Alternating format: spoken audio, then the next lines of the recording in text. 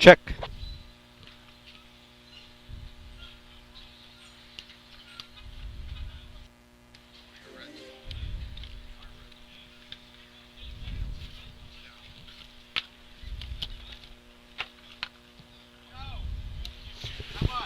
Good morning, ladies and gentlemen. Welcome to the 2016 Nassau County Volunteer Firemen's Parade and Drill Team Captains Association Drill.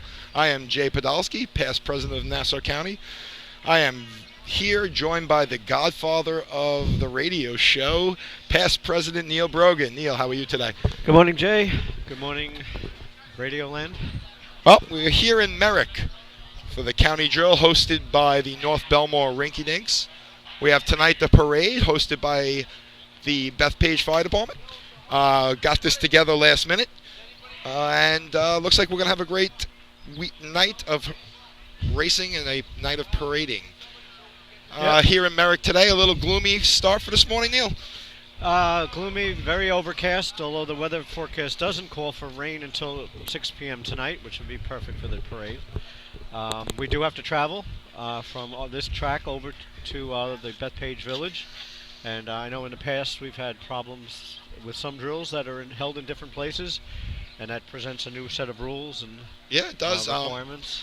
But we did today, we started at an 8 a.m. start, which is the county normally pushed up. We're running a combo drill today, and we took two of the old-fashioned events out. Making their way out to the track for the opening ceremonies. So we took two of the old-fashioned events out. We took 2-in-1 and efficiency replacement out, also known as Y, to speed the tournament along. Last year we ran both drills all 8. We finished a little late. It was a little water problems last year, so I think we should be fine here. The Pump at Four Towns is running very well.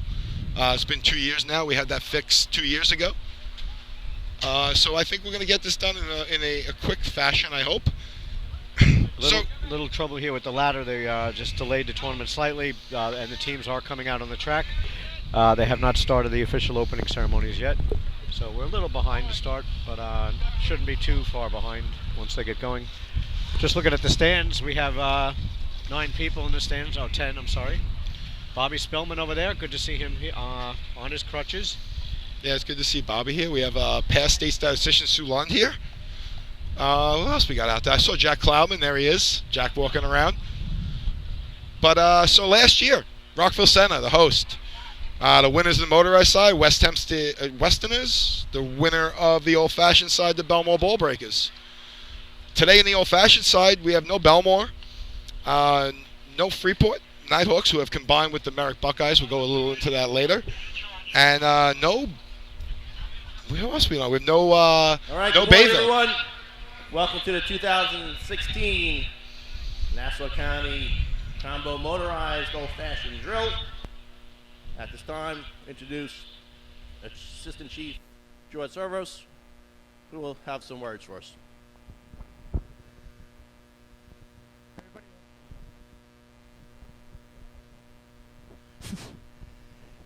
Everybody have a good day today, safe day. Like Dan Tobias said at the hydrant, if you guys can clean up your camp afterwards, so everybody can get to the parade, and I can get my guys there too. Now the national anthem is sung by my daughter Jessica Service. Oh, say, can you see by the dawn's early light what so proudly we hailed at the twilight's last gleaming, whose broad stripes and bright stars through the perilous fight o'er the ramparts we watched were so gallantly streaming, and the rocket's red glare, the bombs bursting in air, gave proof through the night that our flag was still there.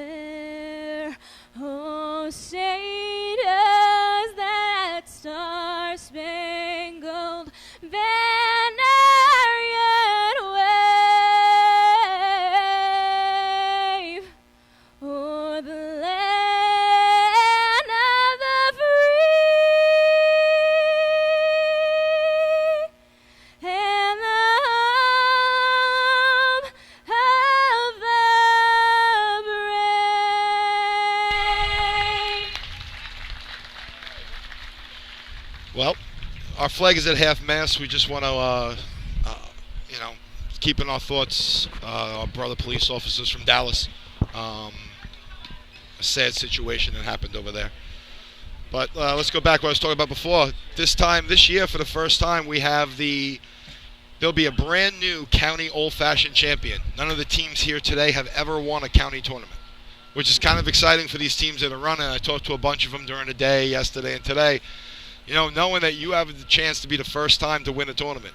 And there are 4 teams that are starting out kind of teams or rebooting teams, which I think is going to be exciting to watch today. Well, who's on the program from the old-fashioned side? We have the Point Lookout. I see Locust Valley out Locust Valley. We have Seaford Inmates. And we have, I think the other team was going to be Plainview Plainsmen.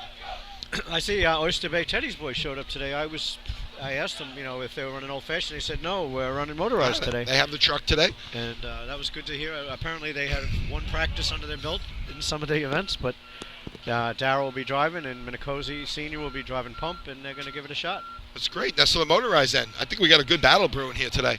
We have West Hempstead and Paul Washington, who kind of the last couple of years have taken over the reins in the county of battling back and forth. We had the years of the Roslins, Manhassets, and Hornets in New Hyde Park. We've had different combinations of teams going at it, but we got a couple teams in there that are really good that you don't think about. Not even dark horse today, North Belmont Rinkenings. Yeah, they're on my list too, for certainly finishing in the top 5. Top 5? They've been going to every drill this year. They've been putting up some nice shots. And they look good.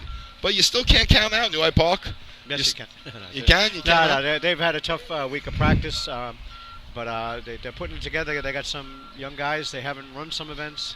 And they did put up some good shots at the Joe, and they're hoping to put those similar shots, which will get them some points today, certainly. Yeah, and then we got a couple new teams coming out on the track. Well, one kind of new team. We got the new combo team, Merrick Freeport Nighthawks and the Merrick Buckeyes combined in an emergency combination that the board approved a few weeks ago. Now that's a new rule this year where they did allow sort of mergers on the fly, Jay. Yeah, what we did was we figured sometimes you get started and God forbid you get some injuries and stuff where your team is decimated, or something happens like in the North Merrick incident that a team decides to go on their own feeling they have enough guys now, and as we said, we have the North Merrick Stump Jumpers back on the track motorized. Now that's real exciting. That's a team that once you sell your B trucks, it's pretty much done for you in the eyes of everybody. And these guys got an opportunity to rally, come up with a new team.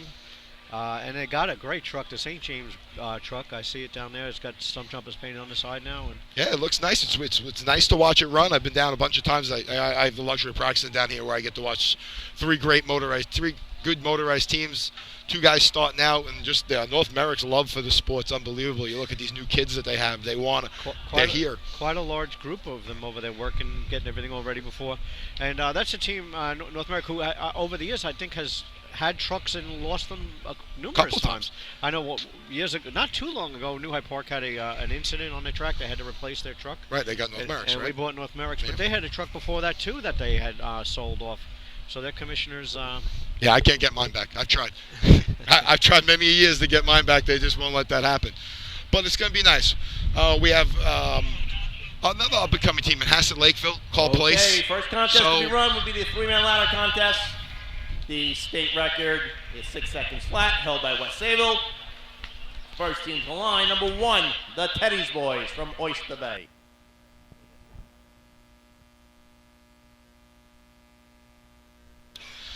So last year, 3-man ladder was won by the New Hyde Park Termites with a 678.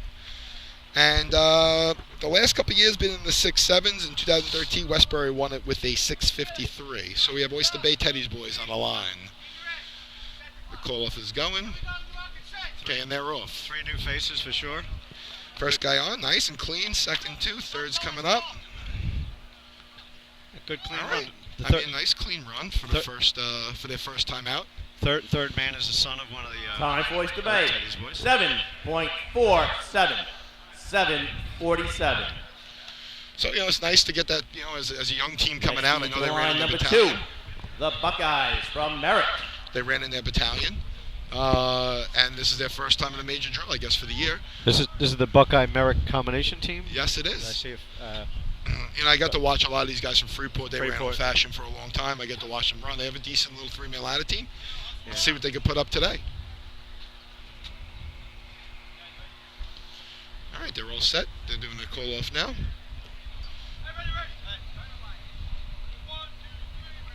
And they're off.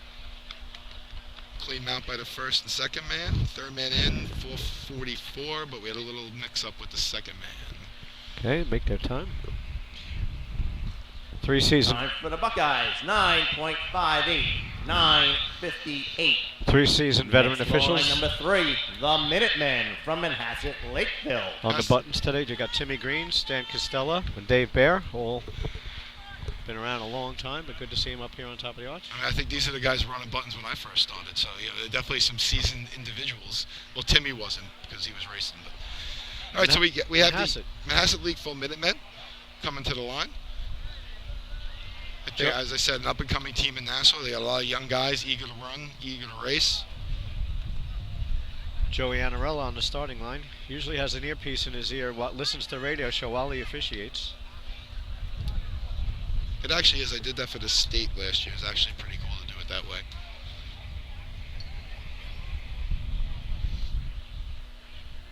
They're waiting for some lights on in the ambulance in the back. Yep. That happens. All right, they're getting the call. They got the track, and here they go. First man on clean, second 3. Third man on, 4:46 in. First man stumbles right at the top before his touch. Yeah, log jam on the top of that ladder when that first man slips. Time for the Minutemen, 9.61, 9:61. Next to the line, number 7, the Termites from New Hyde Park. New Hyde Park coming to the line. Dominated the county for years in a kind of rebuilding stage, Neil. Yeah, Frank Sonnenberg, our climber for so many years, has moved and actually, from what I understand, has joined the Bayshore Fire Department. Oh, very good. He was talking to us the other day, and he said, aside from the guys in front of him, he never slipped during a tournament 3-man ladder. Never missed in all his years. So, Mike Athenas, captain of the team, calling him off. They're off. Middleman from Garden City Park, the other 2 from New Hyde Park. First man's on, second man on. 4:65 Third man. in. We got a good climb. Time for the Termites, 7.50, 7:50. Next to the line, number 10, the Stump Jumpers from North Merrick. Okay, first time back on the track in a long time. North Merrick Stump Jumpers.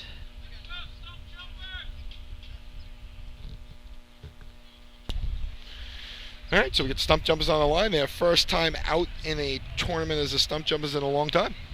In a motorized circuit. They've been out in the old-fashioned circuit in the 6th Battalion, but... And I said, they're starting to look good, getting to watch them in practice. All right, and here they go.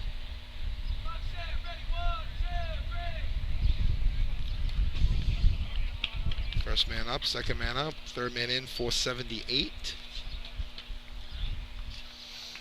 Just got to work on that grab. Came up over the top of that. Time for the Stump Jumpers, 8.18, 8:18. That coming over the top rung gives, takes a good three Next tenths line, off number your time. 11, the Frogs from Call Place.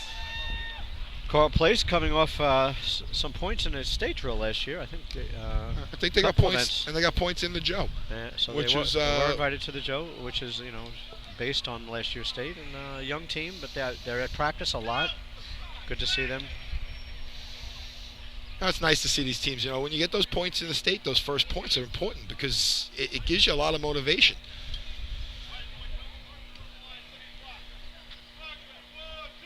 Okay, and they're off. First man up, second man up, third man in at a 4:40. Came up and just a little slip at the end there. A little slip. I think he underestimated where he was going to grab. Talking about that first trophy. New Hyde Park back in '76, I think it was, got their first trophy at a state tournament. And they Time came for the back. Frogs, 8.09, 8:09. Came back and paraded that thing all around town. It was a big Next to event. the line, Yeah, it number is. 13, the Turtles from Westbury. Westbury Turtles. won this tournament back-to-back years. It was a tie. It was a three-way tie one year. But back-to-back years winners of this tournament. Kenny Gass calling them off. Three new faces on the line. Three new faces, young guys. Talked to Kenny before. He's got a bunch of young guys today, which is good to see. Sometimes you need those rebuilding ages. We get old. First up, second up, third in, 465 coming to the top. A little bit of a stumble. That third man's got to learn to grab that 7.83. 7.83. He's got to learn to touch that top rung. Number 14, the Tomcats from Baldwin. I think the officials gave him a little bit. He kind of only tapped that top rung. I think it's important to, when you're teaching your young guys, teach them the rules, because you never know when you're going to get called on something. So with the Old Fashioned and the Motorized, they keep two separate score sheets. They just run. Yeah, they move run in one order, but they just keep two. It's two separate drills. To be honest, completely two separate drills. They will move the equipment after the Motorized teams finish three-man ladder, technically moving the equipment. You're the Baldwin Tomcats on the line.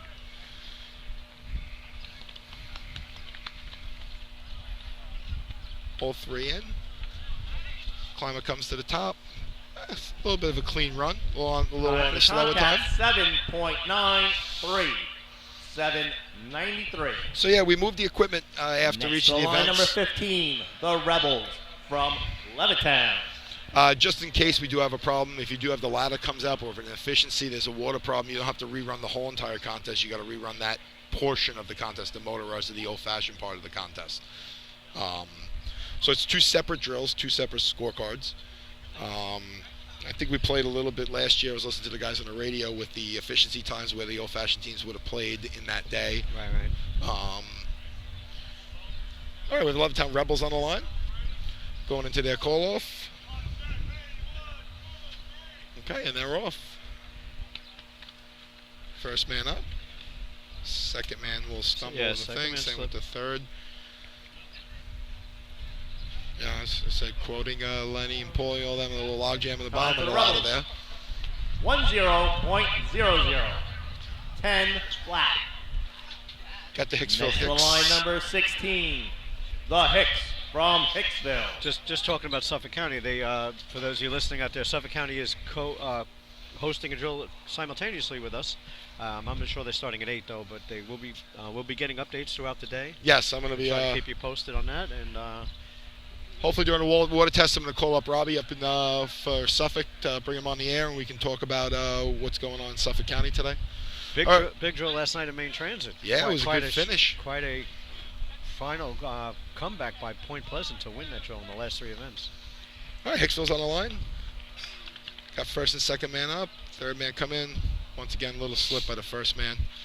Hicksville was part of that three-way tie in 2013. That was Westbury, Hicksville, and Roslyn. Time for the Hicks. 9.98. 9.98.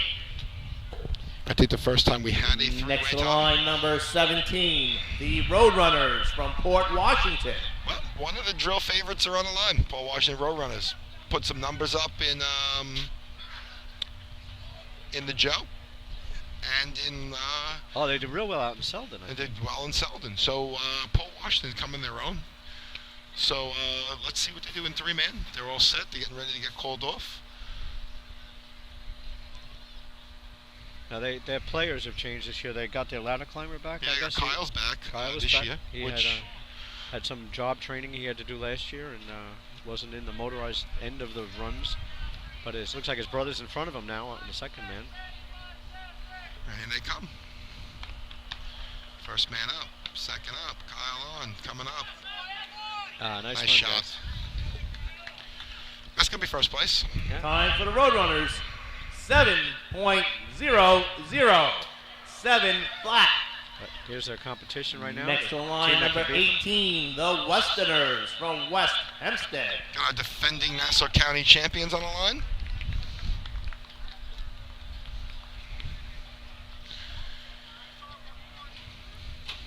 It's fun. I was talking to Dose Donald. I'm friends with a bunch of guys from both. When we competed back in 2000s, and it was fun to compete against. We had a bunch of guys, and we were all from Denton. The teams, besides the Hornets, were all Denton Avenue teams. And it was fun. practicing with each other and stuff like that. All right, they're into their call-off. And they come in. Ralphie up. Craig up. 426 beautiful. in. There's your first play shot. Time Changes. for the Westerners. 6.51. 6:51. Next to the line, number 19. Our host for today's drill, the Rinky Dinks from North Belmore. North Belmore ran a 672 at the Joe, so that's Yeah, they can run three-man. That could put a little in between Paul Washington and West Hempstead. But I said I'm not counting North Belmore out. North Belmore I think is going to be there at the end of the day. I pick them to win. That was my pick the other day. So North Belmore's on the line. home track. They certainly have that advantage. North Belmore's off. First man in and up. Second in and up. Third's in. Coming up to the top. Nice clean run. All right. It's going to be close to that West Hempstead Time time. for the Rinky Dinks. 6.81. 681. There's that tweener shot we said in between Paul Washington and West Hempstead. And drills small like this, I happen to do it all the time in Old Fashioned. It's hard because you have to be good all day.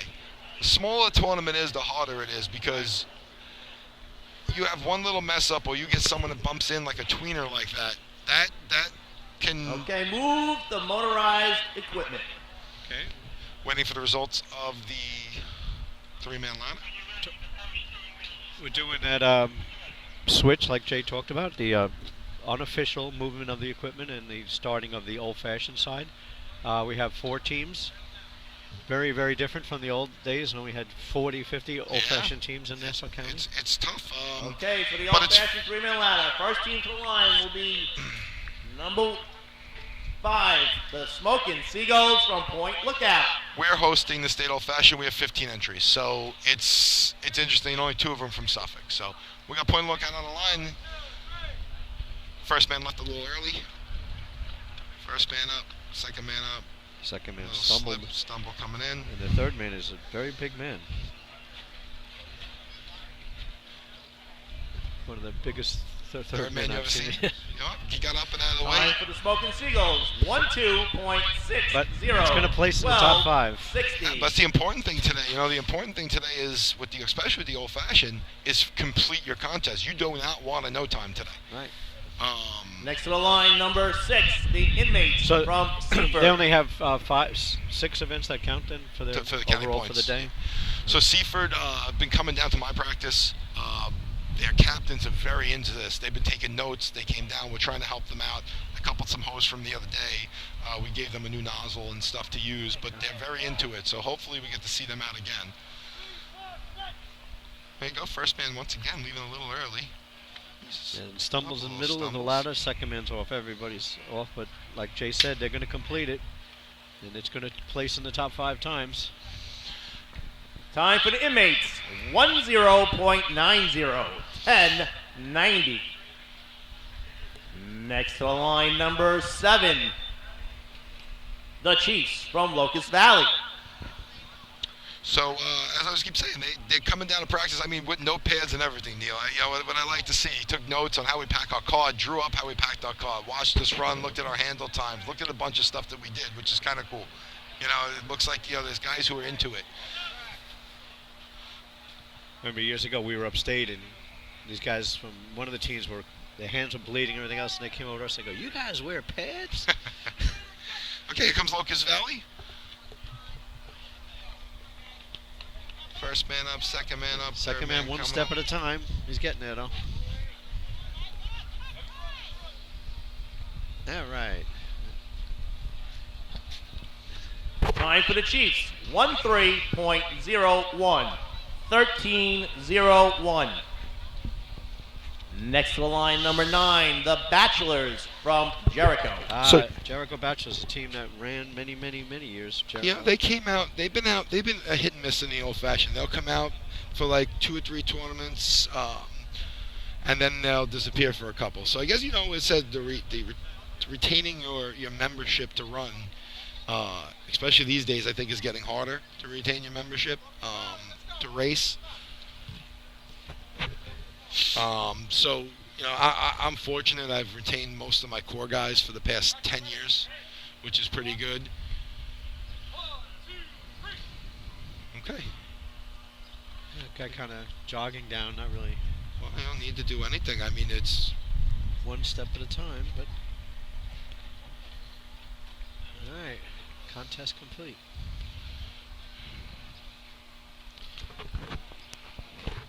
So you're missing a lot of the... Time for the Bachelors, 1-1.62, 11:62. I mean, you're missing the big players in the Old Fashioned today with Bayville, Freeport that now is running with Merrick. You're missing the Dead End kids today. You're missing Bayville. And I do hear the Dead End kids will be out later on. They will be on. I've talked to Mouse. I think Mouse is away this weekend. So, and when you get Freeport on the track, when they're going to run, Don Mouseberger is probably one of the best old-fashioned minds out there, up there with Atwell and Eric Burrell. They can put up numbers, and they know how to run. They know how to run the events. But as I said, the big players aren't here today, so it's nice to see these teams that are going to win a tournament. Move the equipment. It's going to win a tournament today for the first time. Maybe get more of the department members interested. They could say, well, we just won the county, and they get 4 or 5 more guys to show up, which would be nice. But we're going to get the results. I guess 2 sets of results and points. Looks like they're moving the equipment around, and we're getting set up for... What'll they run first, Jay? They're going to run B ladder, and then they're going to run cart ladder. Okay. And then I go through the whole lineup. They're running B ladder, cart ladder, C ladder, C hose, B hose, cart hose replacement, efficiency, pump, and buckets. Okay. And we are being televised today, is that true? No, we're not on the TV, although Fred's got all the screens up. Right now we're not live, so... What happened with that, Fred? Are we being recorded at least, Fred? Could you hit the Wi-Fi from here? You have Optimum Wi-Fi? I have a password for it if you hit Optimum Wi-Fi. If you can see if that Optimum Wi-Fi is on, I have a password for it. I'm not going to tell all you people my password, but I'm going to tell Fred my password. All right, I guess we'll wait for the results, and then we'll go to commercial and see if we can fix our technical difficulties. Apparently, we're not broadcasting, streaming live. For all of you waiting at home, staring at your TV sets, waiting for us to come on, or your iPhones. Okay, for point of information, the next event will be the running ladder contest. All right, Jay, we're doing running ladder next, I guess. All right, little switch up there. Results for 3-man ladder for motorized. First place, 5 points, number 18, West Hempstead. Second place, 4 points, number 19, North Belmore. Third place, 3 points, number 17, Port Washington. Fourth place, 2 points, number 1, Oyster Bay. And fifth place, 1 point, number 7, New Hyde Park. Old Fashioned. First place, 5 points, number 6, Seaford. Second place, 4 points, number 9, Jericho. Third place, 3 points, number 5, Point Lookout.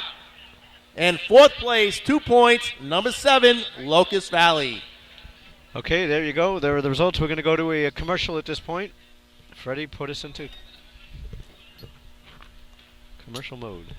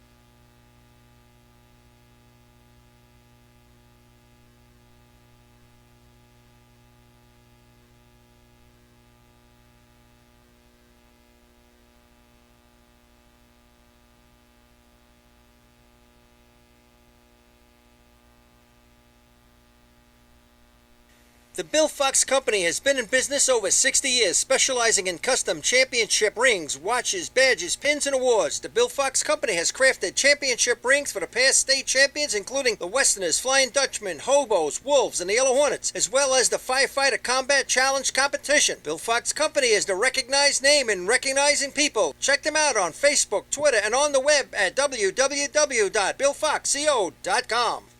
With over 25 years of service in the fire industry, High Tech Fire and Safety continues to be a proud sponsor of New York State drill teams. High Tech has been honored to serve as master distributor for Morning Pride products, including state-of-the-art bunker gear, USAR gear, EMS gear, helmets, gloves, hoods, and boots. In addition to Morning Pride gear by Honeywell, High Tech also provides quality products, including ISG thermal imaging cameras and CMC rescue products and Deuce rescue systems, providing your fire department with the highest level of support and service for all your personal protection equipment needs. For personalized demos, speak to a certified sales specialist. Call 631-777-5170 or visit hightechfirenewyork.com. Since 1973, Fire News has been a proud supporter of the time-honored tradition of New York State drill team racing. As they celebrate their 43rd year of publishing, they are honored to be the official publication and online coverage of the New York State drill teams. Look for ongoing coverage in Fire News on firenews.com and on Facebook, Twitter, and Instagram. The 2017 the next Fire contest to Rescue be EMS run Mega Show takes place February 18th will be the and running 19th. hook and ladder contest. State record is 6.99, held by Spencerport. First team to the line be number 5, the Smoking Seagulls from Point Lookout. Welcome back. Unfortunately, we were not live, so we were talking to ourselves. I am Jay Podolsky. Welcome to the Nassau County Parade and Drill Team Captains Association Parade and Drill. Jay, on audio, we are live. We are live now, so this is good. So I hope you all hear me. I'd like to introduce the godfather of the radio on top of the arch, past president of Nassau County, Neil Brogan. Good morning, Jay. Good morning, everybody. Unfortunately, unbeknownst to Jay and I, we did a nice broadcast of the first event to ourselves, only to be heard by those here at the track who have FM frequency. But now we are online with the audio and video, and we love your feedback. I think we have top of the arch cell phone if anybody wants to. So I'm going to do a quick three-man ladder in the motorized side. First place, West Hempstead. Second place, North Belmore. Third place, Port Washington. Fifth place, Oyster Bay. Fourth place, Oyster Bay. Fifth place, New Hyde Park. Now hold it up, Jay. The first team is coming down in cart ladder. There are 4 teams on the old-fashioned side today competing. Point Lookout, first one, a nice dig, and the man's up, and it's a nice clean run. And today, with 4 teams competing, a nice clean run is going to take the top points. Time for the Smoking Seagulls, 9.47, 9:47. So Next to the line, number 6, the Inmates from Seaford. So in the old-fashioned side, Seaford taking first place with 5 points. Second place will be going to Jericho, 4 points. Third place is going to Point Lookout, Lido, and fourth place to Jericho, the Locust Valley Chiefs. So we're up in the cart ladder contest. We're missing some of the big boys today in the old-fashioned circuit. Freeport Nighthawks, who have combined, Bayville, and Belmore. So Belmore not here, Jay. Why would not Belmore not come to the Nassau County old-fashioned drill? Well, why I'm not going to be on the radio all day? Well, let's just do Locust. Seaford comes in, out in the Cars ground. out right on the white line. Man's halfway up the ladder already. Nice clean run and a good run. All right, well, Seaford said first time out this year, first time out in the Time tournament. for the Inmates, 9.56, 9:56. Next to the line, number 7, the Chiefs from Locust Valley. So Belmore's not here today because my co-captain, also happens to be my brother, is getting married tonight. Nassau County drill weddings. I can think of a few in the past. Yeah, I think Antoine Simone. I talked to Twan about that today. He did get married to County. They actually lost that drill by 1 point without Twan being there. And Vinnie Papa, New Hyde Park. There's another one. Got married on this day of the county drill. Maybe it's a Nassau County thing. You can get married on the county drill. But all fairness, my brother thought the drill was going to be like it was last year and planned his wedding for today. All right, Locust Valley on the line, coming down. They're caught. It came. I don't know. It's close. They tried to hold it in the cart. It looked like it came out for a second there, but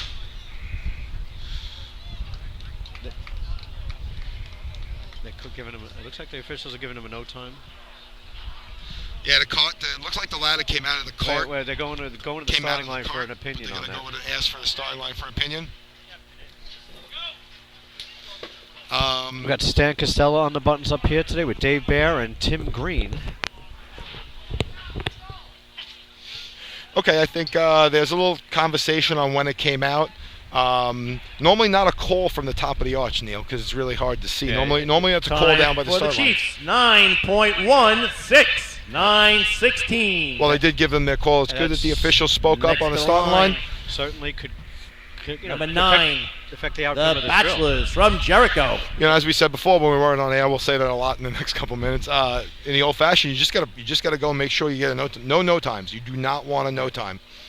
Yeah, that ladder, the spikes really did look like they popped up out of that cart as soon as they took off from the line. But I think it would just, it says it can come off the cart. It just can come out of the cart, so it's considered still in the cart. Okay. So, I said tough call. So they looked up here to us, and they're definitely the officials that it came out of the cart. So, but the starting line, here comes Jericho Bachelors. Jericho Bachelors. We were talking about them earlier. They team that comes and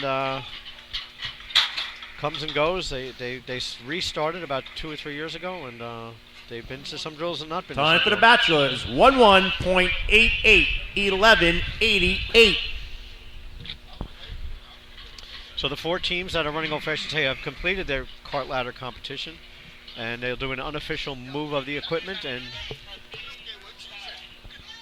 bring in the Move the equipment. Bring in the B trucks. Team set up for B ladder. So, Neil, we were talking before off air. None of these teams have ever won a drill before, besides maybe in their battalions. The old-fashioned teams. And the old-fashioned teams. One of these teams has never won the Nassau County drill, and it's going to be their first time. And I think it's big for them because you know what? As we all talk of it, the people who aren't supporting us in other departments don't know what's going on at the drill. But you come back to your firehouse and say you're the Nassau County Champs, and you're going to go get moved in the parade now to the front. Yeah, there's a team that's going to go back today and say, we came in 4th in the Nassau County old-fashioned drill, and the Chiefs are going to love them and maybe even buy them a B truck.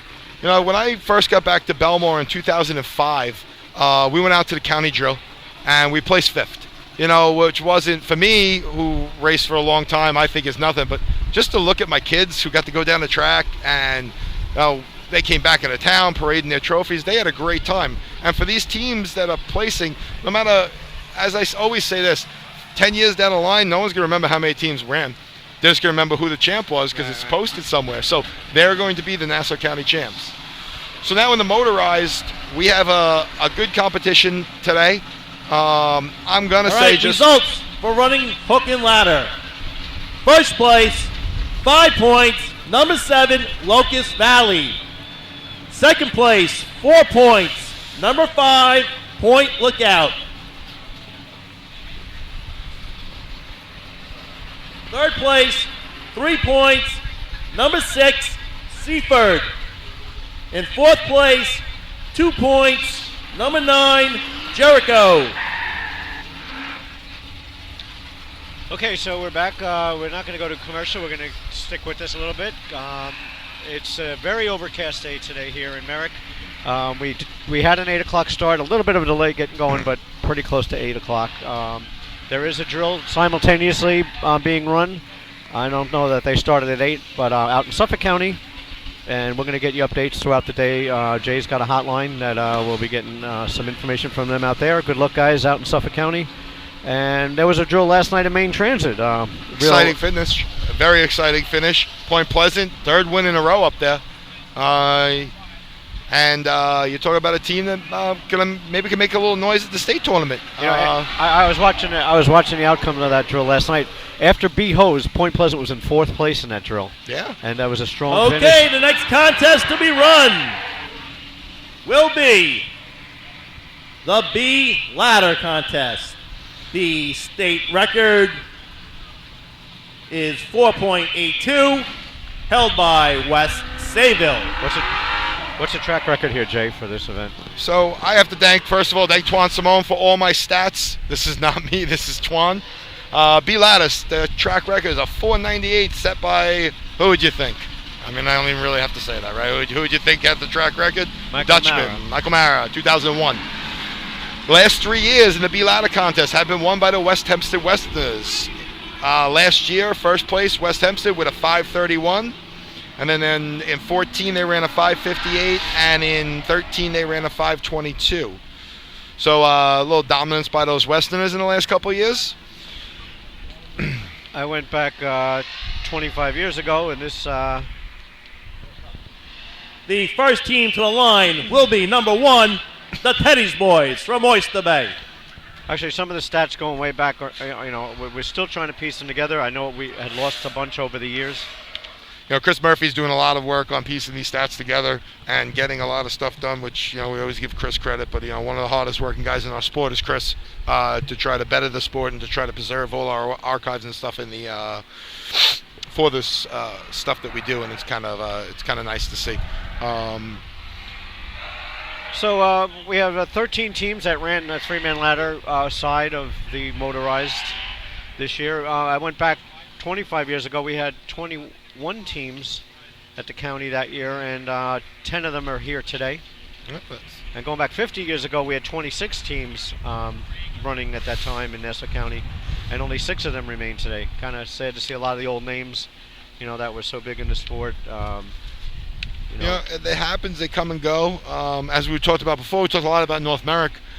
Stump Jumpers are here for the first time with their truck, going out as the Stump Jumpers in many years. They're a team that will get their B truck back, which you don't hear of often. Is once you lose your truck, that's the end of it. Right. Trust me, I know the feeling. We lost our truck a long time ago, and we'll get back to them in a minute. We got the first team coming up to the line is the Oyster Bay Teddy's Boys. I spoke to them earlier. They had a practice this week. They kind of threw a lot of stuff together, and Darren Ronaldo driving them, and we got a lot of new guys on the truck. This is their first tournament. So the climbing line figures off in the ground right by the 6-foot line. Decent climb. Very nice. I got 291 in the ground. You know what? Time for the Teddy's Boys, 5.79. 579. That's a great run. They're kind of next to the line, number 2, the Buckeyes from Merrick. You can see the way they were holding the ladder. They didn't have any pads on. You know what? Running a 5, and you only been practicing for a week with new kids is not bad. I mean, Daryl's a good driver. Daryl's drove for years. He's going to put them in the patch where they have to be. But you know what? A decent shot. I'm watching him down there. Daryl's ecstatic in the back, cheering his team on as they run up and put the ladder back on the truck. Exciting. Running the 5 is, there's a lot of teams that can't run 5s and been running for years. Here's a combination team. Jay, tell us a little more about this merger on the fly rule that we put in. The rules got changed this year. We put the mergers into the bylaws. It's no longer in the rule book for the mergers, and we added a something that you can combine after the March date for an emergency situation, which ended up happening with the split of North Merrick and Merrick.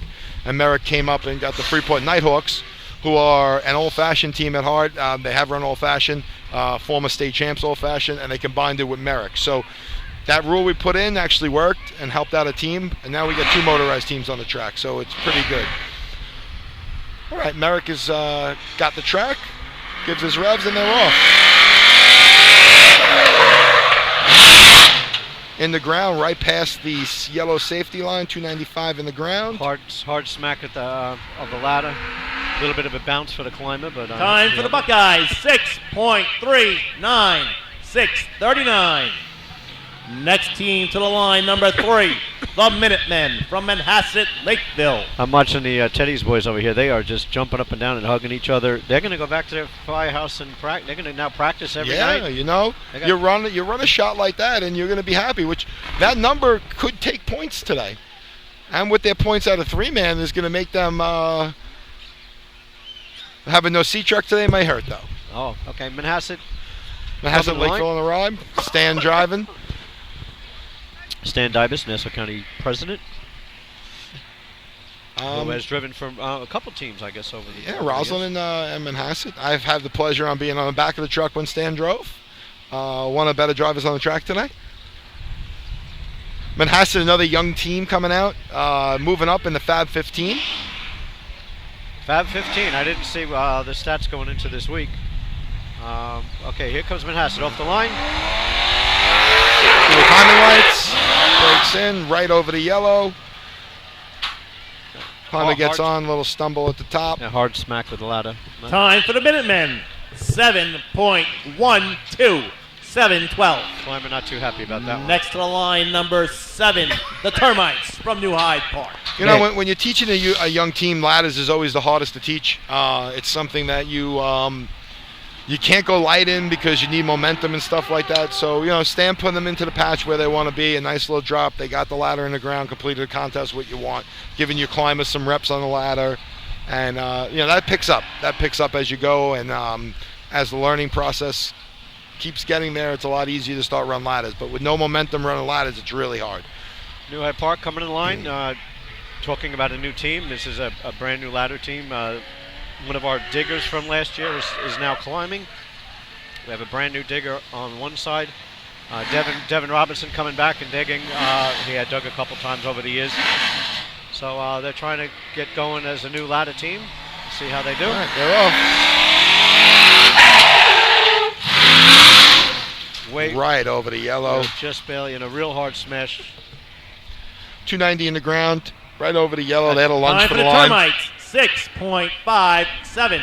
6.57. Yeah, the truck stopped real hard and. You know what? But that just Next to the line, number 10, the Stump Jumpers from North Merrick.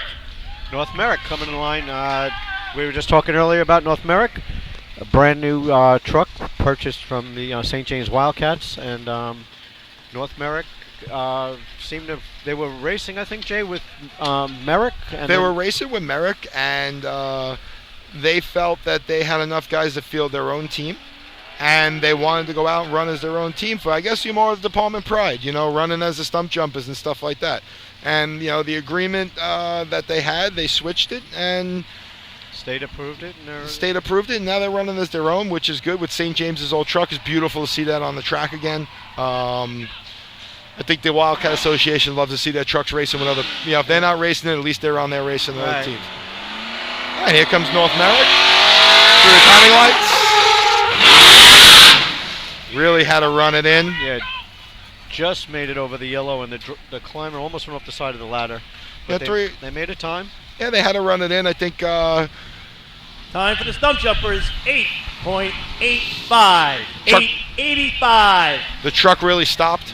Next to the line, number 11, the Frogs from Carl Place. We did talk about the Stump Jumpers and their trucks over the years. They had sold their trucks a couple times and stopped racing. And once that happens to a team, it's very, very rare to come back and start up again and get another B truck. And this has happened twice or three times with the Stump Jumpers. Yeah, it's good. You know what? Their board is supporting them.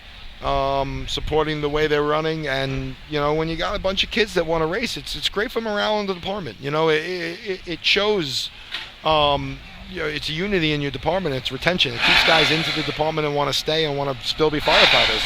We have the Call Place Frogs on the lines. Call Place coming off a couple points at the state tournament last year. And over the timing line into the break. That 291 in the ground. Climber is up. Climber just loses it right at the top as the ladder slams the arch. That thrower just going to work a little harder. 7.31. 7.31. A little harder getting them in. That's what the problem was. Number 13, the Turtles from Westbury. Call Place Frogs getting to compete at the Joe Hunter this year. Exciting thing. I had the pleasure of doing it a couple times in my career. It's kind of awesome to do. Great tournament, and it was run great again. Matt Spinelli. Spats, the Hunter family comes out all the time. Nice crowd there too. Nice crowd. Yeah, it was a really nice evening and for a great cause. And it's just you say the Joe Hunter. Joe's name lives on, and forever. Yeah. Every time we talk about that tournament and Joe's memory. And one of the greatest guys to talk to on the track, Joe. Running in Nassau County. I mean, it's great that we talked to each other and we hung out. A legacy in South Hempstead. Legacy in Hempstead, and our legacy in the sport, which is fantastic to do. Scoreboard, which isn't here today, is in his honor. Was donated by the fund, which is fantastic. So we have the Westbury Turtles on the line. We said before, Westbury, a new team. Was talking to Kenny before and saying a lot of young kids. Let's see what they can put up in B-ladder.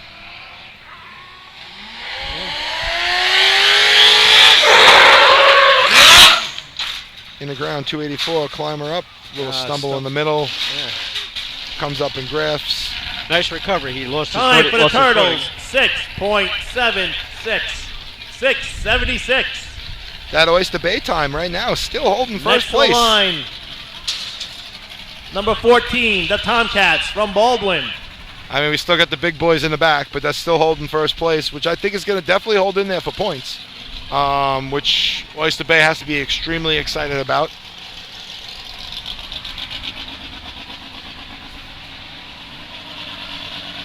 So, yeah, we talked about the track records before, and the fours in the four club. There's only been 2 fours run here, run by Michael Mara. Who do you think the other one was, Neil? I would say probably A-Rock. That's good. All You're right. good. It was A-Rock. That's because I read your sheet before. Oh, okay. All right. That's what you did. You read the sheet. Would you have guessed it or no? No, but A-Rock, a great climber from North Lindenhurst. And, there's how many members are there in the 4 club in B-Ladder? I know there's 5 or 6, maybe? There's not many. Twan didn't give me that stat. I'm not that good with I'm not that good with stats as him.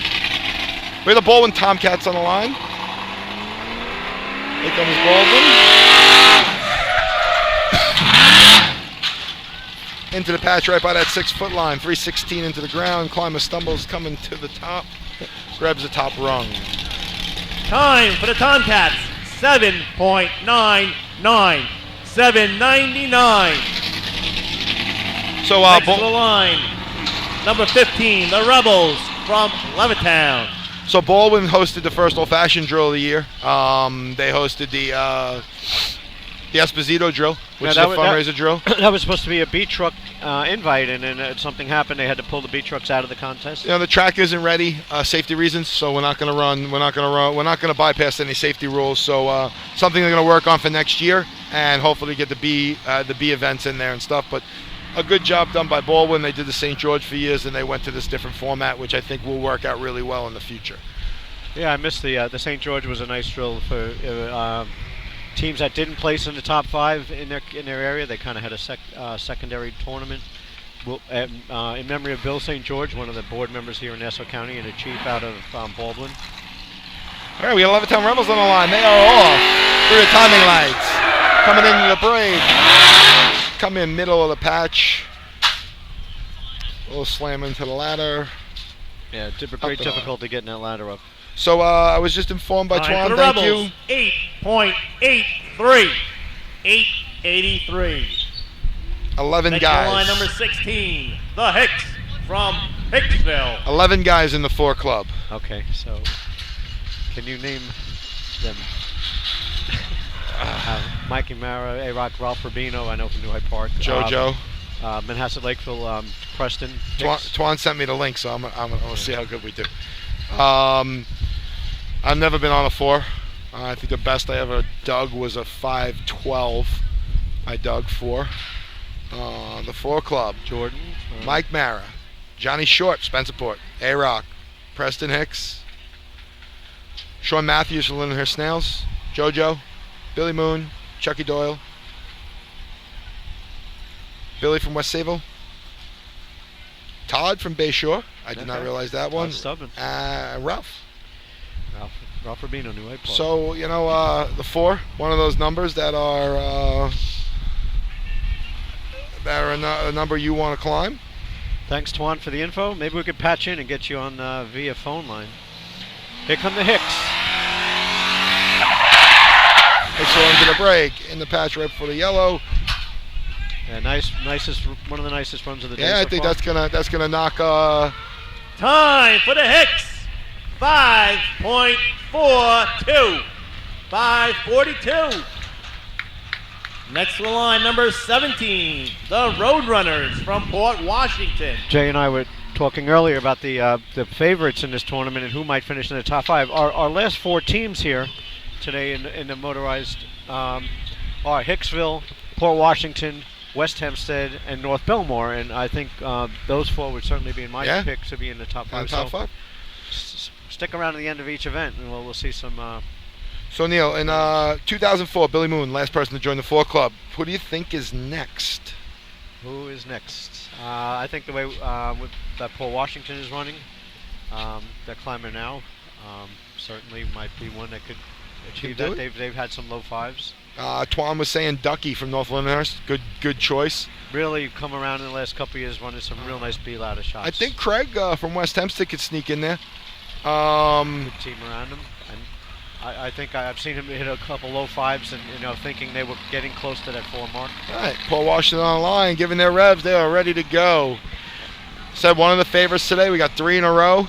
Only 4 in a row they're running as the favorites for today's drill, which makes that a little exciting for the end of the day. Also, the climber from Islip, the young kid out there, I can't think of his name. In the ground, 296. Kyle's up. Yeah, not gonna beat that Hicksville time. Time for the Roadrunners. 5.57. 5:57. Next to the line, number 18, the Westerners from West Hempstead. Not good enough to beat that. Donald's shaking his Hicksville head. time. Not too happy about something. Didn't look like they had any momentum. They had no juice going in with the throw. It looked like Kyle had to fight that ladder all the way up, and came in. That juice coming in and getting that whip and coming into the throws your momentum up. Good climbers like that nice little whip that brings you in. I didn't see it there, so Weston is given the white flag. Looking at the stands, it filled up a little bit from the 3 people we had when we started the tournament. We now have about, I'd say, 100 on the west side of the stands. All right, West Hempstead did their call-offs, giving their revs, and here they come. Kenny Brome driving. Long-time driver for the Westerners. Just 270 in the ground. Craig is up and at him. There you go. That's going to be your first place time. I had a 26. Time for the Westerners. 5.30. So, 5:30. We talked about the tweeners for Next Paul to the Washington. line, number 19, our host, the Rinky Dinks from North Belmore. Talking about those tweener teams. We talked about it in 3-man between West Hempstead and Paul Washington. We had one in 3-man. Now we have a tweener team in between again now at Hicksville. North Belmore can throw that shot up and beat that time by Paul Washington. Just want to add best time of the year in this event so far. I don't know if we mentioned that was West Sayville at Lindenhurst on the 4th of June. An incredible day by the West Sayville Flying Dutchman with 37 points. Great show. They look so untouchable. Now, unfortunately, injuries sometimes happen, and you know what? West Sayville is no slouch. They have a good climber there now still. So, I don't think you count anyone out of anything. All right, North Belmore's giving the track. They're giving their call off, and here comes their revs. Last team to run ladders today, a B ladder anyway. All right, they're through the timing lines. Break in, figures down, splitting the lines. Joey up. The truck didn't seem to have a lot of energy in it. No energy. Same thing with Paul Washington's. I think that was a little. They didn't Time have for the Rinky Dinks. 5.75. 5:75. So moving along here in Nassau, hopefully a quick day. We have a parade tonight in Bethpage, New York, a different town. Move the equipment. Set up for C ladder. So we're going to wait for the results of the B-Ladder contest? Yeah, just going to the Bethpage tonight. There are a whole separate set of rules when you have to parade in a different town, and we have to be able to complete this tournament in a certain amount of time for the teams to be able to parade. They are calling for rain at 6 o'clock, so... one of the reasons we didn't run, we have a wedding. My brother's wedding is not till later, but my department isn't going to the parade this year. They had other arrangements that they're doing. So results for B ladder. First place, 5 points, number 18, West Hempstead. Second place, 4 points, number 16, Hicksville. Third place, 3 points, number 17, Port Washington. Fourth place, 2 points, number 19, North Belmore. And fifth place, 1 point, number 1, Oyster Bay. Oyster Bay again, 2 fifth places in a row. No, fourth and a fifth. So Oyster Bay up to a good start. But I was saying we were going to come and run, but our department's not marching, and majority of the team is invited to the wedding, so there was no possible way we could run. Not that I hoped for rain, but I actually did, so we can. Tell us more about this. Now, the Nassau County Firemen's Association, who has hosted this parade and drill for how many years? Over 100 years. As a matter of fact, a United States president attended this parade and drill in the early 1900s. Teddy Roosevelt. It used to be the biggest event in Nassau County. Now it's hard that they don't have a. It's hard to find hosts, I guess, today, especially with the smaller departments. And it seems like a lot of the small departments are moving up in their offices in the association. So to run a parade and drill in a small department like Great Neck or Albertson or something like that, they're small departments that I don't think they feel they can't do this. So what ended up happening was the last couple of years, the county has taken, the Drill Team Captains Association has taken over. And, we've been running the drill part for a long time now. I think for a good 10 years now, we've been really taking the drill portion of it, and then the parade has kind of now been dumped on us. That is a lot of work. And I don't know, Neil, you know the amount of work it takes to run drills, running charity drills, and all that stuff that we've done. Belmore ran the county back in 2013. The work is tremendous. I mean, you're talking 3 days of work. Back then, there wasn't a combo tournament, so we were here Friday night, all day Saturday night, and Sunday cleaning up. And, the manpower definitely doesn't seem to want to contribute as much as they used to. And we have more vetted interest in keeping this tournament alive as the Drill Team Captains Association, to keep our county tournament alive and to keep everything here running the way we want. We want to still keep our county tournament. So we just took the ball, we ran with it. We found a host in North Belmore who stepped up last minute to run this tournament, and they already run a tournament during a regular invite. And then we got a call from Bethpage, and I can't thank the Bethpage Fire Department enough. They stepped up and said, listen, we're going to take the parade. We can't see the county parade go by the wayside, which is an important thing. Our parades are I'm not going to say a dying thing, but they're not like they used to be. And to lose this one, this is our biggest parade of the year for the county-wise, because they just battalions after that. And when it's upstate, you're not going to see a lot of parading departments just go upstate to march in the parade for the state parade. Right. When it's down on the island, it's fine, But as I said, teams are doing the right thing, and thank North Belmore. I mean, the work we put into the track, North Belmore, North Merrick, all the bleachers, we started redoing all the boards on the bleachers. George Service from North Belmore, Captain Sean, and from North Belmore, the amount of work they put in, just putting lines down and stuff, they did a great job, and just grateful that we're running this tournament today, and we have the parade tonight to run. You said that the Nassau County Association isn't even marching as an organization. Yeah, I was just told by Bethpage yesterday that they're not even marching as an association in the parade. Oh. Reasonings to me, I don't understand. We took this over in a good faith for them, and yeah, we've been running it for the years. The only thing they contributed were the trophies, and we gave them everything that they asked for. Yeah, and we actually run the trophies now. The trophies are run by our trophy committee and the county. The leg trophies are run. All turned into us. And it's hard. The old days we were able to have big trophies and have dinners for people, but coming to now, when you're so short-handed and you're running stuff where you don't make a profit like you used to, like as a fundraiser, it's tough to do all these little extra things that you have on the side. But going back to the tournament, so the last 3 years, the Sea Ladder contest, we have West Hempstead ran a 9:08. West Hempstead again in 14 ran a 9:41. The Roslyn Highlanders in 13 a 9:11. 2012, West Hempstead once again a 9:28. 2011, the Elmont Bangtails with a 9:18. As we said before, West Hempstead's two-time defending champions of this tournament.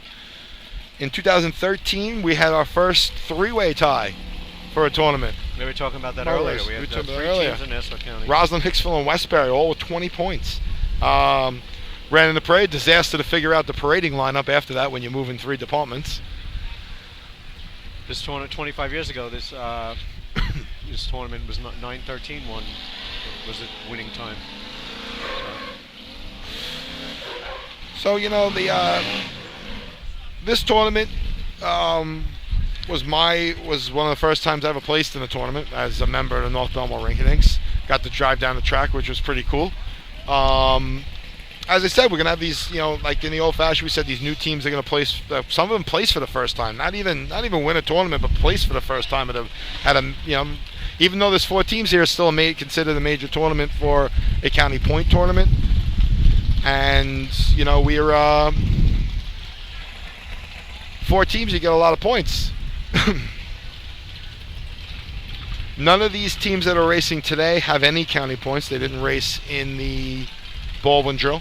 Oh, okay. So none of them have county points. And as you said earlier, that whatever team wins this tournament, has never won a county championship before. Nope. We're going to crown a new champ today. That's exciting. A new era of old-fashioned teams. Which is nice. Which I still wish I was here running. Yeah. I don't like not to run on racing days.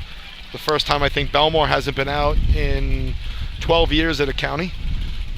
Probably the longest standing old-fashioned team now in old-fashioned, longevity right now, would probably be Belmore. Right. Congratulations to your brother Matt. Who's getting married today. He's probably listening right now. Hello, Matt. But as we talked before, Twan getting married on the county. And I bet you guys the Hornets are going to blame him for that 1 point loss for the county. And Vinny Papa from New Hyde Park got married. How'd that affect you guys when you were when Vinny got married? The team's reaction was, "You're getting married when?" The rule among racing people is like you don't do anything during the summer. People even playing their babies around racing season. I bet you there's definitely there's people who have, I think, had their kid born on Thursday and drove up to the state tournament for Friday or Saturday, right? We had our lifter, Billy Rella. They drove up to Buffalo and back just to run buckets. Mm-hmm. We're going to go and do a commercial right now. We will be right back on Top of the Arch. The 2017 Fire Rescue and EMS Mega Show takes place Okay, here February we go. 18th The next and 19th contest at the to be Brentwood run Sports Fieldhouse at Suffolk will be Community the College. C The new venue was a huge hit. ladder contest. State record in the event is 8.71, held by Central Islip. First team to the line will be number 2, the Buckeyes from Merrick. Well, I think we just broke a record, the fastest commercial ever in Top of the Arch history. That was definitely first First team to the line are the commercial Merrick ever. Buckeyes and the Freeport Nighthawks. It looked like they were having a little trouble at the starting line, so Fred opted to go to commercial, but they simultaneously fixed it. All right, we're going into the C ladder contest. One of the merger teams on the line. It's great. As I get to practice down here at North Merrick and North Belmore, and watching these guys learn, and the Freeport guys came in and they're taking it very seriously, and they're a team of a winning tradition too, the Freeport Nighthawks. So they're here to do what they want to do. They want to come out and be competitive, and what we all want. We want to see a nice competitive sport. Why don't we get a rundown of the total points? Getting a request for that, so I'm going to read them off. This is per Fred Bensavinga statistician sheets. We have Oyster Bay Teddy's boys have 3, New Hyde Park has 1, Hicksville 4, Port Washington 6, West Hempstead 10, North Belmore 6. Here comes the Merrick Buckeyes. Long break brings him in. Climber up, nice climb. I think Mike was just getting them in the patch, first tournament out. Exactly what they wanted to do. The climber handled the bounce a little better Time this for the time, Buckeyes, 10.48, 10, Something I think they'll be very happy with. Next team to the line be number 3, the Minutemen from Manhasset Lakeville. Just the old-fashioned points I was going through before. Point Lookout's got 7, Seaford's got 8, Locust Valley's got 7, and Jericho has 6. And a special shout out to Mrs. Anthony Scandariato, Mrs. Nose, calling in from upstate New York. Neil Twan said at least he got married to New Hyde Park Inn. Yes, one of our sponsors, the Inn at New Hyde Park, top catering hall in the New York area. So we have a Hassett Lakeville Minutemen on the line. Stanley Dybers driving. You know he's going to give them a ride, the ride that they need, put them in the patch. Stan Dybers is president of Nassau County and has driven for Manhasset and Roslyn over the years. Seasoned veteran. See if I get some numbers for you.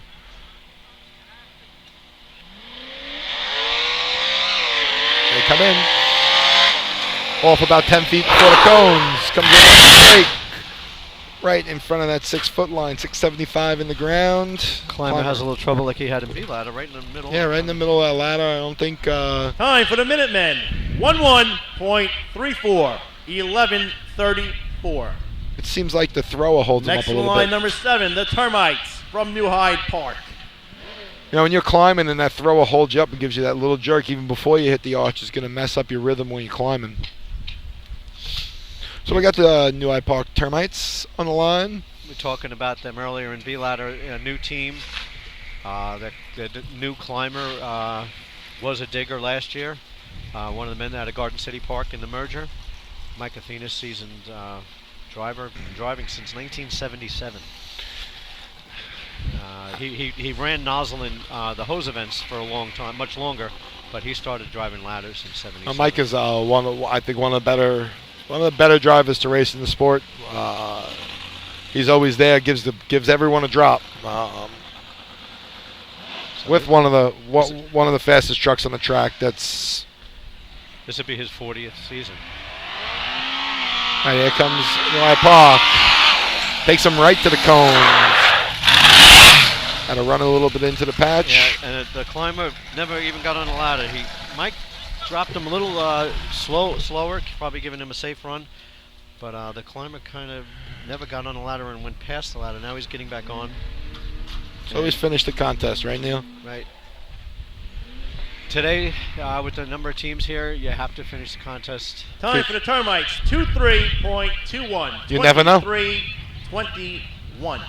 But a young team, they look a little discouraged. Next to the line, number 11, the Frogs from Carl Place. You know, you got some young teams that come up, but we got a team like New Hyde Park to get some young guys. They have a lot. They're put under a higher standard, I guess, than some other teams out there. You know, when you run at that higher level for such a long time, like the Termites did, it's kind of you kind of put on a higher pedestal, like on where you want to be. You know, and when the senior guys come down, they're not used to that, and they want to see these guys to be up, bring that name of the team back to where it was. Yeah, it's a struggle. I mean, there's teams that were better than us over the years that aren't here anymore, and we're struggling to keep it together. And I know a lot of the other teams are merging and just trying to get out here on the track on a weekly basis. Here comes Carl Place. Had a good performance. Coming off the line, brings him right to the cones. The truck was squirming all over the place coming down. Oh, he smashed it. It looks like he didn't grasp and hold. The officials are kind of getting an opinion from the ground on that one. Nah, I definitely don't think he had it. Definitely failed to grasp and hold. Looked like he bounced a little bit off. Going for that grab Just right by that bounce. It bounced, right. And that's tough to do. Call was made both, I think, on the arch and on the ground. It was. There'll be a no time for the Frogs. Rule 1304, failure to grasp and hold. You know, it is what it is. That's sometimes you don't have any control over that. That is not like a no time you had some control over. He went for his grab and it slammed the same time. So tough to hold on with that. So it looks like Next team to the line. Who's that? Next team to the line, number 13, the Turtles from Westbury. Got Westbury on the line. We saw them earlier in B-ladder. We didn't recognize a three-man ladder. We didn't recognize any of the faces. Yeah. Westbury were back-to-back county champs in 2012, 2013. That was one of the three winner years. Yeah, it was a 1-3 year to win. Westbury won it by themselves in 12, and then a three-way tie in 13. Yep, first time we had a three-way win in a county tournament. That was a tie between Westbury, Roslyn, and Hicksville. And here comes Westbury down the track. Brings him right to the cone. Merck brings him in to stop right on the 6-foot line. Oh, Climber up, but the ladder came out of the ground a little bit on the left side digger, hitting the out of bounds markers. There's going to be no time for those There'll Westbury be Turtles. no time for Westbury. Rule 1303 outside the safety zone. as I were coming down the track, the truck was shaking. One of the wheels was shaking. It reminded me the first time I ever did the radio show. I was out at Hagerman, and I was all by myself up here, and I didn't really know what to do. Next team to the line will be number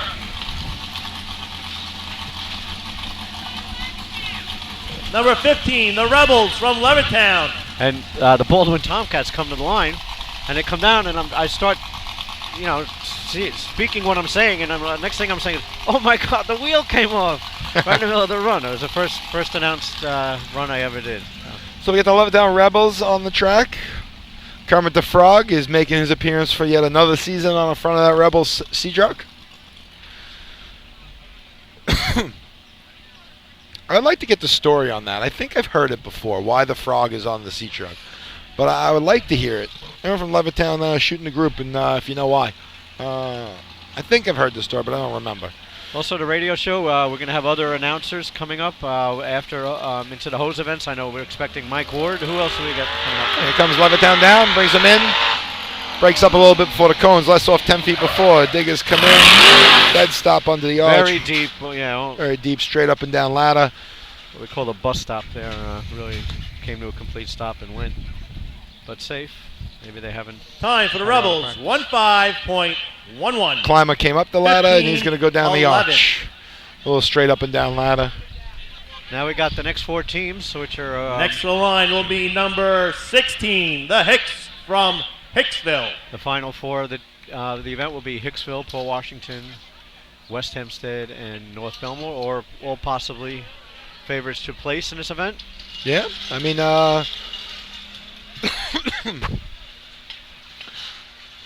Looking to get our announcers lined up for the next few events. We started mentioning that before. so the track record, Neil, 865. Ran in 2001. Who do you think has it? 2001 865. I didn't look at your sheet for that answer. Ah, see? I give up. That's the Lake Minutemen. Preston Hicks. Preston Hicks. Okay. Best time of the year so far in this event was 882. West Sayville also at that Lindenhurst tournament where West Sayville scored 37 out of 40 points for a big season opener. I said 11, I meant 01. Preston, 01. All right, Hicks is giving the course. Hicks with the new sea truck. Quorum Hellraisers sea truck is on the line. Oh, okay. New truck on the track. We saw this truck at Lindenhurst, I believe. Lindenhurst, I saw it at Hempstead when they think. Here comes Hicksville. Straight right down the track. Right off at the cones. Comes in, slides a little deep. They're in the patch. They went very deep. Very, very deep. Diggers was smart and held up and didn't put it in. Otherwise, they would have been out of safety zone. That's a Riboli truck. Truck slid a Time lot. for the Hicks, 13.99. 13.99. I just think he hit the brakes too late. Yeah, I think he came in. Next to the line, number 17, the Roadrunners from Port Washington. Looked like he brought it to the cones and maybe a little after the cones.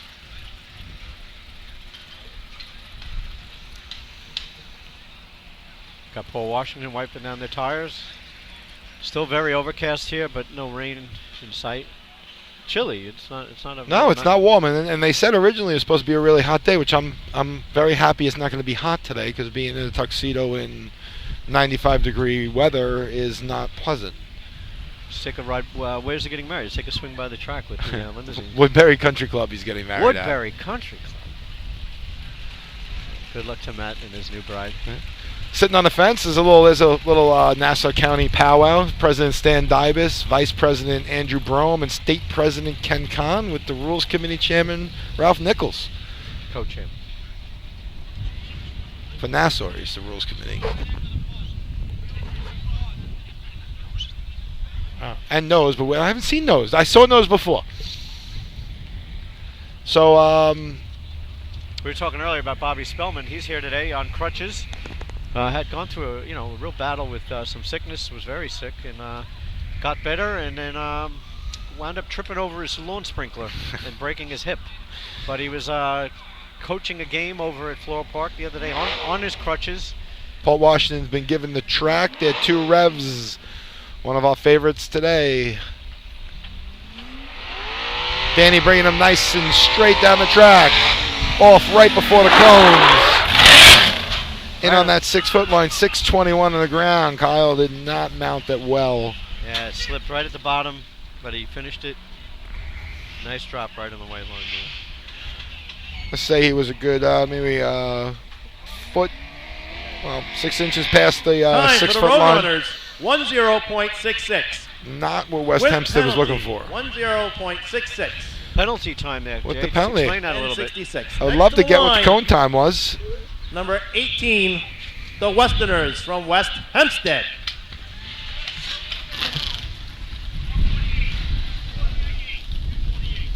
.48 on the cones here, Jay. 48 on the cone, so given that penalty.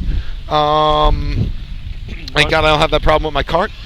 Want to explain the cone penalty a little bit and how that's evolved? Cone penalty involved more for safety for our is just to curb the event a little bit and not having the crazy speeds and stuff, but it seems to be working. Yeah, we've worked a lot over the years for safety, to keep the sport. We got those Westerners on the line.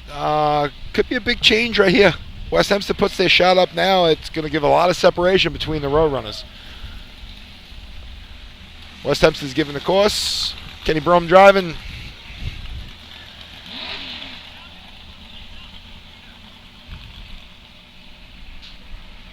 And they go. Straight down the middle of the track. Right off 10 feet before the cone. Comes in, dead out. Craig got this ladder, eating that ladder up. Yeah, just nice smooth one all the way beginning to end. I'm going to tell you, it's that's definitely a Time first for place the shot. Westerners, 9.05. 9.05. Next to the line, number 19, the Rinky Dinks from North Belmore. All right, the last ladder run of the day. That's not what Paul Washington wanted there to see that. Separation now is a lot.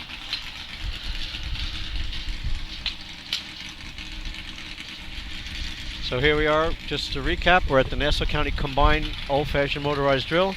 Started just after 8 o'clock this morning in Merrick, New York. We'll be parading tonight in Bethpage starting at 6 o'clock. Come on out and support your local fire departments in Nassau. Also today we have the Suffolk County Combined Drill, I believe, too, Jay, right? Yes. Old Fashioned and Motorized. It's running the same way as this with the 6 events old fashioned and the 8 events motorized, which I think is kind of a better way of running it, and A little shorter, not as long a day. as long as a day, and trying to get in for the parade, because we said we want to keep this parade. And running the 2 nights is tough. It's tough on our officials, tough on our timing equipment. So doing it this way. Always been a big battle between the board and the officials running them on 2 days. I was always they hated us for that, and but we had to do it. Once again, Central Islip is hosting the drill. It's at Central Islip. The parade will be in Bayshore tonight for the Suffolk County parade.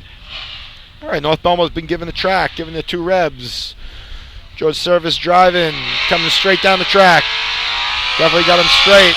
Brings him about 10 feet off the cones in the ground at 6:58. Nice hot drop. The ladder all over the place on the way up, but That's going to be a second place shot right there. Time for the You're stuck Rinky with Dinks, it. 9.85. 9.85. All right, going to stand by for the results. Neil, it was a pleasure being up here with you today. I have to actually get going. yeah, me too. But we're gonna have to find some radio guys. Yes, we are. We're going to have some different guys. Equipment. I could stick General around another judges, event, but, local committee, rules committee, set up for the water test. I'm waving down some people now and getting some smiles. So I guess So we're going to have Matt Spinelli and Jack Cloudman coming up to take you through the possibly rest of the Mike day. Ward, past president. Next of contest Nassau will be Sea Hose. We'll get some other people up here. I enjoy watching the latter part. I'm going to be listening the rest of the day. County. Before, blasted from the altar. So. yeah, it'll be funny. I'll be checking my phone as we're getting ready. Okay. We have Results. We're gonna get the results and we'll For go to Sea commercial. Ladder contest. First place, 5 points. Number 18, West Hempstead. Second place, 4 points, number 19, North Belmore. Third place, 3 points, number 2, Merrick. Fourth place, 2 points, number 17, Port Washington. Fifth place, 1 point, number 3, Manhasset Lakeville.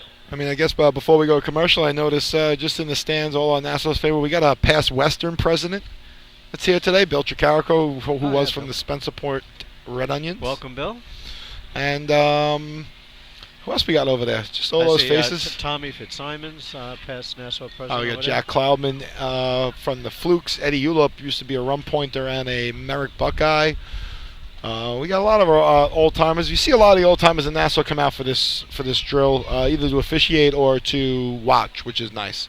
Yeah, we have actually we should have mentioned we have a real strong core of Nassau officials here today. A lot of guys who put in their time year after year, and some new faces too. A younger core, which is nice to see. And some old timers like Stan Costello back out as he was the chief of Freeport and now is back on the track again. He's devoting his time back here now. Good to see that. But I think we're ready for some commercials. Thank you everyone for listening. For me, we'll be back on after the commercials. Thank you very much. The Bill Fox Company has been in business over 60 years, specializing in custom championship rings, watches, badges, pins, and awards. The Bill Fox Company has crafted championship rings for the past state champions, including the Westerners, Flying Dutchmen, Hobos, Wolves, and the Yellow Hornets, as well as the Firefighter Combat Challenge competition. Bill Fox Company is the recognized name in recognizing people. Check them out on Facebook, Twitter, and on the web at www.billfoxco.com.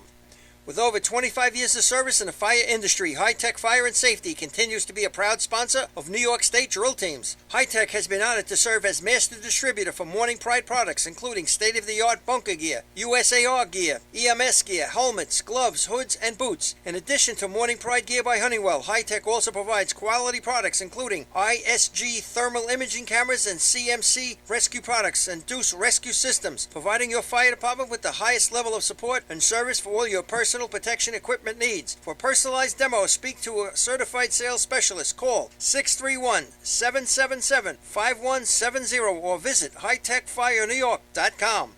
Since 1973, Fire News has been a proud supporter of the time-honored tradition of New York State Drill Team Racing. As they celebrate their 43rd year of publishing, they are honored to be the official publication and online coverage of the New York State Drill Teams. Look for ongoing coverage in Fire News on firenews.com and on Facebook, Twitter, and Instagram. The 2017 Fire Rescue and EMS Mega Show takes place February 18th and 19th at the Brentwood Sports Fieldhouse at Suffolk Community College. The new venue was a huge hit in 2016. It's bigger and better, and 2017 will deliver many new vendors showing the latest, most up-to-date turnout gear and new products. Hundreds of vendors will be present to explain and demonstrate their product line and services, along with the extrication competition. See you next February in Brentwood at the Mega Show. Attention firefighters, are you still tracking your SCBA cylinders using paper and pencil? Stop the insanity and get the CAT Cylinder Accountability Tag System from Coastal Fire Systems. The CAT makes refilling cylinders simple and easy, ensuring that your members never overfill a cylinder or fill one with an expired hydrostatic testing. Let the CAT system handle the record keeping, inventory, alerts, and OSHA paperwork for you. There's only one place you can get the CAT system, and that's Coastal Fire Systems. Head to www.coastalfiresystems.com for details and information. The groundbreaking FDNY electronic accountability system is now available to departments nationwide through Motorola, and SDI is the company behind this game-changing technology. Now, SDI has paired with New York State volunteer departments including Central Islip to solve the challenge of accounting for members who respond after the tones go off. Keep track of your members on your next big incident with a proven solution designed with the New York State Volunteer Department in mind. For more information, visit systemsdefinition.com and firegroundaccountability.com.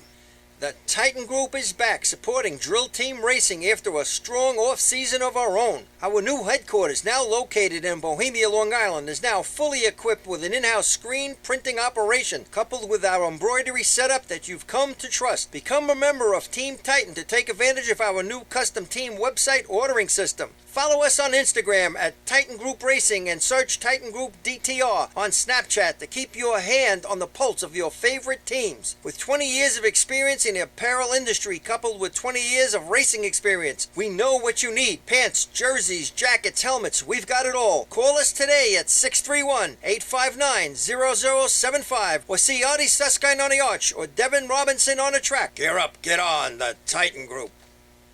Not every evolution in vehicle rescue technology costs tens of thousands of dollars. The Beluga Glass Cutter finally makes windshield removal quick and safe, and fire departments can add the Beluga Glass Cutting Kit to their rescue setup for only $5.95. Head to www.coastalfiresystems.com to check out the Beluga in action.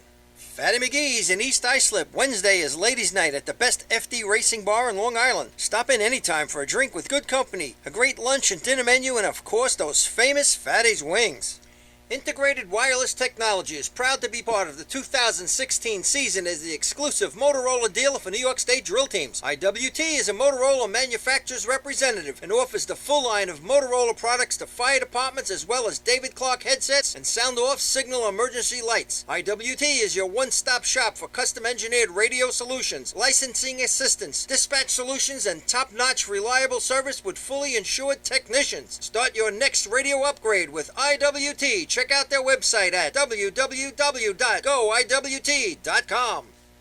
Coastal Fire Systems is the official SCBA dealer for New York State drill teams. Scott Air Packs, cylinders, RAT packs, refill compressor systems, gas detectors, Hyatt's boots, Protec and Dragon fire gloves, as well as the future in thermal imaging technology. Coastal is also the one-stop dealer for Petzl, Scott, CMC, and Colorado bailout systems, along with professional training to keep your members sharp and meet New York State requirements. For more information, check them out at www.coastalfiresystems.com.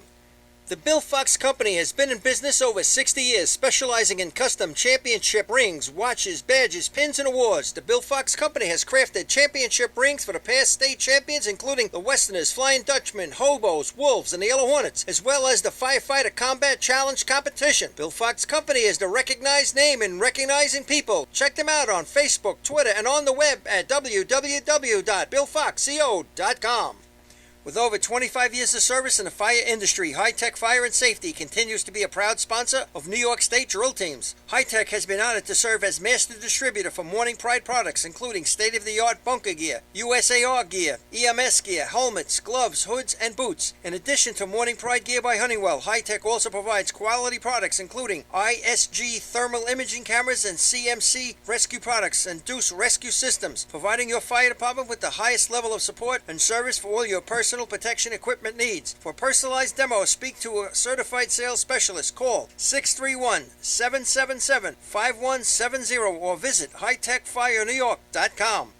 Since 1973, Fire News has been a proud supporter of the time-honored tradition of New York State drill team racing. As they celebrate their 43rd year of publishing, they are honored to be the official publication and online coverage of the New York State drill teams. Look for ongoing coverage in Fire News on firenews.com and on Facebook, Twitter, and Instagram.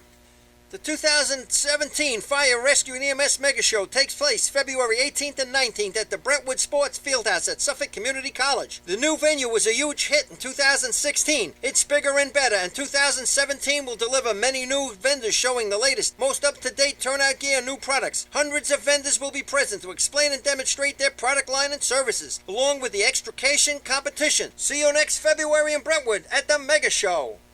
Attention firefighters, are you still tracking your SCBA cylinders using paper and pencil? Stop the insanity and get the CAT Cylinder Accountability Tag System from Coastal Fire Systems. The CAT makes refilling cylinders simple and easy, ensuring that your members never overfill a cylinder or fill one with an expired hydrostatic testing. Let the CAT system handle the record-keeping, inventory, alerts, and OSHA paperwork for you. There's only one place you can get the CAT system, and that's Coastal Fire Systems. Head to www.coastalfiresystems.com for details and information.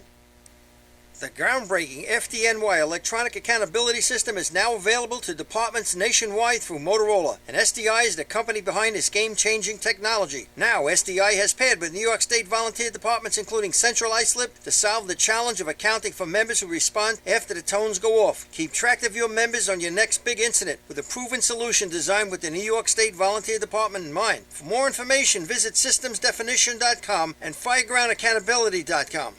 The Titan Group is back supporting drill team racing after a strong off-season of our own. Our new headquarters, now located in Bohemia, Long Island, is now fully equipped with an in-house screen printing operation, coupled with our embroidery setup that you've come to trust. Become a member of Team Titan to take advantage of our new custom team website ordering system. Follow us on Instagram at Titan Group Racing and search Titan Group DTR on Snapchat to keep your hand on the pulse of your favorite teams. With 20 years of experience in the apparel industry coupled with 20 years of racing experience, we know what you need. Pants, jerseys, jackets, helmets, we've got it all. Call us today at 631-859-0075 or see Artie Suskind on the arch or Devin Robinson on the track. Gear up, get on, the Titan Group.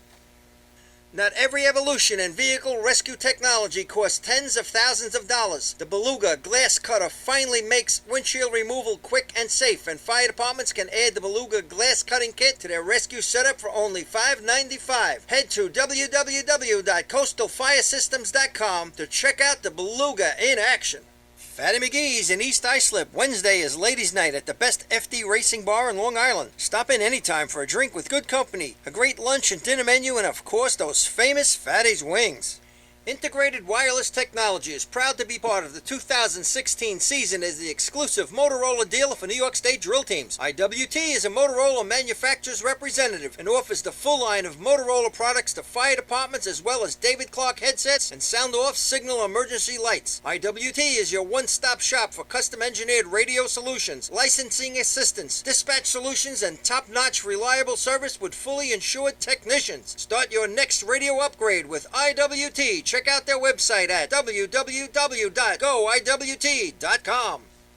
Coastal Fire Systems is the official SCBA dealer for New York State drill teams. Scott Air Packs, cylinders, RAT packs, refill compressor systems, gas detectors, Hyatt's boots, Protec and Dragon fire gloves, as well as the future in thermal imaging technology. Coastal is also the one-stop dealer for Petzl, Scott, CMC, and Colorado bailout systems, along with professional training to keep your members sharp and meet New York State requirements. For more information, check them out at www.coastalfiresystems.com.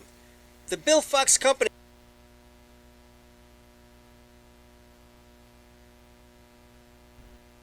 Okay, we'll give some total points while we're doing a water test. Total points after the ladder contest. Oyster Bay, 3. Merrick, 3. Manhasset, 1. New Hyde Park, 1. Hicksville, 4. Port Washington, 8. West Hempstead, 15. North Belmore, 10. Point Lookout, 7. Seaford, 8. Locust Valley, 7. Jericho, 6.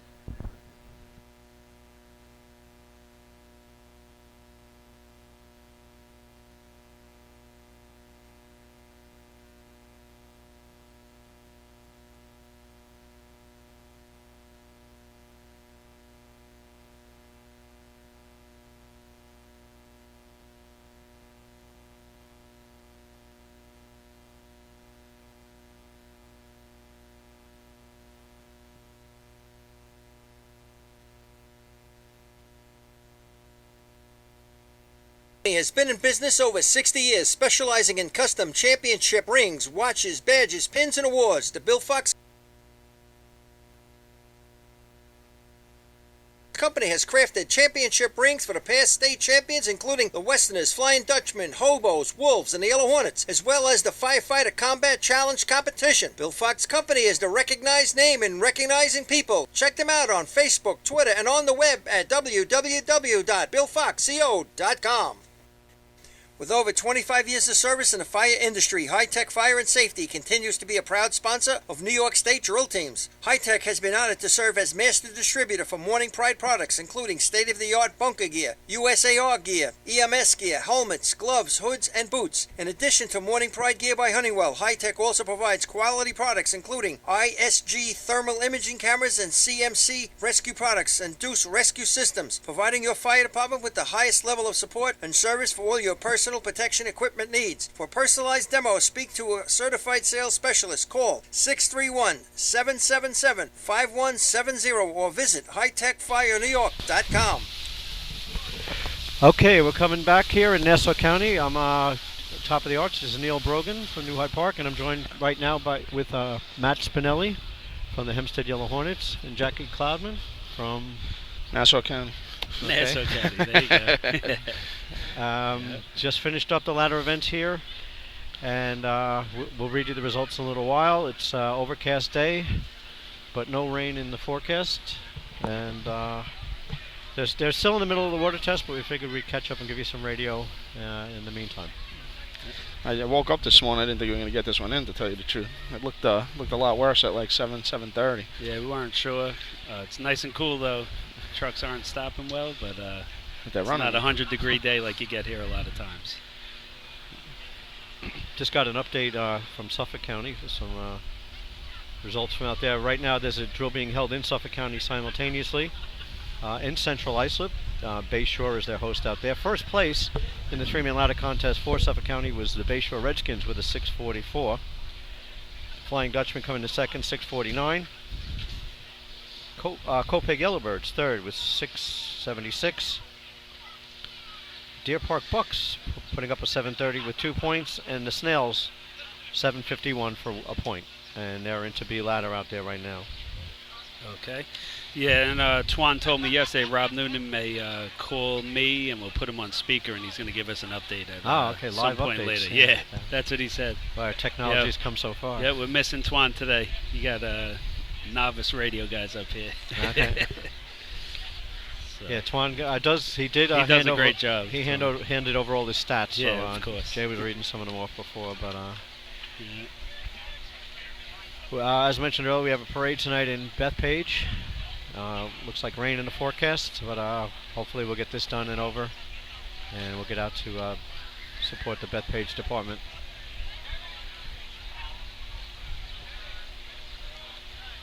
Yeah, the rate this tournament's going, you should have a good gap of time in between.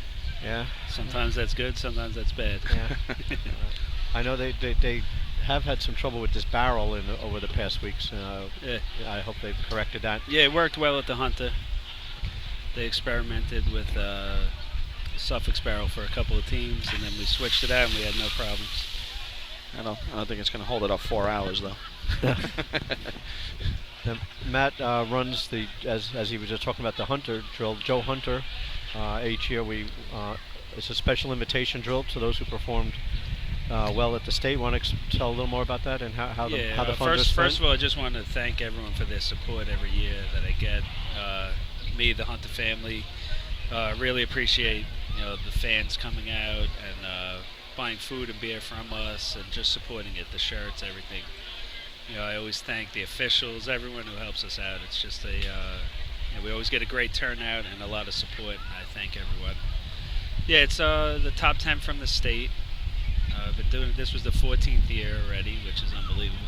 Time's flying. But it's always a good show. Tell us a little. We always talk about the Joe and the Joe Hunter. Tell us more about Joe. I didn't know him. I heard about him. Okay. You were his friend growing up, I guess. Yeah, since I moved to South Hempstead when I was 9 from Hempstead, and he was one of the first guys I met. As it turns out, Rob Noonan, his father was Hempstead, but he lived in South Hempstead. That's kind of why we went to South Hempstead. He already knew Joe from going to school, and I guess I got together with Joe, and Kevin Candido was there also. I think back in the younger days, I remember Joe in a yellow Hornet shirt every once in a blue yeah. moon. See, because so they always used to, I'd met Joe, and we definitely in the summer times, we played baseball, we did everything, but we were always interested in the racing, and we'd always go to, to watch the Yellow Hornets, and they were kind of mad when we turned 18 that we joined South Hempstead. But Joe was a good athlete. He became a very good Hydra man over time. He did struggle in the beginning, I remember. But definitely good athlete. Became a great Hydra man after I left, kind of. I came to Hempstead in '95. But just a great all-around guy, a really good fireman, as people know too. Probably would have went very far in the city fire department. He's a good dude, a good racing guy, and I'm pretty sure he would. That's the best tournament of the year, in my opinion. I'm pretty sure he'd be, happy with that. So when September 11th happened with the next season, we were talking about we have to do something in Joe's memory. And I was listening to the replay of the Hunter radio broadcast. Paulie was talking about how we used to have the tournament with the teams that we wanted to get together at a practice. They called it the Shits On tournament. Paulie said that on the air last week, so I guess I could say it. Yeah, I remember they were talking about that. We were at that tour when Stark. I remember Stark. Yeah, he got hurt. He came off the ladder. I think that ended it. They ran a 19 and 3-man ladder. I mean, in buckets, and he got off. Starr used to run down the ladder for some reason. He missed the first step and went right to the bottom. I was standing on the ground, and he landed next to me. So basically, we always wanted to run a tournament like that, and I said it would be a nice format to do in memory of Joe. And I based it on the state tournament. I just figured that was the best way to go about it. So it's been really good, a good success over the years. Raised a lot of money for a few scholarships that are in Joe's name at Southside High School and at Hofstra University. And there's also the scoreboard. I think scoreboard, funds were we appropriated. donated a decent amount of money towards the scoreboard. I think half the money. We do have a scoreboard here that we bring to 2 tournaments in both Nassau and Suffolk County. That's quite helpful to the stands. It's a very big scoreboard, and it has advertising on it, which helps support our sport, as well as the times for each event and overall. So no, that's worked out, and we've also helped out some firemen in need, like families, children of firemen, or if they're down on their luck. So it seemed that there was. I recall a few years back you were thinking of ending the tournament, or was no? it Mrs. Hunter thought it was becoming too much work a little bit, because they were very involved with how it was run, and she's getting older. Mr. Hunter unfortunately passed away a few years ago. Right. But I told them, take a little bit of a back seat, and we'll handle most of the stuff. But she still gets involved, because when she's there, she wants to be involved. But they have taken a little bit of a back seat. I convinced her. I said, if I cancel this, I'll have thousands of people telling me, what are you doing, why are you stopping it? So so we'll do it as long as I can do it. And I get such great help. I mentioned this on the group meet from the Spatz brothers, Mikey and Joey, like Luke Newbold, the guys from South Hempstead who were with Joe there. I couldn't do it without them. Ray Spatz, those are the main guys who helped me run the drill. And it's still always a great turnout, even fan-wise and everything. Yeah, I get a lot of volunteers from the South Hempstead Fire Department. They do the cooking now, and my brother and a couple other friends do the gate. So it always works. I get a lot of help. Like, it is hard to be a host of a tournament, as people know who have hosted, but I get so much help. North Lindenhurst always brings ice, tables, whatever I need. It's always a good time too, like right before the big holiday weekend. Yeah, and the thing, because it's non-sanctioned, it's competitive. Everyone wants to run their shop, but there's never going to be a protest. There's sometimes when things are wrong, we just overlook it, which you can't do at a regular tournament, and it just flows smoothly through. Usually 3.5 hours, you get it in. This year we had a nice little fireworks show afterwards, so everything worked out great. And once again, I thank everyone for their support. I didn't see Billy Falk, but I heard the fireworks. So yeah, I said Billy's gonna get blamed. Yeah, Anthony. I think Anthony had a whole bunch for New Hyde Park also. Yeah. Okay. Good. Yeah.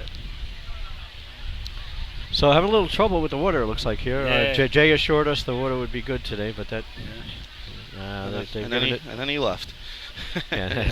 See, this is the type, like I'm saying, here you have to get it right. At the Hunter, we have had issues once in a while. Usually we don't at Hempstead, but we're like, you know what?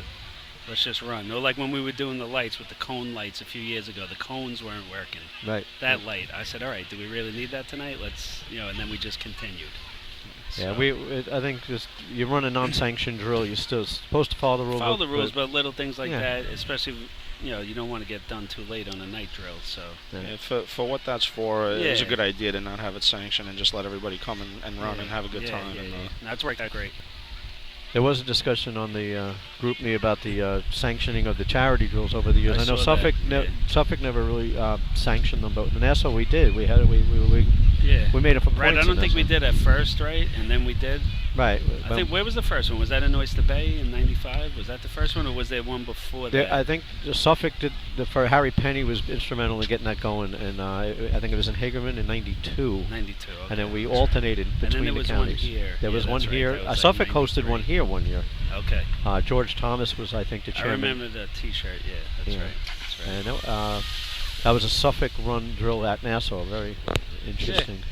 But that was a good thing we ran for many years, and it actually started. The charity drill started back in the '50s to find a cure for polio, and that was run at Rockville Center. I have some old pictures of what was called the charity drill for polio. Yeah. And we got it going again, and now there's occasional charity. But we had one this year to benefit the Hempstead course. Did they raise money there for that? Or? We didn't have the greatest turnout, but for what it was, I'm hearing we made about $1,100 profit. So we're going to take that money, put it into. I suggested we do repave the whole course with that. Yeah, right? with $1,000. Yeah, no, I suggested that we redo the fencing from the arch to the hydrant on both sides and put in the red, white, and blue slats like you have at Ridge. Okay. We'll get a price for that because I don't know how far that money's going to go, but we'll kick in some more. We have an arch fund, so there's a lot of improvements going there. As you saw, the parking drainage is nice. The paved, parking lot is now yeah. nice. Was most definitely going to get it repaved this fall. But that's the And, premier some course. new fencing and bleachers either fixed up or we're supposed to get new, but I'll believe it when I see it. Politicians are involved with that, so. But by the state next year, we'll have a much improved facility. An election coming up right in the fall, or Yeah, there'll be a new, next March is a new March, mayor, right. or Mayor Hall could still be in, but he was on board with the repaving, so he's done a good job for us. But it seems to be the most drills that are held there now in Nassau County. Yeah. I mean, really, you have Hempstead and this track And here Merrick. at Merrick that are the Yeah, most used and up to date, and like Woodmere, I don't see us going back there. I guess Oyster Bay we could. New Hyde Denton Park. Avenues is New Hyde Park. It's just a tough course to race. It's built on an old dump, and it settles every year. And depending on the snowfall, it could be worse than other years. I know my kids played baseball at that park last night, and the baseball field, I was like, wow, look at this outfield, up and down, all over. Kids were falling down. If you see pictures of that when it was first built, it was perfectly flat. I'm sure. And now it's just so sunken in. And Yeah. but we managed down there to at least get practices in. And Yeah. So, and if you had to, you would use it for a drill. yeah, and Jay was. I could see Oyster Bay. I heard Hicksville is going to have the county, or they want to, a year or two, something like that. Well, Jay was saying that the counties now are going to be every other year they'll be hosted by the town that the president is from. So, like in 2 years, Port Washington will be hosting the county because the board member, Donald, would be president then. Okay. But I guess he may go to Denton Avenue, Yeah, that's which was going to require some work. I know Westbury was hosting the county once, and the course was the arch was the wrong height. It actually had the course had sunk I so much remember that the that. arch was too high, Yeah. and they had to rebuild. Yeah, I was going to ask you about that. that's Right? the They one had thing to I build always up the didn't patch, like. right? They built up the patch, and then there was a Yeah. big bump right in the middle of the course. And then they paved half the course, and the looks trucks like would they come got down the and water, right? hit the 100-foot mark and go flying up in the air. It was dangerous. Even running hose, like you were expecting to bounce at the nozzle end. Okay, the water's been tested. The time of the water is 4.74 through 144 feet, 5 inches of single jacket racing hose. All right, there you have the water time. We're going to get started. I don't see any teams coming up to the line yet, but everyone's scurrying back to their camps to gather up their rigs and hose. 474, but this is strong water, so I think you can you might see people be able to turn some numbers here with that. Yeah, definitely. This is one of those courses you definitely hit the target nice here. You have nice power behind the stream. They're going to go to the motorized events first, running C hose, B hose, and then they'll switch over to the cart hose events. As we talked about earlier, they're not running the full 8 old-fashioned events. They're only running 6. They've taken out the 2-into-1 and the card hose replacement to speed the drill along. And there are only 4 teams competing in the old-fashioned today. And as Jay mentioned earlier, one of these teams is going to win the county, and none of them have ever won the county tournament before. Oh, that's pretty cool. So, and they're all going to finish in the top 5 and bring something back to their commissioners and their chiefs and say, hey, look what we did. Nice, yeah. That's worth throwing a team out on a course just on that alone. They get to march there. at the front of the parade too, right? Yeah. So.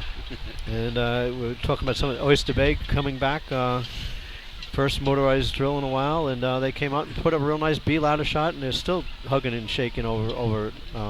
Took some points. Yeah, they got a lot of young guys, I see. And you could see the kids didn't have pads on. They were holding the ladder, but they managed to just plan it right and get right up. No, I'd say the climber looked Joe good. Boy Actually, was up there coaching him. I saw a picture of that on the group. Yeah, he mounted good, and he had a pretty decent climb actually. I remember a few years ago they had a few young guys that looked like they could climb the ladder. I don't know. Yeah, Are they actually still the ladder. there? Is that who it is? The ladder climber is the son of one of the old time Teddy's boys, and he's still stuck with the team. They weren't letting him jump off the trucks over the last couple of years. I remember that there was some apprehension from the parents, I guess, or whoever was involved, and but here they are, and they're going back to their firehouse, and they're going to be practicing hard this week, I bet. Just now that get they got a little taste of success. And So you tell your mom you're practicing Monday and Wednesday, and it's Tuesday, Thursday. Yeah. And that's the thing too. A lot of these young kids that come in, they may not expect the amount of time it's going to take, and sometimes it's hard to get them to commit. That's kind of what we're going through in Hempstead. Some guys got jobs and stuff like that. They don't want to get hurt, but it's also hard to get these guys to commit. They don't realize what it takes. You have to practice if you want to do well. The exact same problem in New Hyde Park. I know when I remember way back somebody said, I got tickets to the Who. Do you want to go? I said, what night is it? They said Thursday night. Nope, can't go. Got practice. It was a no-brainer. I mean, maybe it was dumb when I was younger. I turned down jobs if you had to work on Saturday. Yeah. Jobs, weddings. Might not have been the smartest thing, but My father, family reunion. You're not coming to? I'm hosting it this year. I said nope. Because you can't leave the tournament. Nope. Yeah, I missed the trip to Bermuda. Yeah, I think things were a little different when we were getting into this back in the day. Not only that, we used to go. I remember. We raced in every tournament there was too back then. It wasn't skipping a week or taking this one off. It was there at a least tournament 10 you were to going. 12 tournaments a year. Yeah, the old rules. I know the Flukes, the New Hyde Park. I wanted to. We go to Old Fashioned and Motorized every weekend. It was something, and the families grew up around it. The wives and kids were part of the whole. Weekend. And I guess that's why on Suffolk they have the juniors, so they grow up with it. We don't really have that in Nassau. So you depend on, like when I grew up, and Jack too, we were always at tournaments. We wanted to do this. We were climbing the ladder back in the camp. We were playing with the nozzles and the couplings. But once you start to lose that, it gets tough. That's when teams go out of business. Yeah, Frank Sonnenberg, climber for New Hyde Park. He learned to climb a ladder before he could walk. His dad was on the termites for all those years, and he was at a tournament every weekend, and he was one of those kids hooking up to the coupling and running with the yellow scene tape. Yeah, it's a little harder nowadays too. With a lot of people are both parents. I'm saying parents, but both people have to work. A lot of 2 jobs and stuff. It's not as easy as it was. I don't think back then, but. And it's hard to introduce someone to the sport who never even saw it. Sometimes you get lucky, you get someone who's a good athlete that comes in, but it's very hard to teach someone and have them stick with it. Yeah, it's mostly all recycled, to tell you the truth. Most of the people that do it, they grew up with it and saw it at least when they were kids and were always around it. But yeah, it is a big commitment. It even goes beyond Tuesday, Thursday, Monday, Wednesday, Saturday. There's a lot of other stuff that's got to get done too that a lot of people don't realize. So, got an update from Suffolk County on the B ladder contest. We got a first place won by North Lindy at 5:16 in B ladder. Now we were just talking about the 4 club and Ducky being from North Lindy, one of the guys who hasn't got there yet. He's knocking on the door. He's really improved. Islip, really second place, 5:56. They got a nice young climber too who holds the individual record. I think he's gotten it twice. Tied, Yeah, tied. He's Michael tied with and Tommy Abramski. Abramski and Mike Mara. I think it's a three-way Yes, tie for yeah, that. it's But Josh, he's- right? Josh Josh has Yeah, he's fast. Copeg That's with a fast. 564 in third place. West Sayville 633, and Cutchogue. Nice points for Cutchogue there with a 668.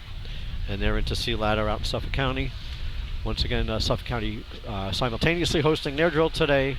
Started a little later than ours. The track at Central Islip and the parade tonight in Bay Shore. Bay Shore, yeah. What is it there? What, 150th anniversary? Something? Oh, no, Well, whatever. Bay Shore. 200. 200 or whatever. Paulie's been there for all 200. Bay Shore, just a little history. Bay Shore was the winner of the first motorized tournament, which took place 101 years ago in September of 1915. And according to Paulie, they won the tournament because they were the only truck there. But a long history in Bay Shore of racing and without a parading. doubt. That drill was at Bayport. So now we're still waiting. I'm not sure. Yes, there's another issue. little- Maybe the cone little lights. delay I see here. Ralphie by the cone lights. Okay, the next contest to be run There you go. All right, will here be we the go. Sea Hose contest. State record is 1193, held by East Islip. First team to the line will be number 2, the Buckeyes, with the Nighthawks from Merrick. Was that American Freeport combined? Freeport night.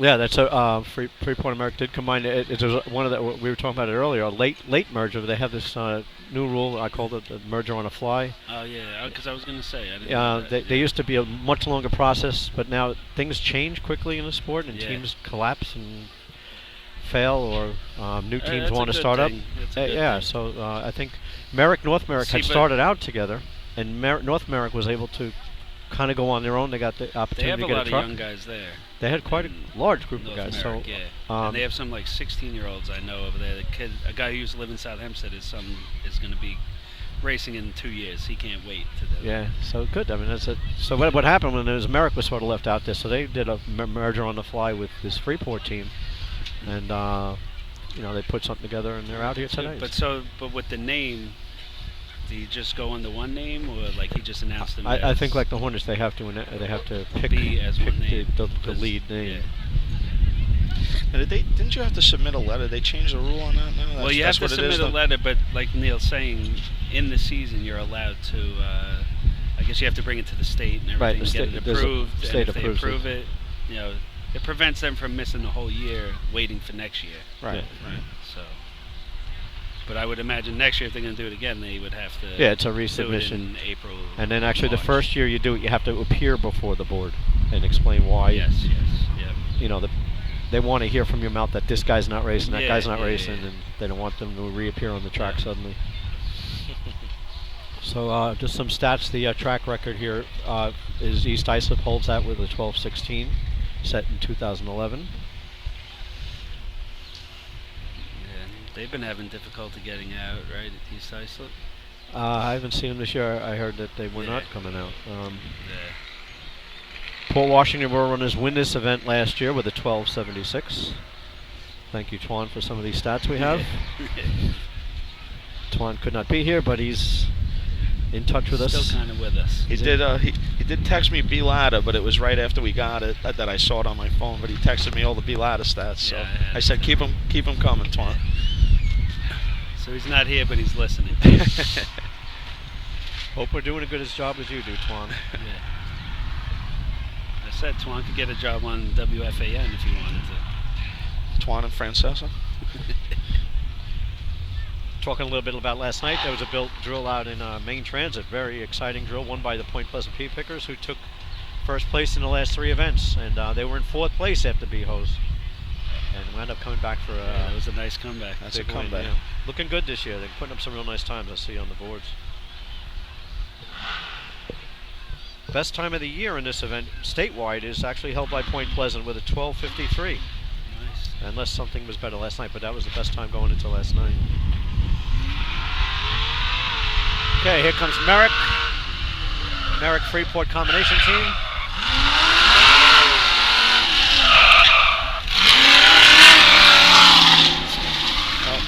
gave him a pretty decent hydrant hit, but washed him out at the target. A little high on the target. Yeah, I think he stopped a little too dead there. Time for the Buckeyes. There was no momentum for them at the top end. 1945. Next to the line, number 3, the Minutemen from Manhasset, Lakeville. Yeah, it was like they were fighting a truck almost. It was still in the way, you know. Yeah, nice drop at the hydrant. The dragger went down, but he got the job done, and they just didn't have enough time up top. Now, how did you like running on this course or not? I know Yeah, with no, the curb. I loved it. But with the curb, with really, the nozzle, sometimes the water comes back a little bit. You know, I don't know. It usually, like I said earlier, it's usually a hot day when we're here, and it dries pretty well. The track dries up pretty fast. I never had an issue with it. Always liked running here. The water's good. You get the good kick to the target. Yeah, we always had good days here. Yeah. We like this track. And even then, like those guys, they're new at the nozzle end. You see you get dropped like that. You really have to go for it. Each kind of just dropped off and went after it. He wasn't in a hurry to get. You got to get that urgency. You just got to go. You have to know where you are, but that takes time. We were here one day, and I remember our driver hadn't shown up, and we were just finished the 3-man ladder, and I said, Mike, where are you? And he goes, I'm in Brooklyn. I said, we're starting to be loud. He goes, what are you kidding? It's pouring rain in Brooklyn. I said, you better be here in like a half hour. Out here. Yeah. Yeah, not a driver you don't want to just throw a guy in and say let's run B-ladder. Who's the replacement? As I said earlier, Mike Athena's celebrating his 40th season of racing, and he's driving ladders for 40 years. Wow. It's 1977. This would be actually make this his 40th season. These guys ran some pretty good shots in Manhasset at the charity a couple weeks ago. Came out a little wide. Straightened out. It's a nice drop. Stan Dybus, their driver, seasoned driver, a lot of trouble at the nozzle. Having trouble putting it on. Slow hydrant hit for them. Yeah, you just a miss at the hydrant and a miss up top also. Matt, what would you be telling your braking man right there after that? Wait till I pin it. But yeah, those guys are young. They did a good job at Next the charity, to line, like number I said, 7, but, the Termites from New Hyde Park. Takes time. Yeah.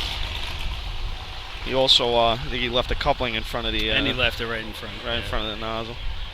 But again, like you said, that's stuff you gotta, someone's got to see. One of those It helps to have guys watching. So when you go back to the see it, cam, you can say, hey, listen, don't do this, do that, And tournament shots are different. You can practice all week. You have another shot. Tournament, you feel a little bit different.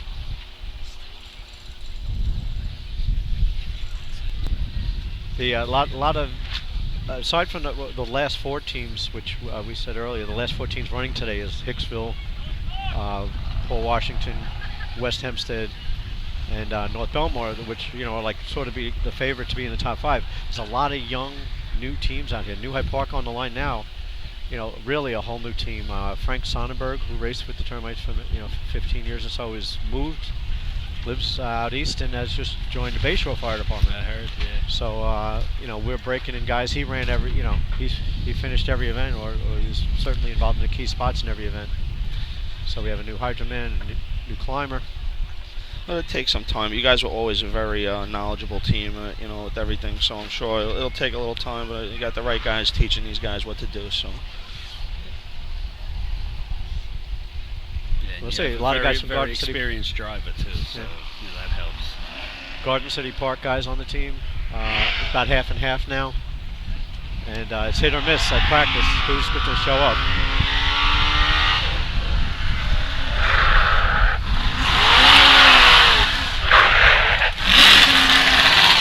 The hydrant man had a little trouble putting it on. But, Devin Robinson on the hydrant.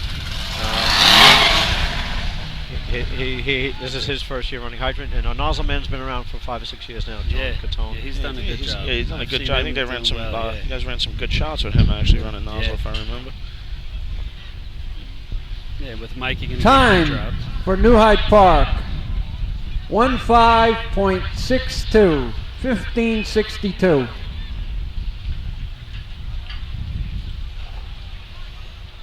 That call place up at the line. We were talking about them earlier. Took some points at the state tournament last year. a big day for them. I think the first time they had ever placed in any event at a state tournament, and they did get them an invite to the Joe, which Yes, they it did. Next on the line, number 11, the Frogs from Carl Place. They certainly rallied around that last year. I know they started practicing early this year, and they've been, got a lot more guys involved now. So just those couple Yeah, of it's a points good at the thing. state Yeah. really gave them a lot of momentum. And actually, the way it worked out, they had come in 11th place at the state, so they didn't make it at first. But then, when a few teams couldn't make it, Now, how does I go down the line. So if I'm going to go under 10 teams, I'll go to the next, like 11th, 12th, whatever. have you changed that over the years? No, I've always done that. It's a And I don't 10 do it team. like we do it here, where only 5 teams come down the street at the end of the day, even Right. with ties. I just go with ties. So sometimes you do have a decent amount of teams. Okay. But there was a 3-way tie for 11th this year, so I had it was Call Place, Farmingville, and Cutchogue. And 2 of them ended up coming.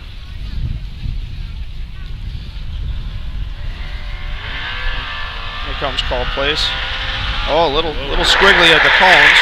Wow, nice job by the hydrant, man. I got water coming. Right on top. He's He took a swipe at it. He looked at it, and then a little too late at that almost point. looked like he had it on and took it off. he Well, gave it a I mean, huge spin. it probably was Yeah, crossed, he but took his hand completely off the nozzle. That truck was all over the 9 place. for the Frogs, just dropped to the floor. 19.29, 19-29. He dropped him right on top of it, too. They were there. yeah, I think that the breaker went by a little bit. The I break- Next didn't on the line, realize. number Nozzle man was 13, there, the Turtles from Westbury. That truck was bad in sea ladder too. It really came real close to the curb at one point in this run. Yeah, it was a little Yes. squirrely Yeah, there. that was a little scary there. That's when you're on the back saying, just get to the cones, get to the cones. Yeah.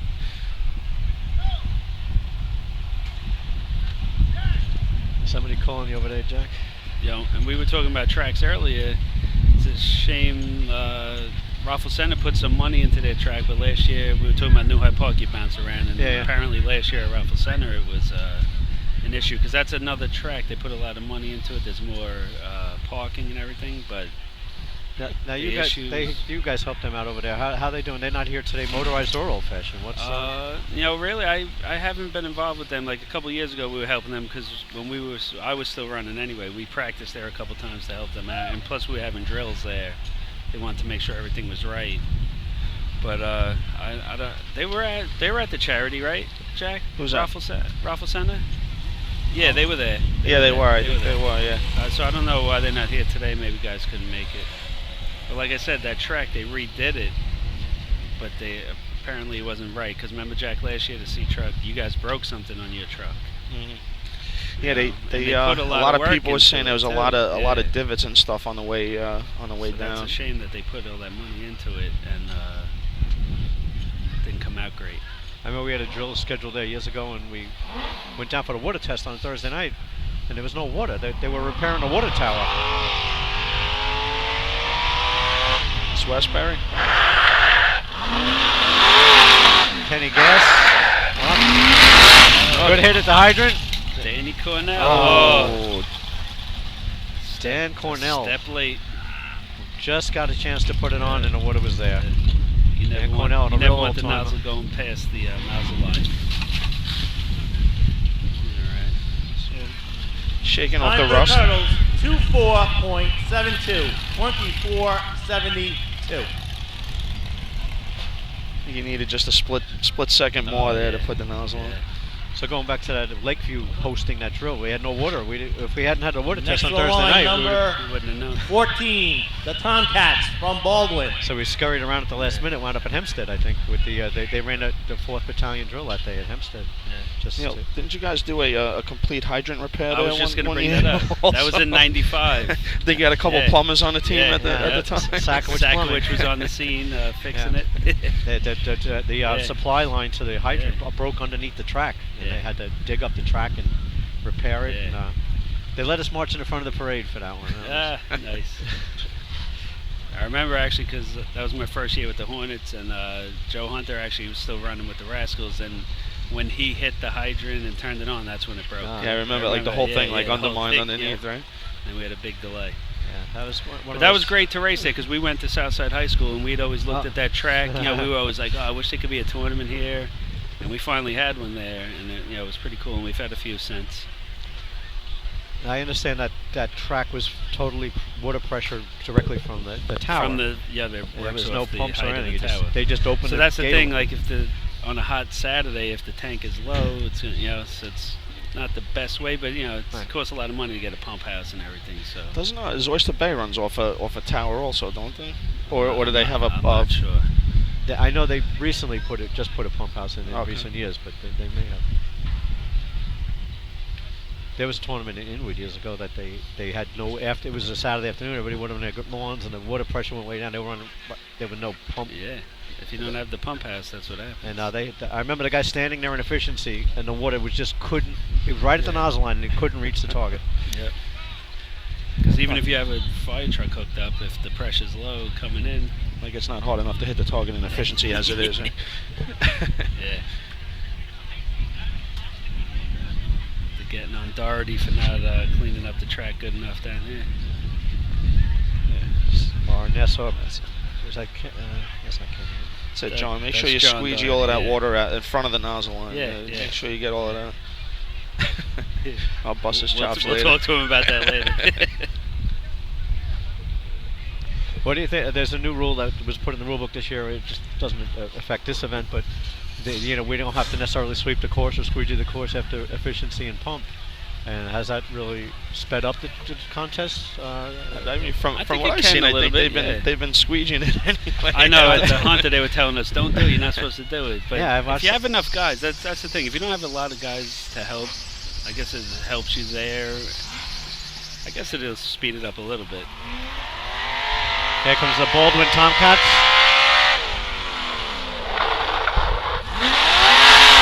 Not a bad drop at the hydrant. Oh, little Nozzle slipper. man went down. He's not going to get it. A lot of washes today in the nozzle. Yeah.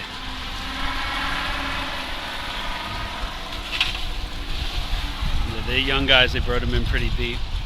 I was at going the to say nozzle end. it's again you kind of. Time for the Tomcats, 19.70. 1970. Got to bail out on that one. You can't Next stop in the on water. Number Yeah. 15.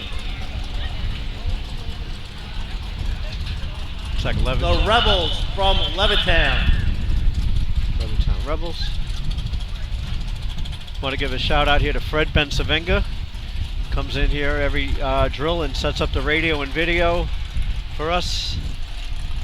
Cameras and doing a great job. Fred Bensavenga from New Hyde Park. Oh wait, Yep, Fred's Fred. going to say something. Yep, Fred always does a great A job. little stressful this morning, but we get it. Yep. All right. All right, that's all you can say Fred today. That's all I want to say. Yeah.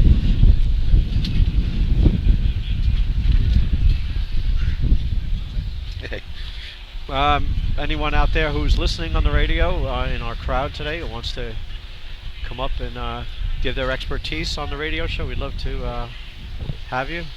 Yeah, a little short-handed today. So Matt and Jack are going to be up here by themselves after I leave. Couple which of I'm sure they'll events. do just Your fine. attention, please. At a Please request come of the up. host.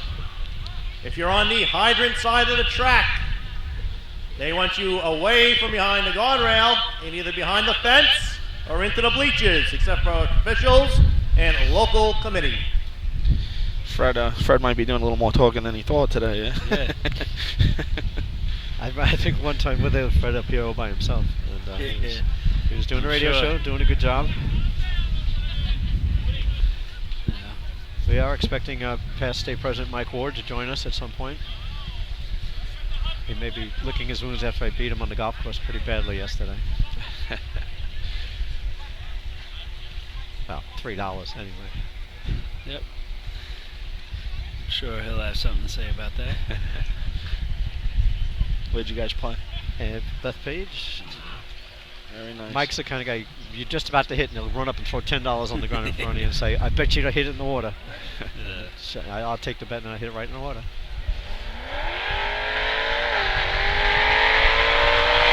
Straight, right close to the. Oh, whoa. Hard Whoa. fishtail right at the end. It really threw the whole team off. That tail did the hard break on both sides, the hydrant and the nozzle there. It was a nice straight run right down the curb line, and then as soon as he hit the brake, and tried to pull out at the hydrant. He spun it. Time for the Rebels, 19.37. 1937. Next to the line, number 16, the Hicks from Hicksville. Yeah, you don't want that kick right when you're trying to get off the truck. That's a little dangerous. It wasn't too bad. It was real bad actually at the hydrant. The hydrant, yeah. And you could see with the cloudy day today, the water's growing back, not really drying out. Yeah. It's actually with the breeze up here. It's not. It's chilly. It's not, it's not a hot summer day. Feels like a first day of practice type of day in April. Not looking forward to running buckets. Nah. Twan just texted me update final C ladder. Islip 1 891, West Sayville in second with an 899, North Lindy 932, Central Islip 997, and the Sayville Blue Jays 1037, and also Billy Houghton of West Sayville ran his first 8. So congratulations to him. Welcome to the 8 Club. Congratulations, Bill. Filling in for Michael Mara, I guess. Yes, doing a pretty good job. I was almost going to 899. I was almost going to ask, did Michael have some kind of crazy surgery and he's racing racing already? Billy had a lot of experience climbing with Copaig. Yeah, he was good. I remember he's he's climbing good. and running hydrant. Definitely I mean, good. I guess If you're gonna have an injury like that to Michael, I was going to say not that you can replace him, but they have a guy that that ran those spots at least with experience. So We got John Mahoney Bones coming up for the last 3 events. He's going to join the radio team up here in top of the arch here in Merrick, Nassau County. Drill, combined old-fashioned and motorized drill.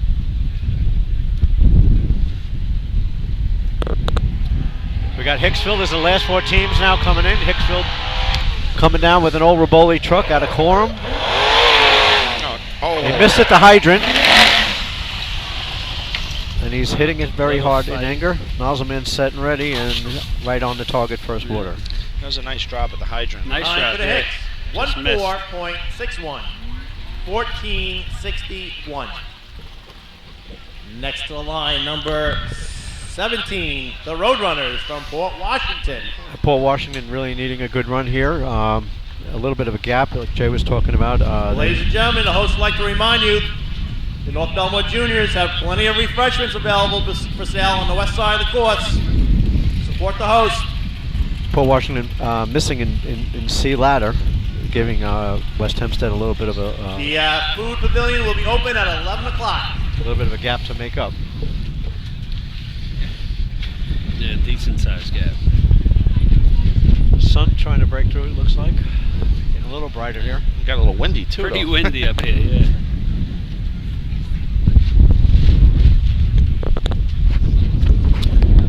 There's a tornado coming through, I think. Yeah. That's what's helping to dry the track, the wind. Yeah, and No sun, but we got wind. And the water's behind. The wind is behind the trucks in the water, so it Yeah. should get some faster times theoretically. If you get the penalty today, you can claim the wind. I don't think that's been done. The wind at your back. The old protest days, that probably would have been thrown in there. Probably, right? Well, we got a 30-mile-per-hour wind coming. That's something that significantly has changed in this sport, is the amount of protests. When I started, every team was protesting every event. And the craziest It was things- one of the things that was killing the sport. The fans don't want to sit through that. No one wants to sit through it. And if you have a legitimate thing, that's one thing. But the confusion of sorting it out, and then the rules committee, and then the grievance committee. I think in general in the sport, a lot of the guys that did a lot of work have come a long way with the equipment and stuff like that. So there's a lot less stuff that goes wrong.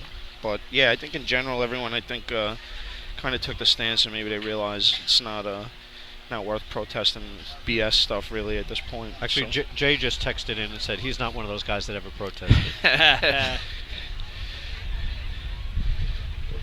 Jay Podolsky, our area rep, on his way to his brother's wedding today. One of the Belmore co-captains, Matt Podolsky, getting married on the day of the county tournament. We talked about that earlier. They didn't plan that out well. I think Twan was one of our guys that got married on that day. And, yes, he did.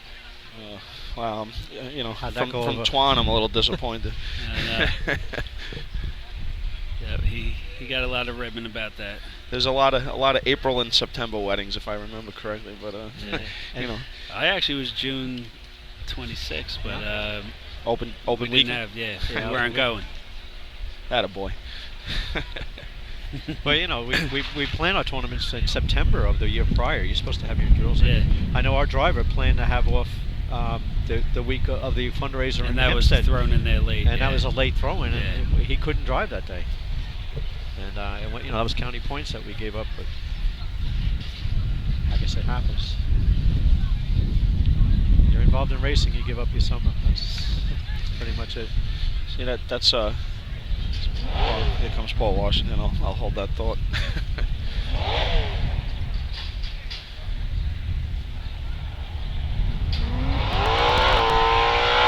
All right, straight down the track. Oh, nice drop at the hydrant.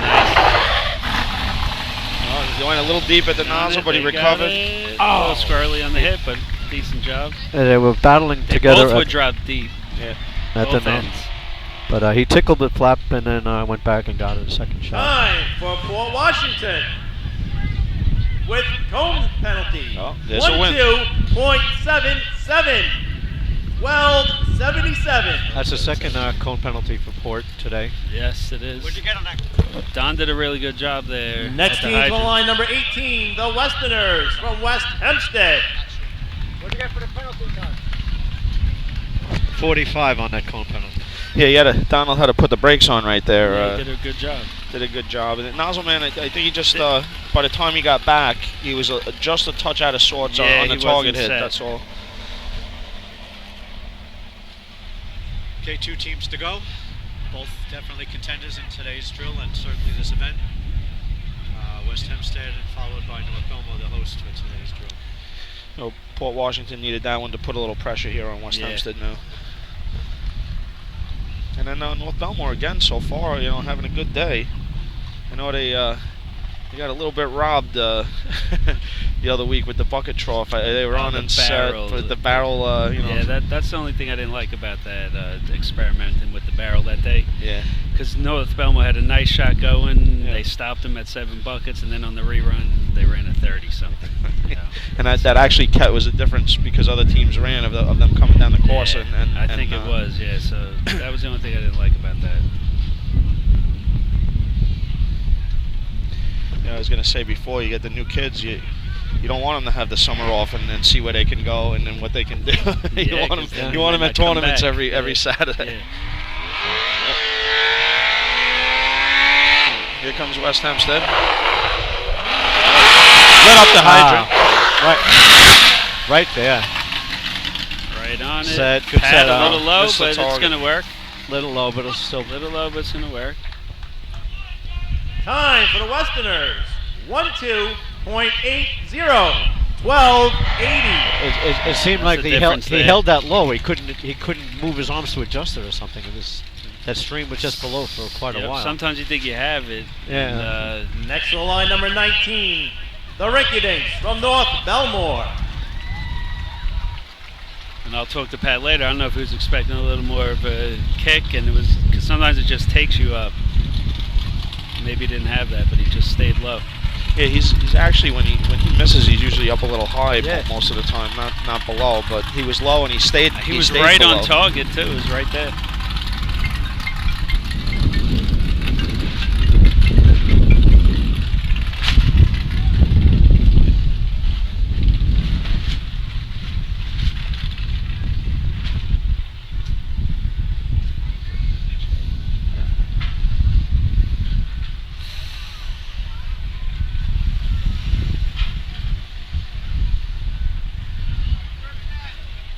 All right. Looks like they're just sweeping up the hydrant a little bit. North Belmore on the line.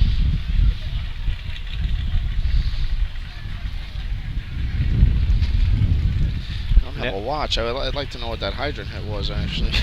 Yeah, that was nice. Yeah, right there.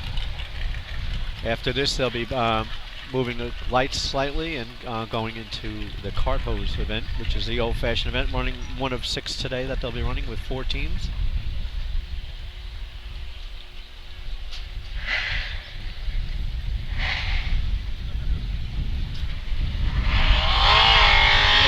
Belmore. Nice and straight. Ran a little bit. Oh, man, Nozzleman down. Hard fishtail at the end by the truck. Yeah, stick popped up on the hydrant, too. Threw both of them in off the back, but they recovered, and guy's checking his wound. Looks like on his he's elbow alright, there. just a little elbow. Yeah, I wonder what happened there. All right, for the Rinkadinks, 18.78. 1878. Yeah, and the stick popped up at the hydrant.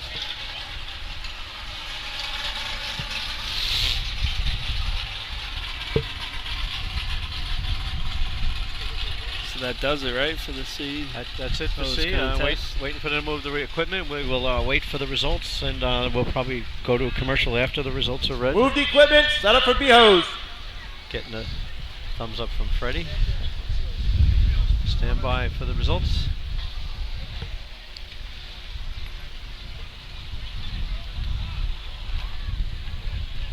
So how does it look for the Hornets for the year? They're going to be out, Matt? It's possible, maybe this year, but definitely next year we'll be back.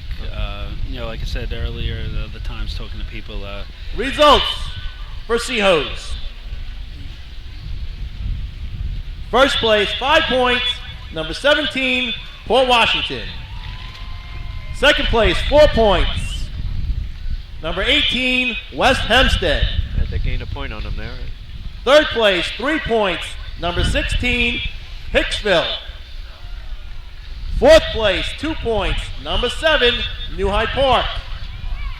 And fifth place, 1 point, number 19, North Belmore. Okay, there you have it for the results of the C-Hose contest. I'm going to go off the air. My name is Neil Brogan. I'll be leaving you in the capable hands of Jack Cloudman and Matt Spinelli for the remainder of the day. Right, I know we're going to be joined up here by Bones from Port Washington, and Mike Ward just confirmed he'll be here. And we're going to go to commercial, Freddie, and see everybody at the parade tonight. Since 1973, Fire News has been a proud supporter of the time-honored tradition of New York State Drill Team Racing. As they celebrate their 43rd year of publishing, they are honored to be the official publication and online coverage of the New York State Drill Teams. Look for ongoing coverage in Fire News on firenews.com and on Facebook, Twitter, and Instagram. The 2017 Fire Rescue and EMS Mega Show takes place February 18th and 19th at the Brentwood Sports Fieldhouse at Suffolk Community College. The new venue was a huge hit in 2016. It's bigger and better, and 2017 will deliver many new vendors showing the latest, most up-to-date turnout gear and new products. Hundreds of vendors will be present to explain and demonstrate their product line and services, along with the extrication competition. See you next February in Brentwood at the Mega Show. Attention firefighters, are you still tracking your SCBA cylinders using paper and pencil? Stop the insanity and get the CAT Cylinder Accountability Tag System from Coastal Fire Systems. The CAT makes refilling cylinders simple and easy, ensuring that your members never overfill a cylinder or fill one with an expired hydrostatic testing. Let the CAT system handle the record-keeping, inventory, alerts, and OSHA paperwork for you. There's only one place you can get the CAT system, and that's Coastal Fire Systems. Head to www.coastalfiresystems.com for details and information. The groundbreaking FDNY electronic accountability system is now available to departments nationwide through Motorola, and SDI is the company behind this game-changing technology. Now, SDI has paired with New York State volunteer departments including Central Islip to solve the challenge of accounting for members who respond after the tones go off. Keep track of your members on your next big incident with a proven solution designed with the New York State Volunteer Department in mind. For more information, visit systemsdefinition.com and firegroundaccountability.com. The Titan Group is back supporting Drill Team Racing after a strong off-season of our own. Our new headquarters, now located in Bohemia, Long Island, is now fully equipped with an in-house screen printing operation, coupled with our embroidery setup that you've come to trust. Become a member of Team Titan to take advantage of our new custom team website ordering system. Follow us on Instagram at Titan Group Racing and search Titan Group DTR on Snapchat to keep your hand on the pulse of your favorite teams. With 20 years of experience in the apparel industry coupled with 20 years of racing experience, we know what you need. Pants, jerseys, jackets, helmets, we've got it all. Call us today at 631-859-0075 or see Artie Suskind on the arch or Devin Robinson on the track. Gear up, get on, the Titan Group. Not every evolution in vehicle rescue technology costs tens of thousands of dollars. The Beluga Glass Cutter finally makes windshield removal quick and safe, and fire departments can add the Beluga Glass Cutting Kit to their rescue setup for only $5.95. Head to www.coastalfiresystems.com to check out the Beluga in action. Fatty McGee's in East Islip. Wednesday is Ladies' Night at the best FD Racing Bar in Long Island. Stop in anytime for a drink with good company, a great lunch and dinner menu, and of course those famous Fatty's wings. Integrated Wireless Technology is proud to be part of the 2016 season as the exclusive Motorola dealer for New York State drill teams. IWT is a Motorola manufacturer's representative and offers the full line of Motorola products to fire departments as well as David Clark headsets and sound-off signal emergency lights. IWT is your one-stop shop for custom-engineered radio solutions, licensing assistance, dispatch solutions, and top-notch reliable service with fully insured technicians. Start your next radio upgrade with IWT. Check out their website at www.goiwt.com. Coastal Fire Systems is the official SCBA dealer for New York State drill teams. Scott Air Packs, cylinders, RAT packs, refill compressor systems, gas detectors, Hyatt's boots, Protec and Dragon fire gloves, as well as the future in thermal imaging technology. Coastal is also the one-stop dealer for Petzl, Scott, CMC, and Colorado bailout systems, along with professional training to keep your members sharp and meet New York State requirements. For more information, check them out at www.coastalfiresystems.com. The Bill Fox Company has been in business over 60 years, specializing in custom championship rings, watches, badges, pins, and awards. The Bill Fox Company has crafted championship rings for the past state champions, including the Westerners, Flying Dutchmen, Hobos, Wolves, and the Yellow Hornets, as well as the Firefighter Combat Challenge competition. Bill Fox Company is the recognized name in recognizing people. Check them out on Facebook, Twitter, and on the web at www.billfoxco.com. With over 25 years of service in the fire industry, High Tech Fire and Safety continues to be a proud sponsor of New York State drill teams. High Tech has been honored to serve as master distributor for Morning Pride products, including state-of-the-art bunker gear, USAR gear, EMS gear, helmets, gloves, hoods, and boots. In addition to Morning Pride gear by Honeywell, High Tech also provides quality products, including ISG thermal imaging cameras and CMC rescue products and Deuce rescue systems, providing your fire department with the highest level of support and service for all your personal protection equipment needs. For personalized demos, speak to a certified sales specialist. Call 631-777-5170 or visit hightechfirenewyork.com. All right, we're back. Back on the air. Yeah, ready to start the B-Hose contest in a few minutes. Working on the timing lights. Yeah, Sun's starting to peek through a little bit. Starting to warm up a touch. I know A little bit. you don't Wind see is it too still often here. in July, Yeah. but I saw Yeah. people getting sweatshirts in the stands before. Yeah, I have a long sleeve Joe Hunter shirt on. I remember one year here, John Simone went to try to buy an air conditioner to like rig up to a bus. It was so hot. I think that's the hottest day I ever raced was here. I forget what year it was. Probably 05 or something like that, 06 area. There's no so shade hot. here either. I mean, there's nowhere to hide from it. Yeah, I remember after a shot of C-Hose or B-Hose, just sticking my head in one of the coolers with the ice and everything. I was like ready to drop. Yeah, actually, it usually is really right. Well, they have a 'cause it's tournament in always- August yeah, too. I'm thinking, that's but it's, not the county. Yeah, you're right. We're in July, but yeah, usually that it's usually like the 120 North Belmore degrees. invite. Yeah, it's always very hot. But yeah, there's really like absolutely no shade here either. I mean, it's just wide open, so it gets a little hot. Decent crowds for today. Yeah, you know, I always remember with tournaments where here there always seems to be a pretty decent spectator crowd. Actually, even like neighborhood people, like non-racing people per se, it seems to get a good community following over here. Yeah, and everyone sees it when you're here. A lot of tracks are not hidden away, but they're off the beaten path. This is right in the shopping America, center, right in the the shopping park. center of the park. Exactly, the golf course. Looks like we're about ready to go. Yeah, about ready. Yep. So Oyster Bay's first, right? Oh, Oyster they're still Bay setting. Teddy Are they still Boys. setting the lights? I thought they looked like they're done. Yeah, it looks like they're done. All right. I'm telling them now to start it up.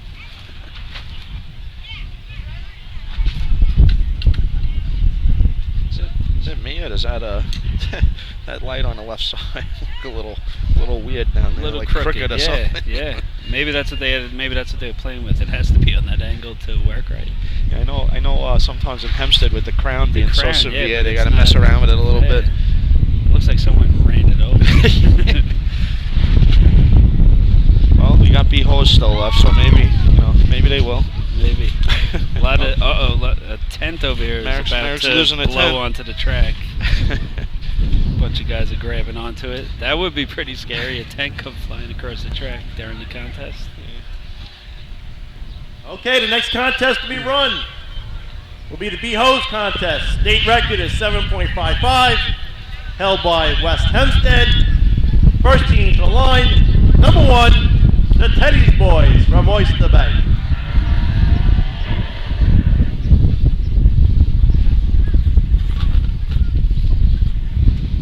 All right, Twan just gave me the points there. Top 5 going into hose is West Sable with 10, Islip with 9, North Lindenhurst 8, and Copeg with 6, and then spread out after that. So that's the update out in Suffolk. Oyster Bay's on the line. We're moving along pretty good here, man. Yeah, you got a lot of young guys here. Interested to see what they do. It's a little scary, I think, for the Hempstead boys when the tournament ends at 1 or 2 o'clock in the afternoon and you got a parade at 6. But Yeah, we've had some good experiences with that, right? Some interesting stories. Here comes Oyster Bay.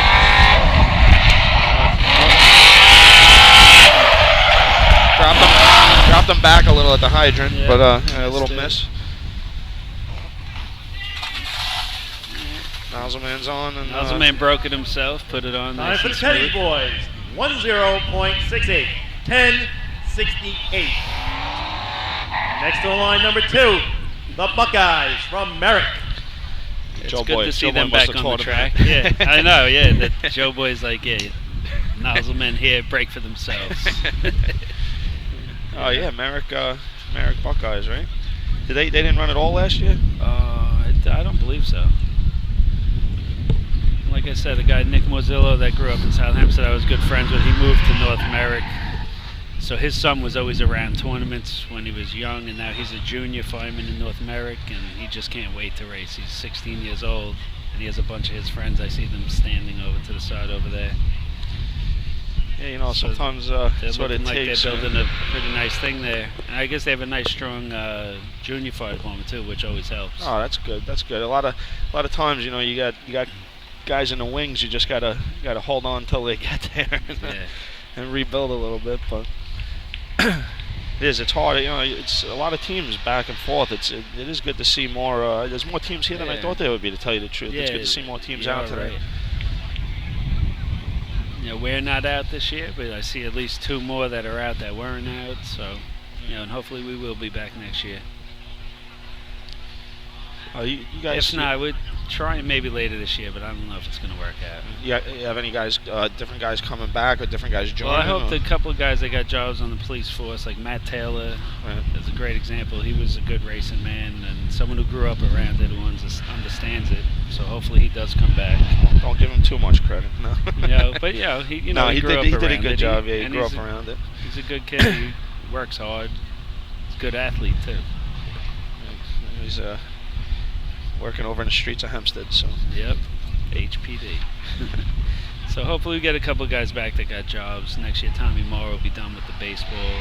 Right. Oh yeah, you were Son saying does that, Williamsport. right. His son's very good. The team's doing well. So this is his last year with that, though.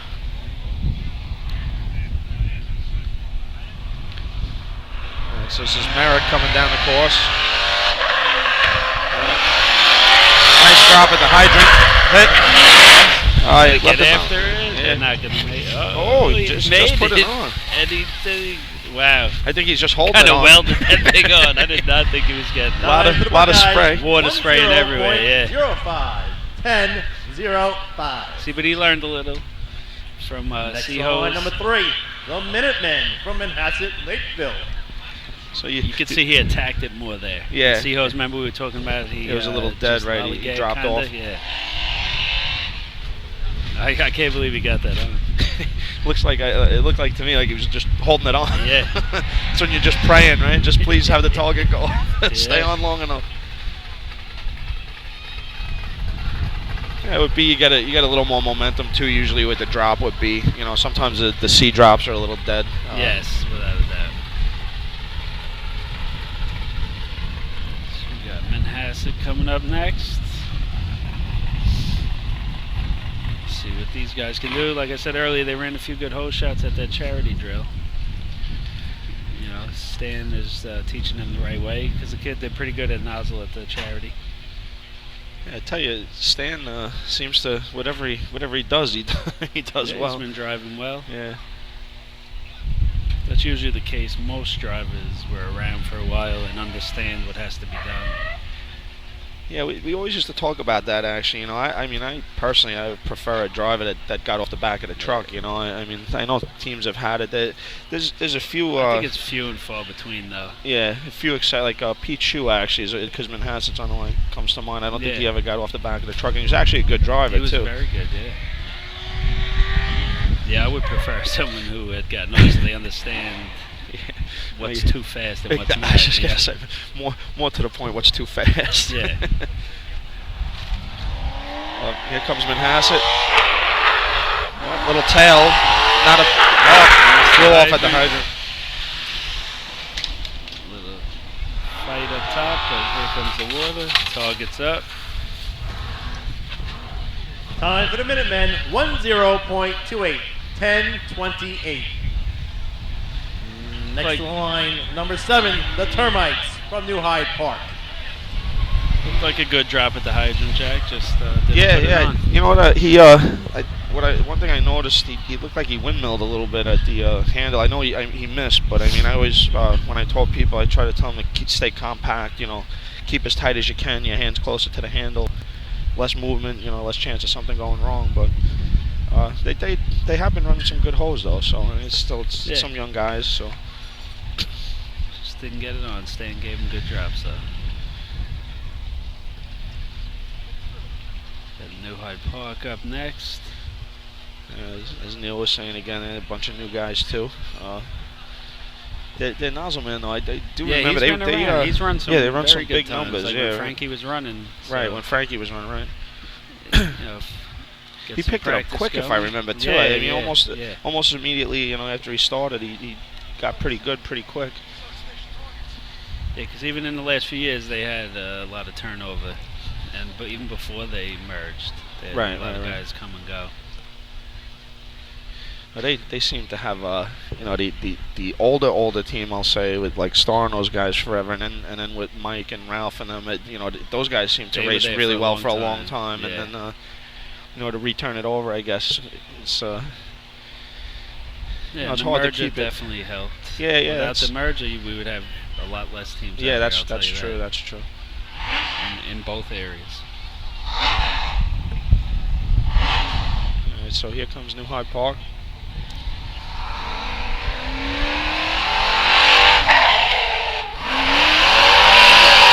Nice drop at the hydrant. He ran a little bit. It blew off. He had it crossed. Blew off. It didn't look smooth there, but I thought he had it, but it blew off. It's Having interesting. a little trouble. Here comes water. Interesting way he stands. The nozzle man. You see that? Yeah, he's always done that.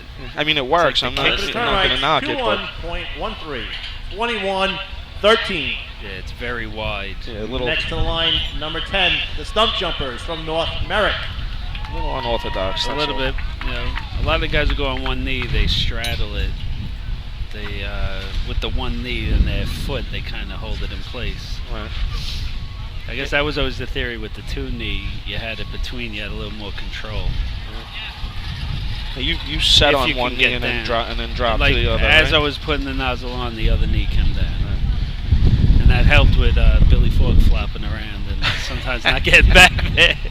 All I'm going to say is it's a good thing he was 6'6", because yes. he made a lot of long arm reach backs and broke that coupling. So many times I thought Billy was not going to be there, and all of a sudden his hand was back. I got to say though, I He mean did a sometimes great it job, didn't look that pretty, but he he always got the he job did. done. He always got the He's job a done. good racing man. Yeah, actually, Billy all around. He's a good guy to have on the team. I'm sure if he's listening, he's going to be texting Yeah, us he's going to be any mad. What are you minute. talking about, Matty? What are you guys talking about me? Nah, but he definitely was. Good racing, man. Yeah, he's another guy. Joe would always say he's too tall to race. Well, he's another guy, though. You could put him anywhere. He could do anything, Yeah. really, you know. And he was up to try it, too. Yeah, well, yeah, that's for sure.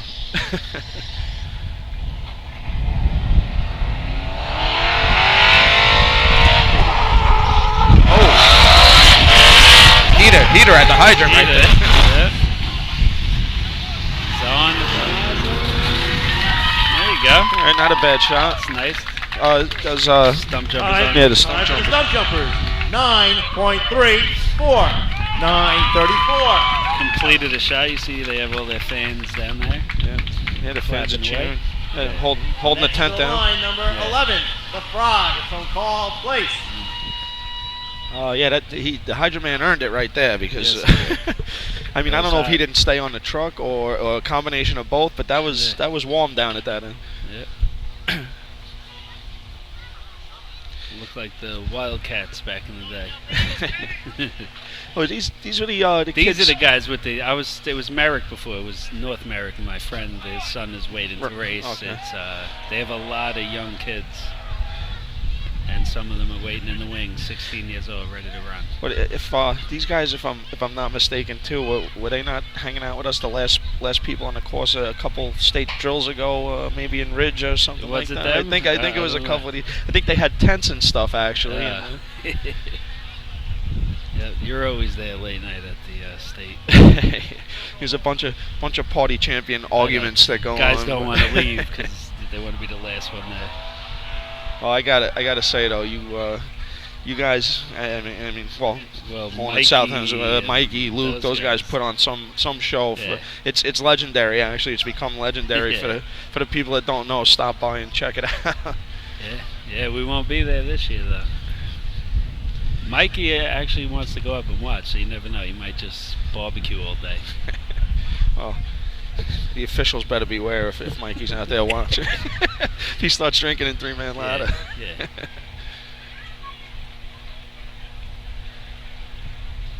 Another guy, actually, he took over for Joe. You know, he's really real good racing man, Yeah. Mikey. Yeah, Mikey's became very good at the hydrant. Yeah, he dragged for Joe, so kind of understood. Yeah. He has a different style, but he gets it done, and he, especially in B-hose, some of his stick times really low. Well, I mean, him and Joe, though. I mean, both of them. You talk about burning your feet up at the hydrant. I mean, Yeah. Mikey, I think as soon as you touch the hard brake, he's ready to get He off the wants to truck. Get off, yeah.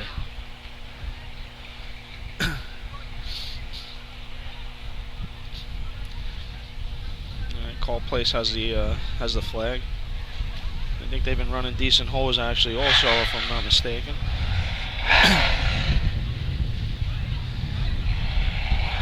And here comes Call Place off the line. He's out a little bit at the hydrant, but he hooked up. A lot of running. Yep. Now's the man on. Goes on. It's a smooth Oh, shot. good. Smooth shot. Lot of running, like you For said. the Frogs, 8.89. 8.89. Not bad. A lot of, look a little slow. Next to the line, number 13, the Turtles from Westbury. But a good job today. That's going to get the job done. That should be points. Yeah, I would think so. Actually, that. I mean, you got a few teams coming, but it's probably first, right? Yeah, that's first place right now. Yeah. So I'd imagine that might stick. yeah, it was Like smooth, but yeah. just a little too much running down at the The hydrant. hydrant, yeah. Like we talked earlier, they're a team that's looking to practice and get better. They had some success last year. They were very appreciative of the Hunter invite, so that's a big boost to them. Yeah, it's good, man. You know, when you're starting like that, especially young, you know, that first place in a tournament or that first, I mean, especially something like the Hunter where you get invited top 10 in the state, it's, you know, it's a big boost.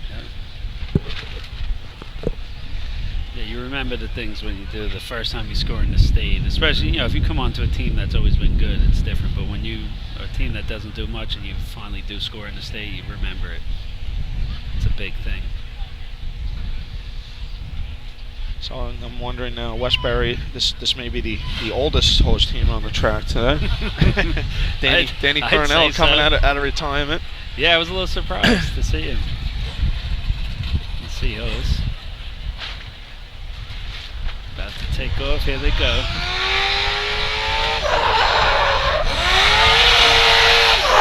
Kenny hooks up. Nice. He's got a little running to do, though. I don't think so. Oh. Nope. Yeah, a little too much running Once there. again, a little too much running. And once again, the nozzle Just going just past needed the an extra, nozzle line. You yeah, don't need an want extra that. split second. I'll have to talk to Danny about that.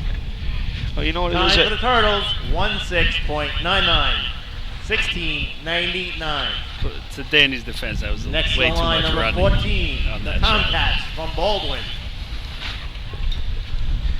Yeah, I don't think Because it was a Danny- nice drop at the hydrant. He Oh. hit it, and he's got to get dropped in further. Yeah, I'm sure we've talked about this, but there's two philosophies in this. But you can be dead and tight, or with momentum and out, but you can't be dead and out. It just Nosman doesn't have a shot. He didn't have a chance.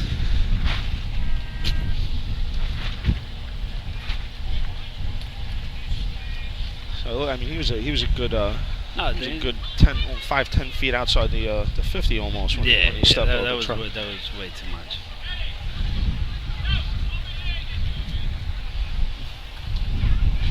Yeah, I learned from watching Georgie Thomas for a few years there. He used to love to ride the truck to the very end. But he had to be in the perfect spot, George. But I did learn a lot watching George, and I started riding it in more and let the truck bring you there. Yeah, But your driver has to bring you to the right spot. Right.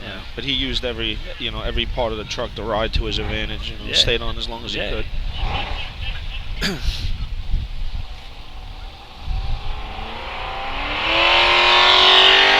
Here comes Baldwin.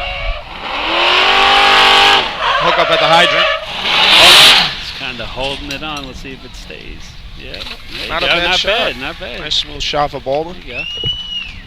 These guys have been practicing up at Time Hempstead. for the Tomcats, 8.71. Nice. 871. That's first place. First place right now. Next to the line, number 15, the Rebels from Levittown. Yeah, recently they started practicing in Hempstead again. They have a lot of young guys too. That's what I was gonna say. They had John some young Coggins guys. holding it together there. Yeah. You could tell with the shot, it wasn't a bad shot. They need to refine some stuff, but again, young guys, so that you got to listen and learn and watch some other teams, and hopefully they have a couple guys that are down there that can help them out a little bit. And Yeah, they've been trying not to go when you guys are there because they don't want to hold you guys up. Because he has been playing around with the C truck and stuff. So, because you always do get better when you practice with another team. It would be their benefit to be with you guys, but they would just have to pick up the pace maybe, or not even pick up the pace. Just they're working on things, so they don't want to get in your way. yeah, I mean that's understandable. When you, especially if you're kind of on the guest side of things, down there, and the team's been practicing there, and they bang, bang, bang, they're more experienced. I even remember at times you're almost a little intimidated at times with running with a team that's established, and you're trying to work on stuff. So Yeah, you feel like you're getting in the way. exactly. But I used to like practicing with another team, especially like when we were with North Lindenhurst for so long. It's like when they weren't there, it felt like a dead practice. Right. Well, know? you know what? But we were both on the same page, and like you kind of push each other. You push each other. Someone runs a 5:15 and be loud, and then you want to run a 5:10, and then they want to run a 5:0. And you help each other out. There's always it was a good thing for a long time. Yeah, they were there for a long time. Yeah. Like mid to early 80s, I believe. Yeah. All right, so here comes Levittown. Nice drop. Oh, truck almost stalled. He got it on though. There you go. Oh, And they always have some of the better hoes out here, Levittown, right? There you go. Target's up. Came up a little. Time for the Rebels, 1-5.30, 15:30. Next to the line, number 16, the Hicks from Hicksville. It was a little short. That was a long, It long looked target to me- shot.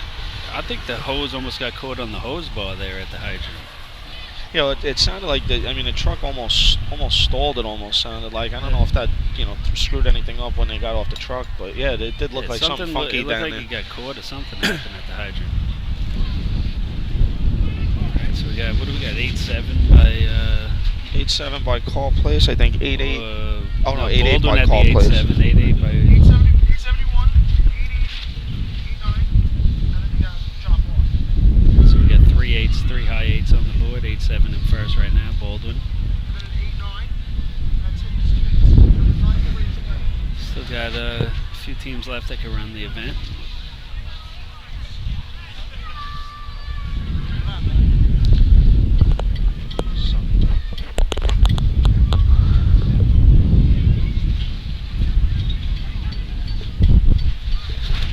Got the Hicksville Hicks on the line, cleaning up the track a little bit.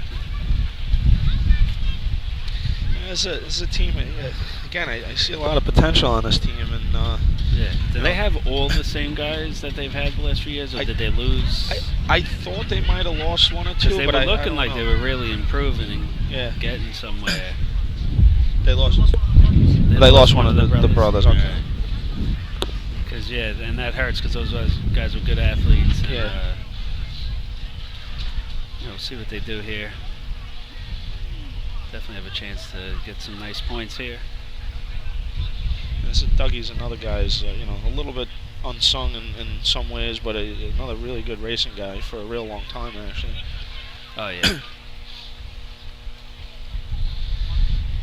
So Hicksville's looks like they're about ready to take off.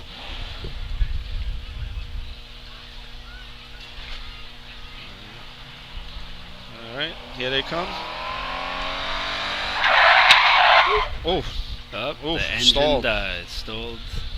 Missed the hydrant. He turns the water on. The truck's just cruising along. And they're gonna get a time. I always wondered with that They're truck. gonna get a time. Time on for the that. Hicks, 12.47, 12:47. That's hilarious. Next to the line, number 17, the Roadrunners from Port Washington. That's why they never gave up on the contest, They just rolled with it. Literally rolled with it. Yeah, it's the truck. For the people that couldn't see, they went into the hydrant break and the truck just stalled and just rolled down the course literally, and they And they stayed got with off it. and completed the Yeah. shot. So that truck, I always wondered what tires. I don't know what it is, but that weird screeching. It sounds different than any other truck when they lock the It brakes. must be the brand of tire or something.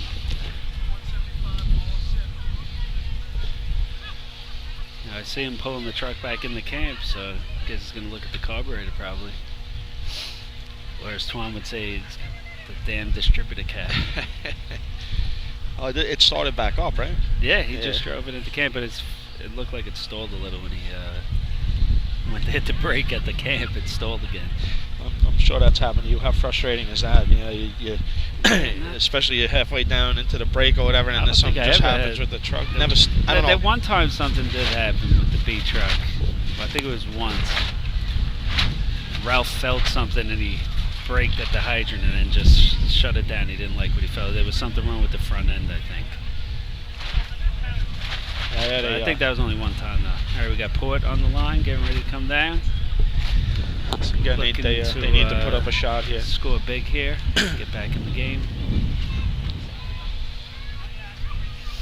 I tell you, Donald really put on the brakes there in that C-Ho shot and got it on. It was nice.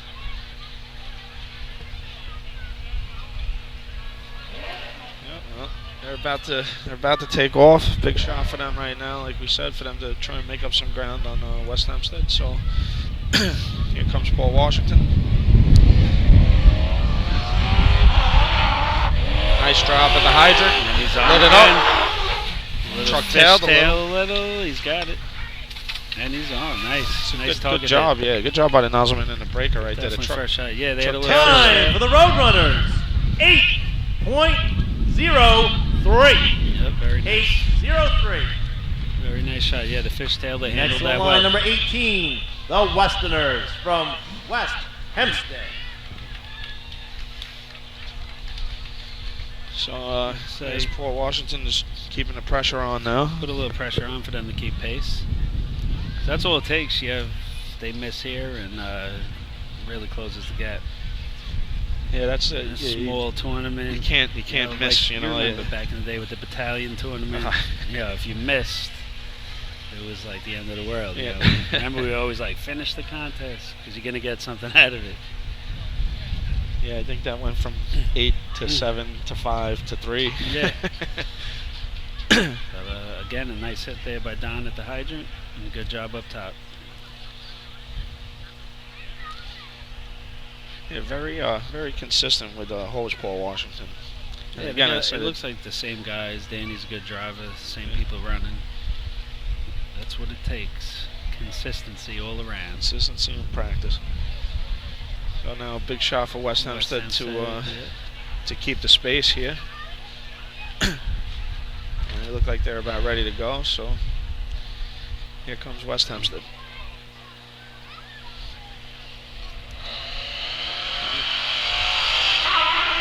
Nice drop at the hydrant. Right on. Lit it up. Coming in. Oh, a little miss, but just a little it's miss gonna on get the the job target. done today. Time for the Westerners. 8.35. 8.35. See, that's I mean, they're not Number going to love that 19, shot, but for the today, it's Rinckadink going from to North get the job done Belmore. what they need.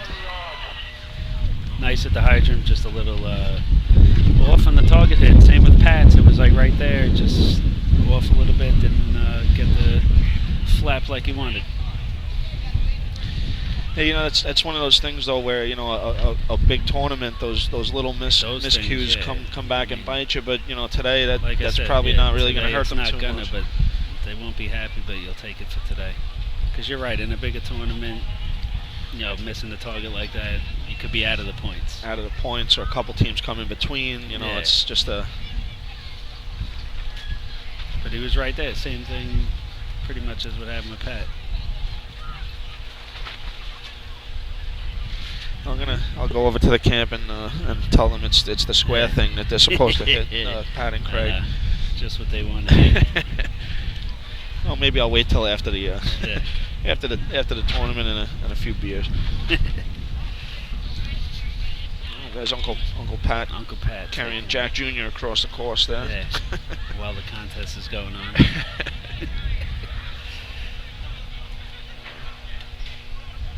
Yeah, he wanted to talk to Craig about the target. Yeah, he's probably they're both saying there's something wrong with that target. Yeah. I don't know what's going on. The Yeah. plate's not in the right place. The water pressure.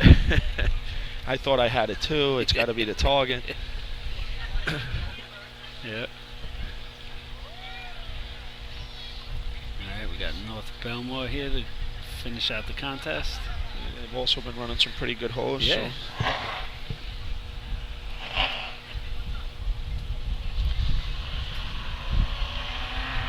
Here comes North Belmore down the course.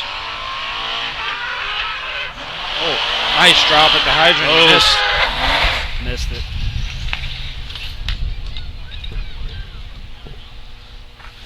Nice target hit though. Yeah. See if Time that. for the Nah, they're Rinckadink. not going to be. 10.62. 10.62. Sometimes a target hit like that could save you maybe a point, but it was a little too much of a miss. Yeah, he looked. Hydrant Man looked like he just pulled his arm in a little bit right there at the very Yeah, end. when he went to do the stick, he kind of pulled it back. So. Move the equipment. Set up for running hose.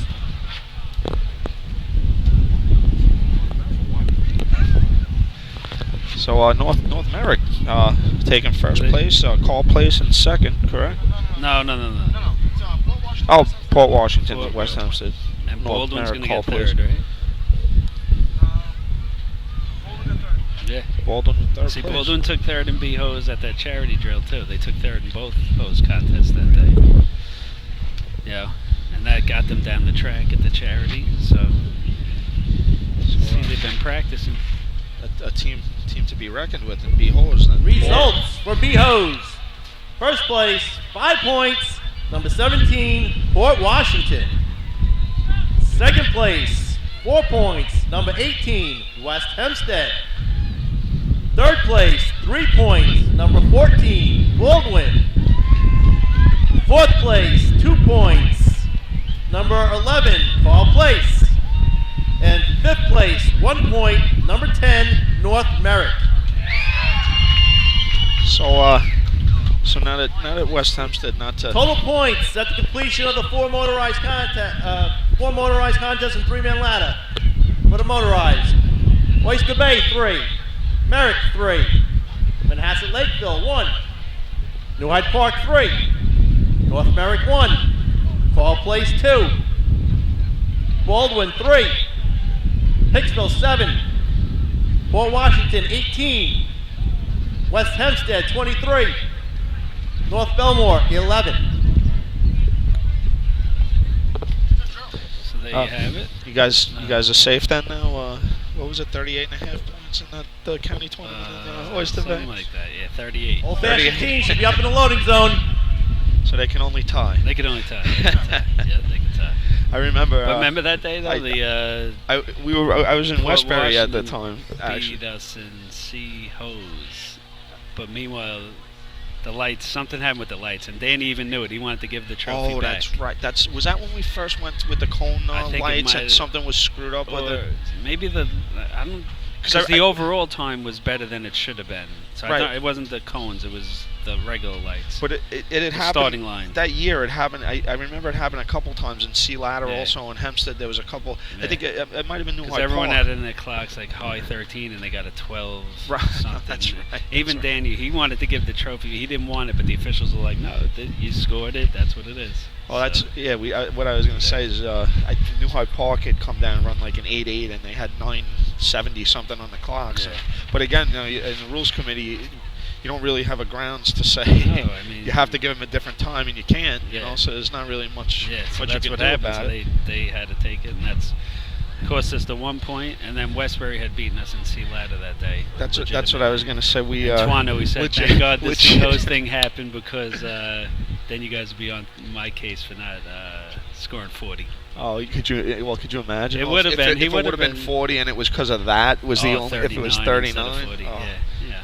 Hey. But I remember that day again. We were racing with Westbury. We hung with you guys in ladder, and then you hit like another gear after that. Just left everyone in the dust. What year? That was 09. 09, yeah, I think it was 09. Yeah. But That was Oyster Bay, right? that was at Oyster Bay. Yeah. The parade was in Syosset. I remember because I bought a shirt at the parade just because. I was gonna say, well, how do you know where the parade I just was? remembered. Yeah, I just remember that. 'Cause I have that shirt, so.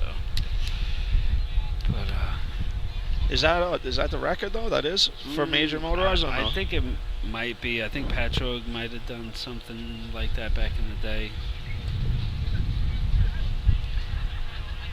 And what did West Sable just have at Lindenhurst? I think 37. 37, actually. yeah. I think 37. Yeah. So you're still getting up into high 20s is someday. High 30s is it's another story altogether.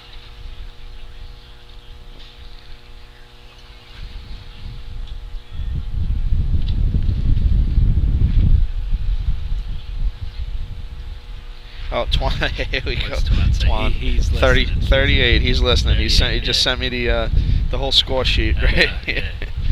I remember. Yep. That's why, like this week, when Chris Murphy was asking for stuff on Group Me about where tournaments were and what year and stuff like that, I was like, Twana, remember? Yeah, that's all right. So Port Washington 1270, and Yeah, it was a 12.7. that's right. I do remember What now we that run? What we run? 1297. But I 12. remember that this Yeah, was like in the mid to low 13s, if I'm not. Yeah. And they knew it too. Port knew it, but they had to keep it. Oh, he said. All right. Twan says Patchogue was 37 and a half. Oh, is that what it was? I knew they were. But up there. Does it? All right, What so drill was that at? it was a Nassau Suffolk, That's the not that's just the a difference, county yeah. tournament. And even when West Sable just did 37, that was a Nassau Suffolk. Right. Did you talk to Mike at all? Is there any shot at him being back by the end of the season, or he's done Mara? I haven't spoken with him. I mean, I wouldn't put it past him to try, but I don't know. I think it's definitely sounded like a serious injury. I'm not sure what he can do because it's your right arm too, as far as running not nozzle, hydrant. Right. I guess anything you do, but I'm sure he's going to try. I was going to say if anyone can get back, it'll be him. But it's and people. I've talked to some people. They just expect it to happen, But I'm like, I don't know. That was a pretty serious injury. Gentlemen, I think it's time to do a commercial. Okay. All right, we're going to stop for a little commercial break, and we'll be back. The Bill Fox Company has been in business over 60 years, specializing in custom championship rings, watches, badges, pins, and awards. The Bill Fox Company has crafted championship rings for the past state champions, including the Westerners, Flying Dutchmen, Hobos, Wolves, and the Yellow Hornets, as well as the Firefighter Combat Challenge competition. Bill Fox Company is the recognized name in recognizing people. Check them out on Facebook, Twitter, and on the web at www.billfoxco.com. With over 25 years of service in the fire industry, High Tech Fire and Safety continues to be a proud sponsor of New York State drill teams. High Tech has been honored to serve as master distributor for Morning Pride products, including state-of-the-art bunker gear, USAR gear, EMS gear, helmets, gloves, hoods, and boots. In addition to Morning Pride gear by Honeywell, High Tech also provides quality products, including ISG thermal imaging cameras and CMC rescue products and Deuce rescue systems, providing your fire department with the highest level of support and service for all your personal protection equipment needs. For personalized demos, speak to a certified sales specialist. Call 631-777-5170 or visit hightechfirenewyork.com. Since 1973, Fire News has been a proud supporter of the time-honored tradition of New York State drill team racing. As they celebrate their 43rd year of publishing, they are honored to be the official publication and online coverage of the New York State drill teams. Look for ongoing coverage in Fire News on firenews.com and on Facebook, Twitter, and Instagram. The 2017 Fire Rescue and EMS Mega Show takes place February 18th and 19th at the Brentwood Sports Fieldhouse at Suffolk Community College. The new venue was a huge hit in 2016. It's bigger and better, and 2017 will deliver many new vendors showing the latest, most up-to-date turnout gear and new products. Hundreds of vendors will be present to explain and demonstrate their product line and services, along with the extrication competition. See you next February in Brentwood at the Mega Show. Attention firefighters, are you still tracking your SCBA cylinders using paper and pencil? Stop the insanity and get the CAT Cylinder Accountability Tag System from Coastal Fire Systems. The CAT makes refilling cylinders simple and easy, ensuring that your members never overfill a cylinder or fill one with an expired hydrostatic testing. Let the CAT system handle the record-keeping, inventory, alerts, and OSHA paperwork for you. There's only one place you can get the CAT system, and that's Coastal Fire Systems. Head to www.coastalfiresystems.com for details. Okay, the next contest to be run The groundbreaking will be the FDN running hose Wild. contest.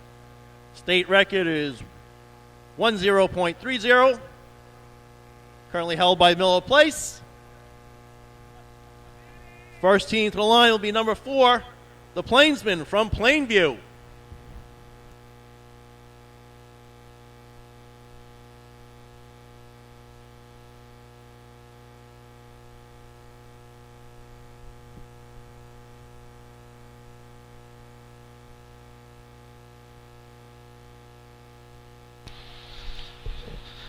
All right, we're back on the air here for a little cart hose. So I don't know who's.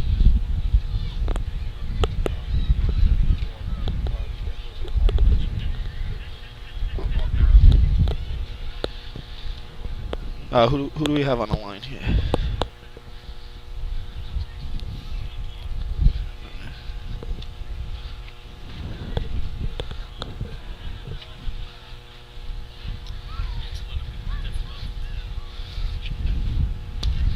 It's a little bit harder to tell who it is. Usually look at the truck. Let's see.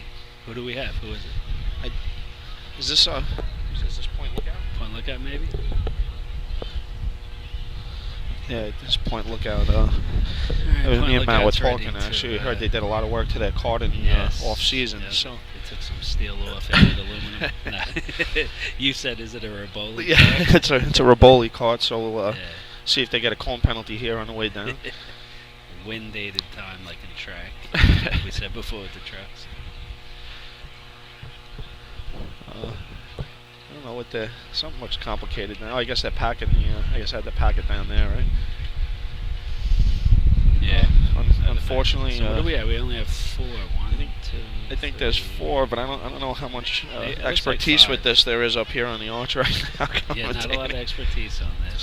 So bear with us I'm on glad these they events. skipped the 2 and the 1 and the card hose replacement, because that'd be pretty hard to describe. But it's actually good though. We get together. It makes for a better event for the host. You get Right. more people here, so that works out. I mean, it's not my thing, but I do give these guys credit, Yeah, old fashioned, for coming out, and I feel like it takes more guys to Oh, be able to do that. I feel like you definitely need more guys. run And, motorists. So. Hopefully, it leads to them getting a truck at some point. Right. Or a truck, or even maybe combining with somebody. If they're racing, the manpower thing, maybe combining with somebody else who Okay, has a attention truck. please. The first team to the line for running hose, running out of turn with permission, will be number 5, the Point Lookout Smoking Seagulls. Maybe someone has to go to work or something. Yeah. That always happened with the guys who were city firemen and stuff. Like, you'd have to run out of turns in buckets or something because one guy had to go to work. I think nowadays with these the tournaments are moving a lot faster, so people don't get hung up as much as they used to. I don't think. Yeah. But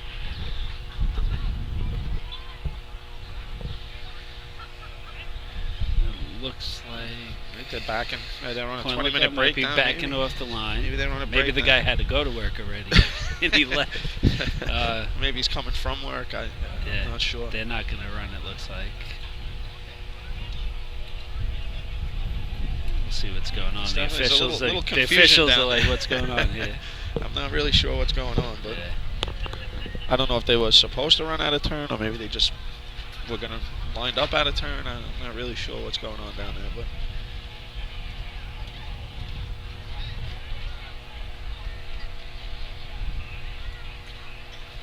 All right, this is not Point Lookout, but someone is ready to run down there. Someone in blue, All right, blue shirt. attention, get these. There you go. First team to the line is number 4, the Plainview Plainsmen. All right, so Plainview on the line now. Look Got at that it. It looks straight like there's there. like 30 I don't know guys what down happened there, but we'll get it moving here.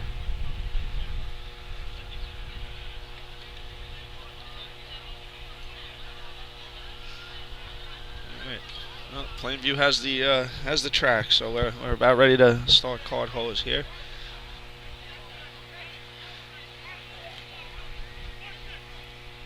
And they're off.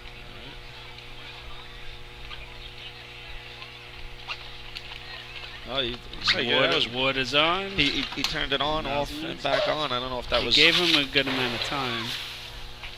Nice complete shot there.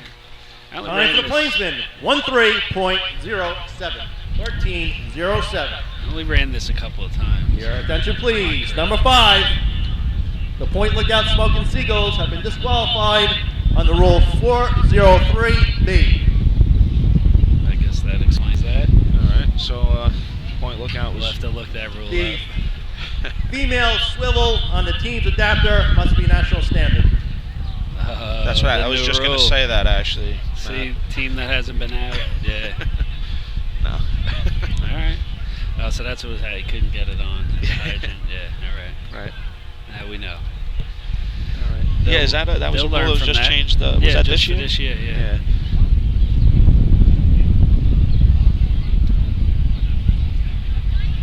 Next to the line, number 6, the inmates from Seaford. It's, no Matt Simone on the Seaford inmates.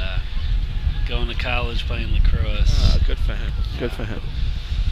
Who knows? Maybe after. Who knows? Another team just went on the line and then backed off again. So maybe they don't have the. They might not have it either. That's why it's important to go to drill team captains meetings to keep abreast of all these things, rule changes. And that's a pretty significant one there that you had to be aware of. But we were supposed to notify each team too. I'm sure they were notified. Like the county was supposed to make sure every team knew. Right. But that's why it is important. You go to these meetings sometimes, there's not a lot of people there. Right. I know. I mean, Hempstead. We always ran New York, but West Hempstead had national. They went national because most teams went national. As that was the theory behind it. I guess, yeah. And I guess we were always New York, so we just stayed with that. Right.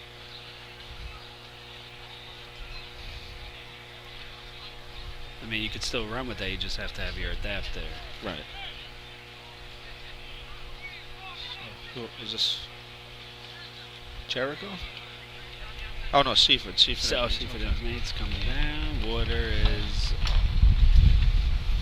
He waited way too long. He just turned the water on. Time for the inmates. 14.05. 14.05. Next on line, number 7, the Chiefs from Locust Valley.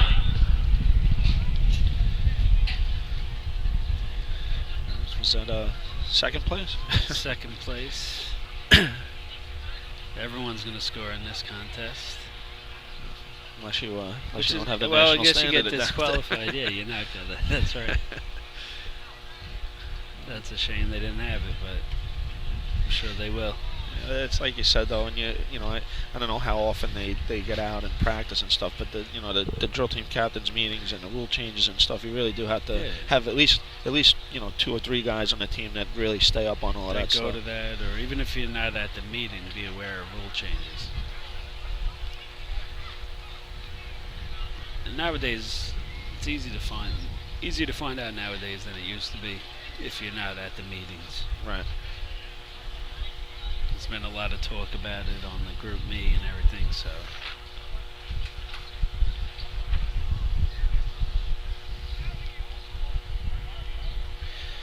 All right, so I think Jay may have mentioned it before, but Twan just texted me. One of these 4 teams they've never won a county drill, so it'll be a first-time county drill winner.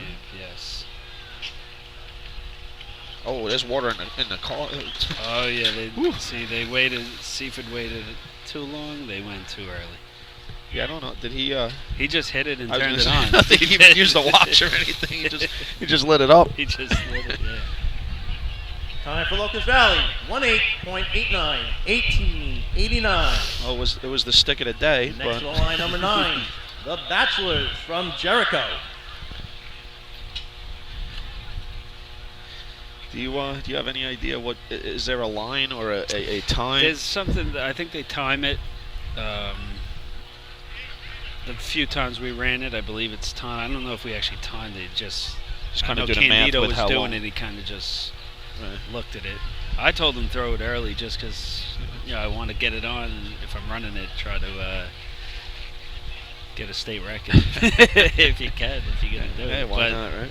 Yeah, last time I think I ran it twice. Once we went to Freeport, and I think the last tournament we all ran together was 2011 in New Hyde Park. The team that I raced with, the Hornets. We went up there to a charity drill there, and that was the last time I ran this event and got washed out. It's funny. It's because at West Hempstead we raced in that Freeport tournament a couple times too, and we do real well right up till about this event, and then it starts getting ugly after. Yeah. Yes. Exactly. I mean, when we went to Freeport, it was funny. Twan climbed with his helmet on in cart ladder. All right. They're off. See, that's a couple of these guys have half sticked a little bit, and then I guess you put a little water in the hose and then give it a boost. But see, you gotta turn it a little earlier. All right. Time for the Bachelors. 16.06. 16.06. was I think includes Card Hose. That's Card Hose right there, folks. Not many old-fashioned teams here today. What was that, five teams, and then one was disqualified. So. I mean, that will be cool for the team that takes first. You get to march up in the front. Right. You're going to get a nice amount of trophies, bring back to the firehouse. And something tells me these teams may take that parade a little more serious than maybe we might have back in the day. Yeah. So it'll be good for them, especially equipment. a marching Set it department. up for a Card Hose replacement. Results for running hose. First place, 5 points, number 4, Plainview. Second place, 4 points, number 6, Seaford. Third place, 3 points, number 9, Jericho. Fourth place, 2 points, number 7, Locust Valley. All right, so just 1 through 4 there. We said the forget who it was, but got disqualified for the Point Lookout was the Point disqualified. Lookout. And I guess they're down there trying to get something for the efficiency contest. Right. Point Lookout. It looks like maybe they'll borrow from someone else. But what's next? 2 and 1? There's 2 targets, so Yeah. I'm not sure what's going on right now. I try not to run events with 2 targets.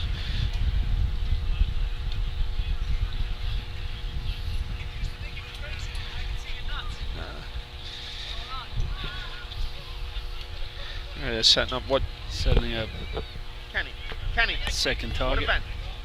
What event is this? Card Hose so replacement. Card is Hose up next. replacement is up next. So that's what, Point Lookout's trying to get an adapter. I see them down there talking to officials. I would think that someone would probably have something that they could make do with. I think, right?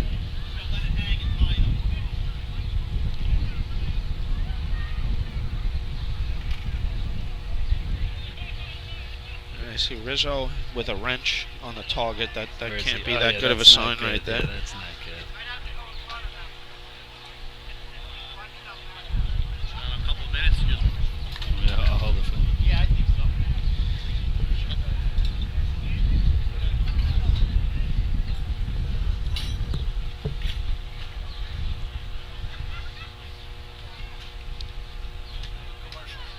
Okay, all right. We're going to go to a commercial while they set up for this, so we'll be back in a few minutes.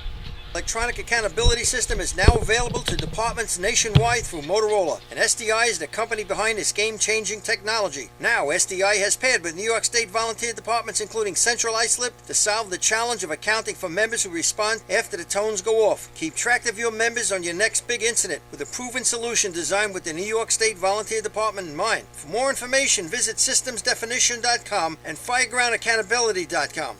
The Titan Group is back supporting Drill Team Racing after a strong off-season of our own. Our new headquarters, now located in Bohemia, Long Island, is now fully equipped with an in-house screen printing operation, coupled with our embroidery setup that you've come to trust. Become a member of Team Titan to take advantage of our new custom team website ordering system. Follow us on Instagram at Titan Group Racing and search Titan Group DTR on Snapchat to keep your hand on the pulse of your favorite teams. With 20 years of experience in the apparel industry coupled with 20 years of racing experience, we know what you need. Pants, jerseys, jackets, helmets, we've got it all. Call us today at 631-859-0075 or see Artie Suskind on the arch or Devin Robinson on the track. Gear up, get on, the Titan Group. Not every evolution in vehicle rescue technology costs tens of thousands of dollars. The Beluga Glass Cutter finally makes windshield removal quick and safe, and fire departments can add the Beluga Glass Cutting Kit to their rescue setup for only $5.95. Head to www.coastalfiresystems.com to check out the Beluga in action. Fatty McGee's in East Islip. Wednesday is Ladies' Night at the best FD Racing Bar in Long Island. Stop in anytime for a drink with good company, a great lunch and dinner menu, and of course those famous Fatty's wings. Integrated Wireless Technology is proud to be part of the 2016 season as the exclusive Motorola dealer for New York State drill teams. IWT is a Motorola manufacturer's representative and offers the full line of Motorola products to fire departments as well as David Clark headsets and sound-off signal emergency lights. IWT is your one-stop shop for custom-engineered radio solutions, licensing assistance, dispatch solutions, and top-notch reliable service with fully insured technicians. Start your next radio upgrade with IWT. Check out their website at www.goiwt.com. Coastal Fire Systems is the official SCBA dealer for New York State drill teams. Scott Air Packs, cylinders, RAT packs, refill compressor systems, gas detectors, Hyatt's boots, Protec and Dragon fire gloves, as well as the future in thermal imaging technology. Coastal is also the one-stop dealer for Petzl, Scott, CMC, and Colorado bailout systems, along with professional training to keep your members sharp and meet New York State requirements. For more information, check them out at www.coastalfiresystems.com. The Bill Fox Company has been in business over 60 years, specializing in custom championship rings, watches, badges, pins, and awards. The Bill Fox Company has crafted championship rings for the past state champions, including the Westerners, Flying Dutchmen, Hobos, Wolves, and the Yellow Hornets, as well as the Firefighter Combat Challenge competition. Bill Fox Company is the recognized name in recognizing people. Check them out on Facebook, Twitter, and on the web at www.billfoxco.com. With over 25 years of service in the fire industry, High Tech Fire and Safety continues to be a proud sponsor of New York State drill teams. High Tech has been honored to serve as master distributor for Morning Pride products, including state-of-the-art bunker gear, USAR gear, EMS gear, helmets, gloves, hoods, and boots. In addition to Morning Pride gear by Honeywell, High Tech also provides quality products, including ISG thermal imaging cameras and CMC rescue products and Deuce rescue systems, providing your fire department with the highest level of support and service for all your personal protection equipment Okay, the next needs. contest For to be run. personalized demo, speak to a certified sales specialist. The running Call hose replacement contest. 631-777-5170 State reckoning event or is visit hightechfirenewyork.com. 17.76, held by Rockville Center. First team to the line, number 4, the Plainsman from Plainview. All right, we're back on the air with the card hose replacement. Plainview Plainsmen are off.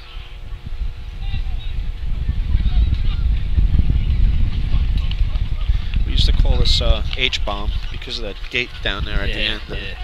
It's possibly the most dangerous event I've ever run. There we go, first target was tripped. Replacement almost complete. Here they go. Nope. Oh. Didn't have it on top. Yep. Had a miss. All right, Now they're we're all off. set. Boom, second target. All right, we have I'll our tell you, Line for the Plainsman, 31.19, 31-19. Seemed like better Next stream. to the than- line, number 6, the Inmates from Seaford. What's going seemed on, like they Jack? had What's better going on, water. Matt? What's up there? We're joined by John Doherty over here. our old-fashioned expert. Yeah, we brought in a guy who knows If what you he's will. talking about here. Yeah. Yeah, this event's tough. You don't practice it. You gotta really, really practice this event. There's a lot of intricacies. A lot of moving parts in Yeah. this. Yeah. A lot of timing. You look at that. Got a 30-something on the event. The state record 1776 in the event, and it's just, And that's why you're That's here. why we brought you in.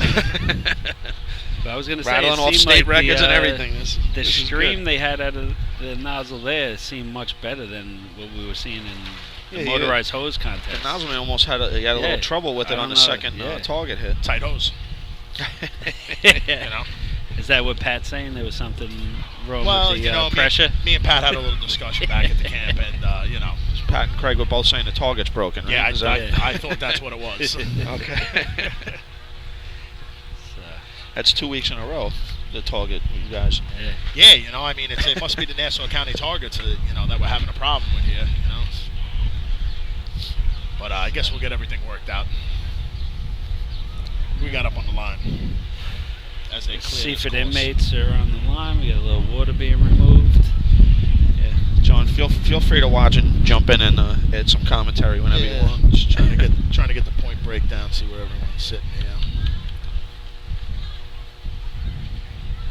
All right, so we got Seaford sitting in first place with 12 points. Ah. So they want to put some distance right now. It's a big event for them. See how they're doing. See if the inmates can hold on. All right, here they come. Sticks thrown. Gates a little far back the course there. Yeah. Came up a little short. First target's up. Nice Good target hit. Placement lengths out.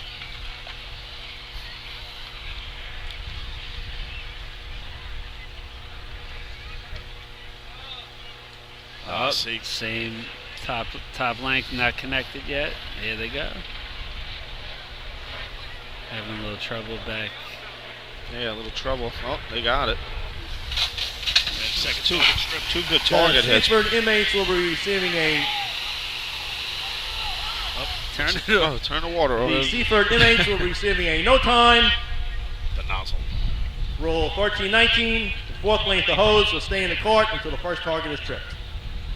Yeah, what it is that that cart's got to come past the target lines, and that replacement length that's in the back of that bed, the couplings cannot come out of the back of that cart until the first target's stripped out. Next will line be number 7, the Chiefs from Locust Valley. Looks like they had a little problem too going back to the gate. The gate was on the floor, trying to get that connected, and it looks like the top coupling man who breaks the top coupling for the replacement length doesn't move. He's got to move back up the track, so he's got enough distance for that replacement length to be connected on both ends. If they don't move back up the course, they're never going to get that length connected. Short, right? Yeah. And they'll be struggling there, and that's the difference between good teams when you watch Belmore or Freeport run it or Rockville Center ran it. These guys know you got to go back up the course, connect those couplings, and finish the event. That's exactly what I would have said if I was going to describe it. So good job, John. We got a Suffolk update from Twan C. Hose. Hobos 1267, Knockers 1271, Wolves 1331, Flying Dutchman 1385, and the Selden Slowpokes 1520. So there's a three-way tie for first right now with the Flying Dutchman, the Wolves, and the Piston Knockers. Hobos with 7, Yellowbirds with 6, Bayshore 5, and then a little spread out after that. So. With those updates, what's the deal with CI? They running with a different ladder climber today. I heard that he may not be there for the counties. I don't, We didn't know. Maybe Twan could look into that. All right. And Here comes Locust Valley. Here comes Locust Valley. Water. snuck up on us. Long time to throw that stick. The whole hose was out of the cart before they even threw the stick. First target strip. Replacement lengths going back up the track. Yeah, I didn't hear the They got to cart. connect to the wrong hose, but Yes. they figured it out. The replacement guy, another one. See? He tried to do it by himself. Yeah, got to move back up the track for that. All right, so they have a little trouble hooking up here, but they seem like they got it now. It's a 2 knee target hit there. I like it. Time for the Chiefs, 38.24, 38-24. That's a big juniors move right there. Juniors Going move down like yeah, that, right? double knee second target hit. So yeah, Twan, look in to see who's climbing for CI. I know you're listening. Actually looked like Spinelli out there on that second target hit. Yeah. I've been working with those guys. All right. Yeah, Twan's on it. I got not sure standby, so All right. I just wanted to know. I heard the Next to the grapevine. line, running out of turn with permission. Number 5, the Smoking Seagulls from Point Lookout. I think it's David Miller that climbs for them regularly right now this season. I thought I heard that he may not be here for the counties. I had heard something about that too. So, wonder if that put a little reasoning in the score behind CI, because they've been coming out and scoring consistently, even with a not really a brand new squad, but people in different spots, and they've been lighting it up. Yep. All right. So we got Point Lookout. Hopefully they must have borrowed someone's adapter. They had the wrong threads the first shot in cart hose. They had blue? Yes, they did. So they were disqualified, and they're lining up right now for replacement. Waiting for Chris Murphy to chime in on that one. All lined up, getting them positioned on the line. Got the white flag. I'm gonna go do that call off here.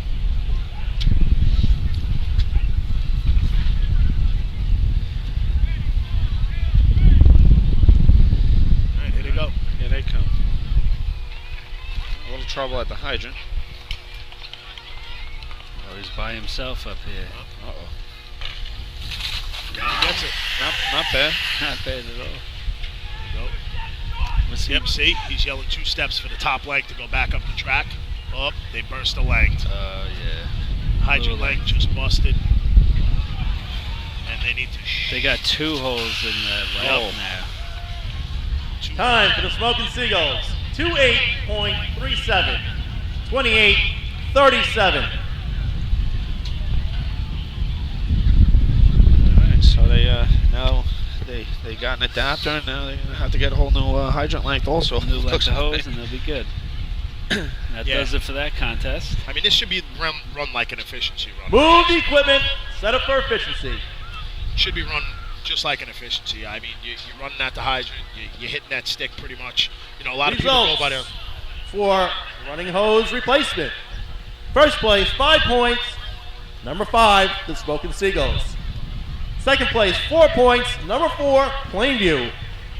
Third place, 3 points. Number 7, Locust Valley.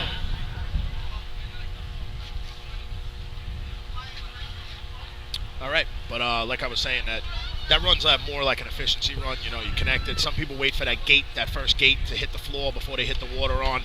The good teams, they're not waiting for that gate. They're lighting the cart up. You know, they're lighting that water up, and it's just same as an efficiency run. I mean, you run it just how you run efficiency, and then work back from there with the replacement length. But Point Lookout looked like they knew what they were doing a little bit, moving that length back up the back of the track and getting the replacement line connected. Unfortunately, they had a couple of holes in their hydrant length that is going to need replacing.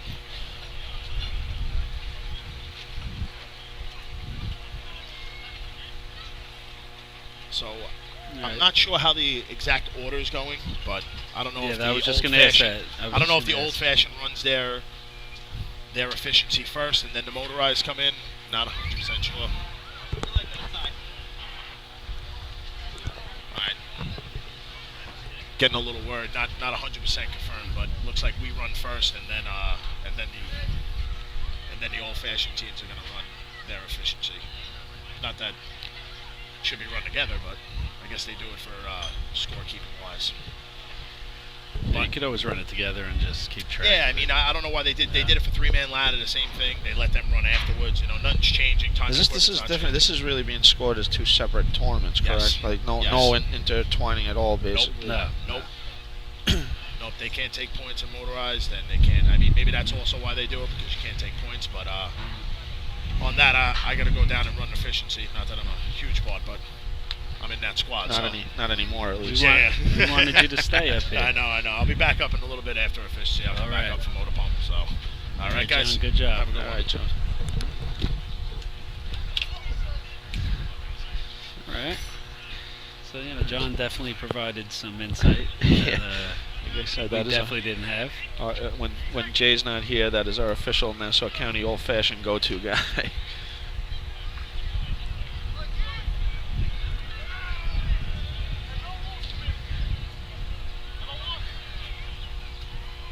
Setting up for efficiency. Again, a little delay. Quick. Just gotta move the light, move the target set up. Should be ready to go momentarily. This course can turn some big efficiency numbers on this course with the water. So we'll see how everyone does.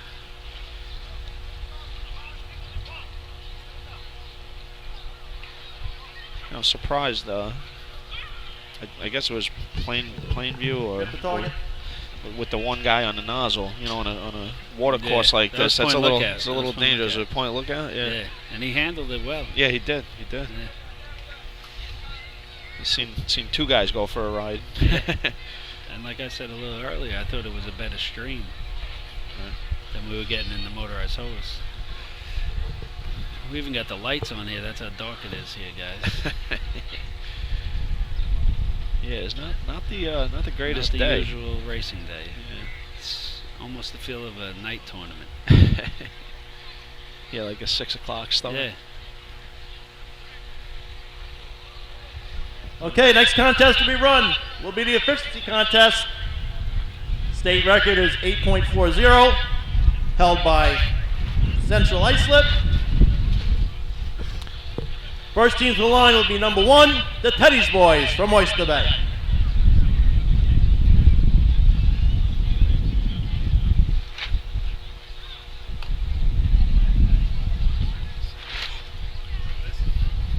Put it down. You got it?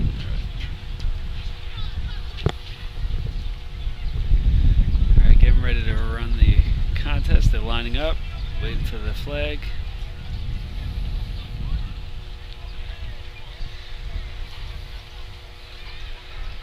As we're now joined by Bones from Port Washington. Thanks, Matt. Yeah. It's always good to get some help up here. It's a little bear up here today. Need your man It's Twan. the most over I've here. ever done it. It's a little bear, and we haven't Yeah. heard a truck started up in about Yeah. 3 events. Yeah, so, yeah. Yeah, we need motor pump to get here. but Oyster Bay is ready to run here efficiency. So, Jesus. All right, here they come. Hit on the hydrant. The hose is out. Oh, he's close, real close. Good target here. He's real close to that nozzle line, though. Time for the Teddy's Boys, 9.53. 9:53. Nice run by the Teddy Boys. Next to the line be number 2, the Buckeyes, with the Freeport Nighthawks from Merritt. Nice run, but I would check that hose if I was him, because that nozzle man was real close to that line. And actually, you don't see that often. A guy rolling the hose like that downstate, do you? Yeah. That's usually a Western thing. It's a Western thing, yeah. So maybe they're out recruiting the Teddy's Boys. Yeah. Yeah, then when you get back, you gotta lay it down and roll it up anyway. It's just a little quicker to get off.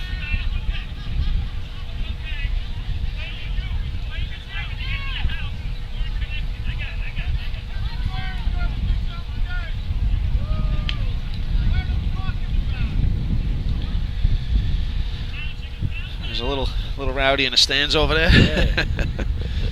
It's always that one little section right there.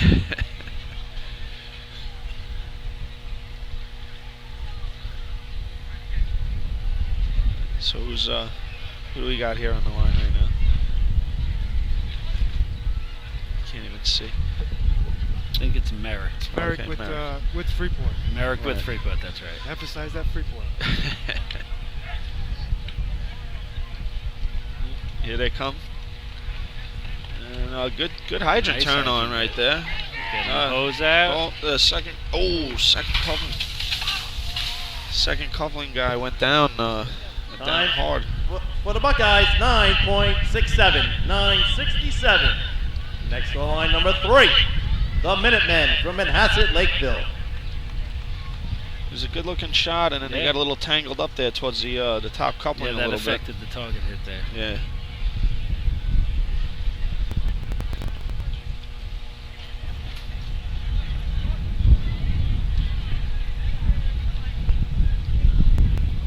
It's weird, but since you said it, the streams look It better looks in better efficiency now. I than don't know they what it did in is. hose.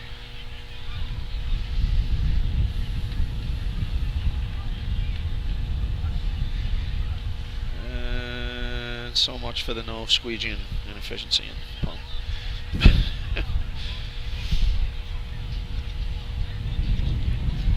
Yeah, it really didn't even look like it needed to be done. But I think everyone's just used to so doing it. Yeah, So that's what they're happened. I out there said doing it. at the hunt that we're doing it. They're like, you don't have to. I'm like, oh, all right, we're already out here.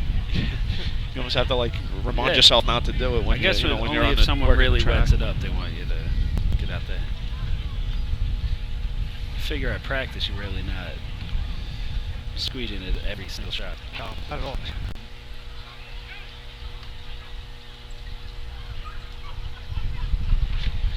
Right, Hicksville Hicksville off. hits. A good hydrant hit.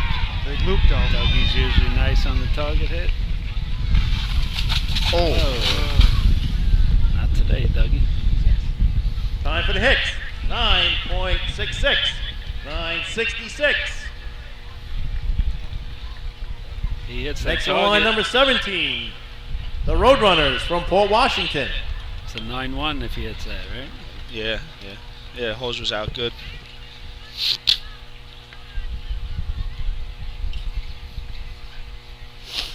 Like I said, usually one of the better efficiency nozzlemen.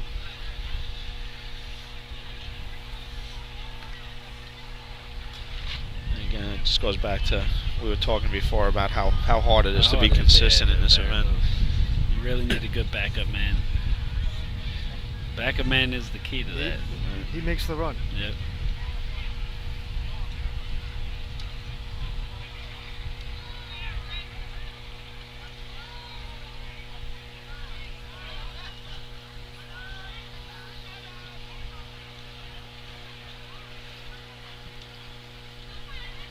Alright, we got Port Washington getting cleared for the track.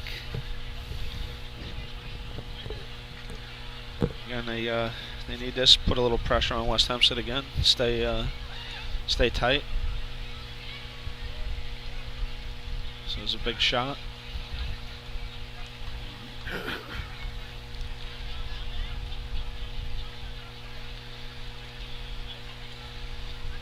It's a good start. Water in Good the hydrant hose. hit. Hydrant, nice. Hose is out. Oh, just Yeah, missed.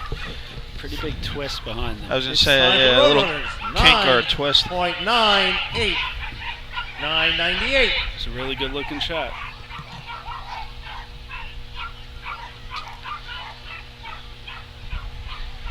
We have a dogfight going on over there on the You guys can hear that. On the Next in return line, road. number 18, the Westerners from West Hempstead. Yeah, they really had a big loop behind them there. That definitely affected them big time on the target hit. It's not their normal nozzle man. Okay. He's actually injured, so All right. the nozzle man I think is normally the backup man, and the backup man is new. Okay. So Alright, so working out It out a makes- few kinks with that. it Then. makes So a that's what difference. happens. Yeah, that big makes a big difference. difference. And the backup man is new, but it's Danny's nephew. Okay. All right, so we'll see if West Hempstead could keep up their pace here.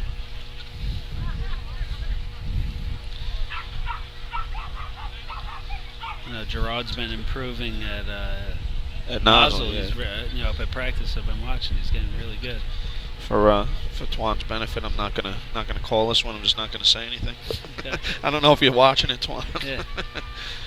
See if they can keep on pace. Yeah. Like I said, all they can do is tie, though. All they can do is tie. See what Doherty can do here.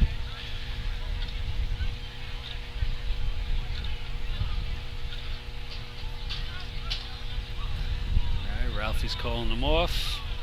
They're off. All right, there they go. Water in Good the hit hose. on the hydrant. Hose is out. Good target hit. Good decent. target hit. I don't. Little, it must have been a kink. Yeah, the kink really also. wasn't a strong string. Time for the Westerners. But a good shot. 9.29. That's 9.29. Next to the line, number 19. up. Second Our host place for today's shot. drill, the Rinky Dinks from North Belmore. All right, you're safe. You're safe, Twan. Like we said earlier, that gets it done for them today, what they need to do.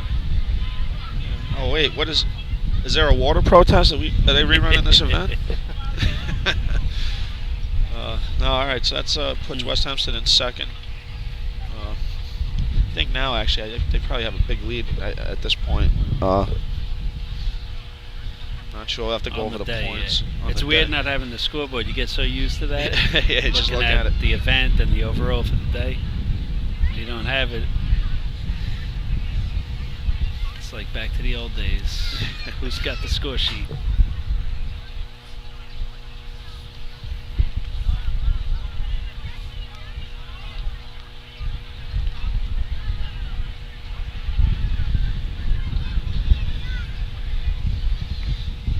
All right, this is North Belmore. If you ever watch how far out in the middle of the road the hydrant man lines up, he's out a good 10 feet. I think Really? he's actually moved in a little bit the last couple weeks, but he really starts out kind of wide. I never really picked up on that. I'll have to check it out. figured it would crowd the rest of the guys. Yeah, I think that's why. I think he actually did move in. He's wide, but yeah, I see what you mean. Especially go to like Lindenhurst or something real narrow. Yeah.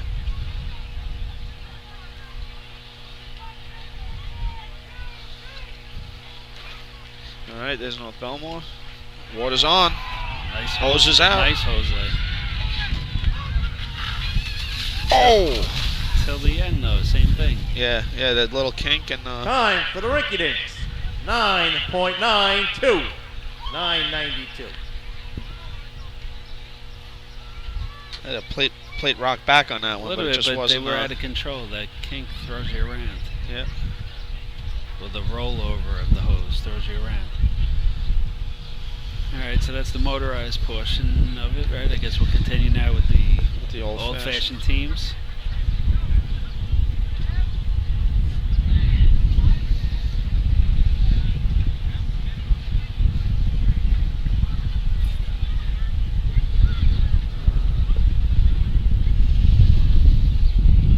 Plainview, I believe, is on the line. Should just roll right into it and then just announce different. Yeah, right. At the end, right? I don't think they're gonna announce. I wasn't here for 3-man. Is that how they did it? Afterwards, they announced. I'm not even sure. Results. He doesn't. Sorry, move the equipment. He's got to move the For equipment. motorized efficiency. Results for the efficiency teams for motorized events. First place, 5 points, number 11, Paul Place. Second place, 4 points, number 18, West Hempstead. We have a tie for third and fourth place. Each will receive 2 1/2 points between number 1, Oyster Bay, and number 14, Baldwin. Fifth place, 1 point, number 13, Westbury. So apparently we do announce in between. I guess you have to. It's really considered 2 different tournaments, I guess. So. Okay, here we go. The old-fashioned efficiency for the old-fashioned teams. First team to the line will be number 4, the Plainsmen from Plainview. All right, we're going to continue here. Efficiency with the old-fashioned teams now.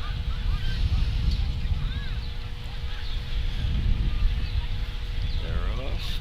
they're A one-handed hydrant hit. I've never seen that. Running with nothing in his left hand, coupling in the right. Textbook. Yeah. Time for the Plainsmen, 15.01. 15.01. Yeah, I don't Have you know ever that seen I've- that? I don't think I've ever seen that. Number before. 5, the Smoking Seagulls from Point Lookout. Yeah, I don't think I've ever seen that one No. before. I've seen, the behind the back and Yeah. some weird stuff, but I don't know about the one-hander. It's got to be pretty tough.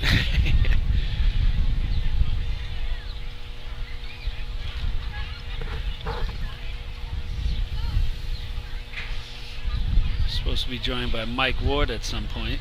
If you hear us out there, Mike, come on up.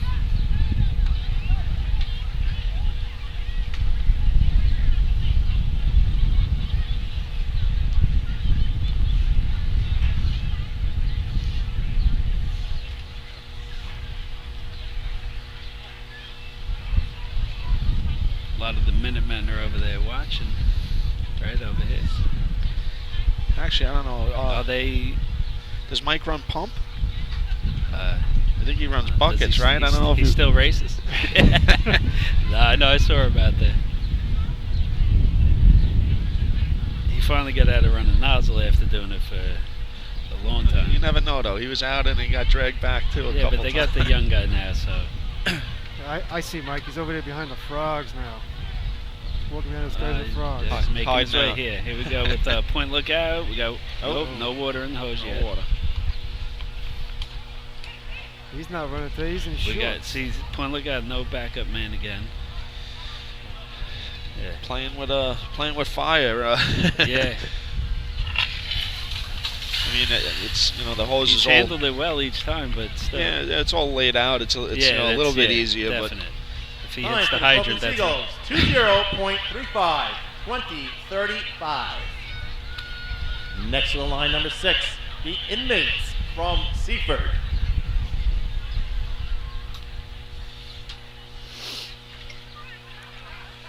Yeah, I saw Mike Wood, as you pointed him out, he had shorts on. He's apparently not running today. Maybe buckets.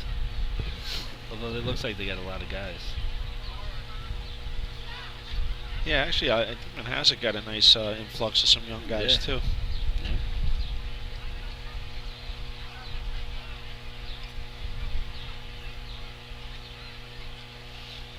Twan's probably like, all right, let's go with the trivia and the facts and the stats. That's what I'm saying. Send me something.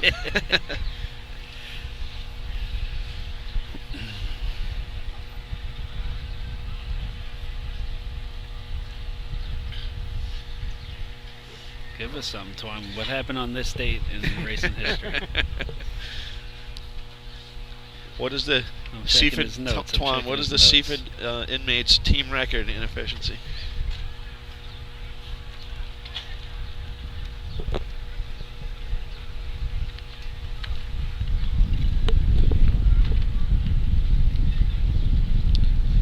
Got anything good in it? You have the track records on that? He has stuff for North Belmore invite, though, so... That's pretty much what this is. Yeah, but... can't go with those stats. Alright, who do we got here? We got Seaford Inmates on the line. This is, How many guys are Five there? guys. 1, 2, 3, Five guys. Five-man efficiency. Hey, give him credit for trying. Water in the hose. And the backup man not holding the hose is going to run Get down. in there and help him out. Oh, nice Wow, target. and he Dude. blasts Target the of the target. day. Wow. Time for the Inmates. 10.78. 10.78. Very nice. Next to the line, number 7, the Chiefs from Locust Valley. I don't know that I've seen the backup man for the nozzle man run down without holding the hose either. And then he tried to get in there jump and, in and grab it at the last he second. actually hit the target well. I guess we didn't talk about it. The track record here is 8:52 by West Sayville at the 01 State. I 8:52. remember that.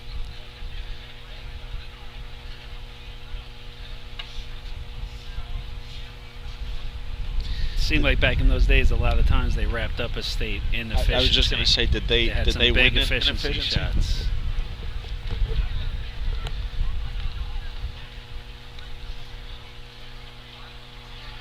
I'm not quite sure if it wrapped it up, but they ran a lot of big efficiency shots back then. Did you guys? I know.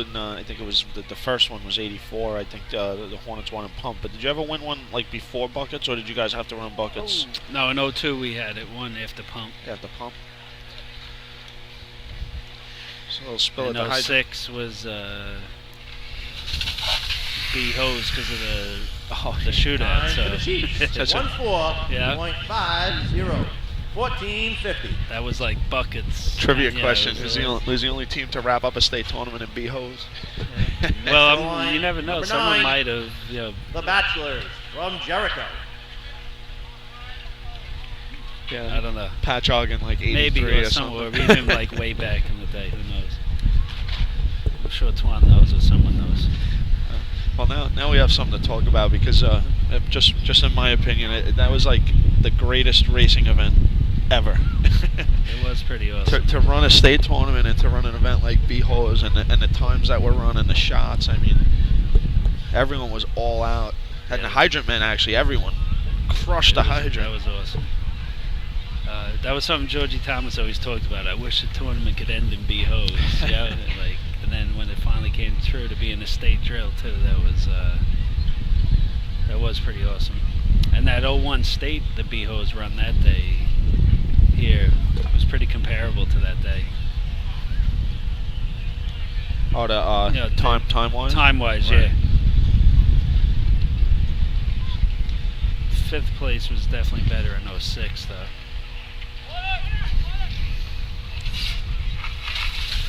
Not a Nice bad target shot. hit there for Jericho. Yeah, I think there was another one in Time for Hempstead. the Bachelors. Yeah, I think the 93 State also. 10.98. Yeah, because 93 stayed Patrick ran a 7.3. Yeah, it was like a CI 7.7 ran a was 7.5. fifth Yellow place. Hornets, we took fifth Fourth. with 7.7. That was when Andrew, right? Was that Andrew and Donald Small. And that 01 state, JoJo was hurt, and Andrew ran B-Hose for the first time in a long time. We took third with a 7.74. Move the equipment set up for motor pump. Results of efficiency for Old Fashioned. First place, 5 points. Number 6, Seaford. Second place, 4 points. Number 9, Jericho. Third place, 3 points. Number 7, Locust Valley. Fourth place, 2 points. Number 4, Plainview. And fifth place, 1 point. Number 5, Point Lookout.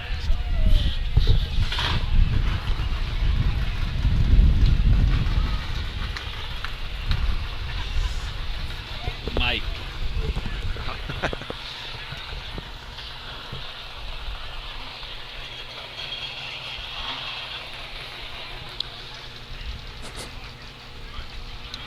Dedication. That's wrong. All right, so we have a little presentation going on here down. It's a leg trophy for efficiency. With Call Place and the Minutemen. That's why a lot of the Minutemen guys were hanging around. I guess they're going to present something. All right.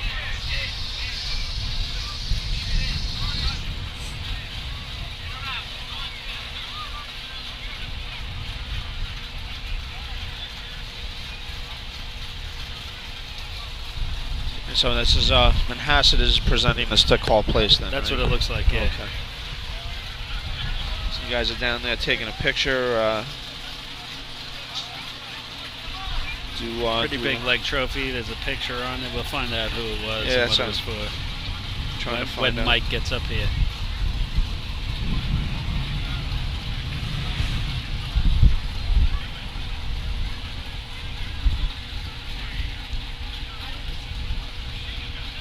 All right, while we wait for the information on this trophy, we got West Hempstead sitting in first with 27 points. Port Washington with 18. It's like we have North Belmore sitting with 11, and tied for fourth and fifth is Hicksville and Call Place.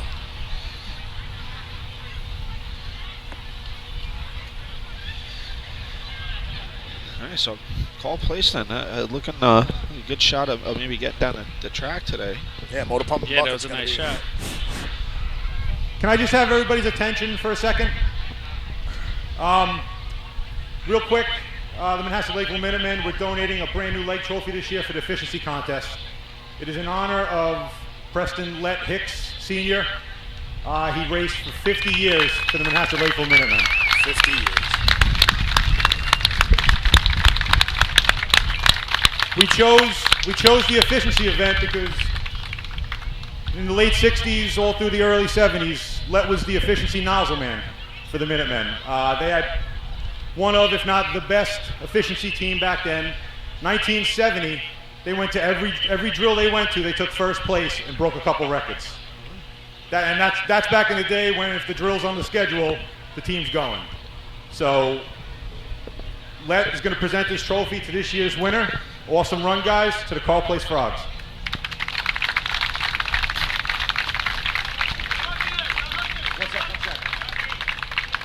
One last thing, there are a couple teammates of Lett's from the early 70s that are here. And Lett's lovely wife Diane, his brother Neil. So thank you for coming. All right, so a very nice leg trophy there being presented. Oh, that's a crazy stat. I Yeah, was not aware of that. 1970, yeah. 1970, That's first pretty place cool. in every tournament. Yeah. Bet you That's Twan was impressive. on top of that. Well, we'll see. He'll chime in. Yeah. Did we find out about Central Islip? Yeah, it was Kessler. Kessler, yeah. So they had Today, a yeah. new ladder climber for today. Yeah, that's I guess kind of tough to step in for. I know they always practice with their B squads and stuff like that. So it's B squad, C squad, Yeah, no. D squad. Yeah. I know we practiced with them one time. We're like, how many teams do you have? Yeah. And how I many think they're how many down now. Millers They and might Murphys only do you have? They might only go to a C squad now. They might have lost a couple guys. Yeah. So, But all right, as we get set right, up for as the you can hear, we see Doherty's back with us after that efficiency run. yeah, went good. Yeah. Went good. Practice didn't go so well, I like but it. you know, I like went, it. 4 went good. points was awesome. Yeah, It's all right when practice Worked doesn't for go us. well, as long as it goes well in the drill. yeah, right. Yeah. John, what do you do? Call off an efficiency? Yep. That I do. Gets a little dicey down there sometimes. Got to make sure the numbers are getting called right, setting the keep- clock. gotta keep you know. Ralph in check. Yeah, you know. But you know, All right, well, setting up still for the motor pump contest. The presentation was done and everybody has dispersed, so said it Oyster, shouldn't be long. yeah, Oyster Bay's first team up here. They're sitting with 5.5 points for the day right now. Not too far out of place in this drill. I mean, for 3 practices, from what I heard from Darryl, these guys ran a good B ladder shot. You know, definitely room for improvement for them. You know, they're young. You know, they just got to get out and practice and get to drills. Yeah, their efficiency shot looked pretty nice. Yeah, they ran a 9.53 for the efficiency. What'd they get, third? What'd they get? They got 3 points for that. Yeah, I was impressed with B ladder actually. To Yeah. climb. I mean, obviously Daryl's not going to drill him into the ground, but Yeah. he mounted well and climbed well. So Yeah. I'd give looked more like credit to Joe Boy than Darryl. Helping them out. Let's not give Darryl too much credit. From what I heard, I talked Daryl's to all wet. I talked to a couple of guys in the back of the truck, and they were like, that was pretty much the fastest run they've been on, like, drop wise, on Okay, B-ladder. next contest to be run will be the motor pump contest. State record is 5.47, and it's held by West Islip and Central Islip jointly. First team on the attention all teams. There's a mandatory 10-second overtime. First team to the line will be number 1, the Teddy's Boys from Oyster Bay. All right, looks like they're having a little discussion down at the hydrant here. Joe Anarella on the track with his clipboard in hand. It's not about squeegeeing, is it? No, I don't think so. But looks like conversation's done with It looked like Oyster Bay had a question. Yeah, about Oyster something. Bay's running back to the truck. All new guys, maybe they wanted to just make sure about Yep. something. Absolutely.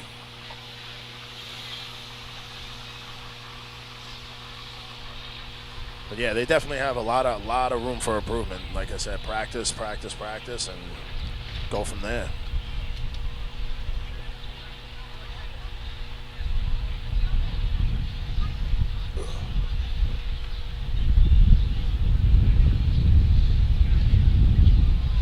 Also hanging in there too is Baldwin with 5.5 points as well. Just ran 9.53 in efficiency. 8.71 B-hose. Yeah, they came down the Looking good, street yeah. in the charity. Yes, they did. Yeah, Oyster Bay is. And they didn't run buckets. Oyster Bay's off the line, so I don't know what They happened. must have had, or it looks like maybe Merrick's running out of turn. Buckeyes. Your attention, please, for motor pump. The first team on the line will be number 2, the Buckeyes from Merrick. Good call, man. See, when the truck's out there, you see who it is, who's next, you know. Way to pick up on that, Matt. Getting the hang of this. Anybody got any weather reports for the parade? Does it matter to We you? were saying you guys are Nope. praying for rain, right? Well, Why you're not marching? I don't know. I mean, I heard they march in the rain. So if it's That's raining, isn't I don't want. That's dangerous, isn't it? I thought so. Only if you carry the flag. Lightning. Well, that's why I don't carry the flag. Did they bring the squeegees for the parade in the rain, so nobody slips? I never carried the flag, ever. Ever. I did not either. Matt, how many guys did you have parading in Hempstead when you guys used to parade? If we went out to like Ridge or something and it Yeah. was just us, we had 8. We had the bare the minimum. ugly old Suburban we used to have that turned orange after time. Did the school bus make it to People the were parades? like, what is that? Was the that's school? the worst when you march with 8 people. Yeah. No band. Did you guys ever take any parade trophies? Mandatory. Not that I know of. All right. Speaking of that Suburban, I was at one of the drawings in Jerusalem Avenue, and I backed my car into that thing. It looked like a shark took a bite out of the back of the car. The thing didn't even have a scratch on it. Jack, what were you there for? One of the they used to do the drawings, like the tickets, and then have a little casino night. All right. Here comes Merrick. They're off. Up. Miss at the hydrant. They got water in the truck now.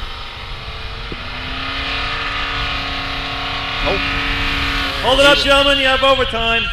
Yep. Gotta keep that hose straight behind the nozzle, man, or you go for a ride. Yeah, it was off to their And left. they're just over the line, too. Yeah, so it's just a long shot. Just made it over the line. That hose right Overtime behind for them. the Buckeyes. Overtime.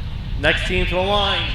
Running out of turn permission will be number 1. The Teddy's boys from Oyster Bay. So that's what it was. They were looking to run out of turn. Yeah.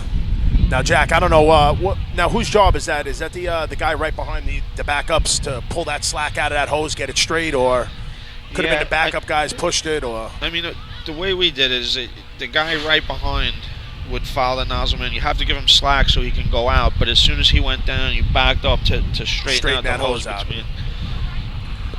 I don't know if that was the case with that so much. I mean, but it looked like the backup men pushed the hose over to the back. That was the other thing I was going to say. Is They had a huge loop. Yeah. We also stressed with the backup guy not to push the hose behind the nozzle man.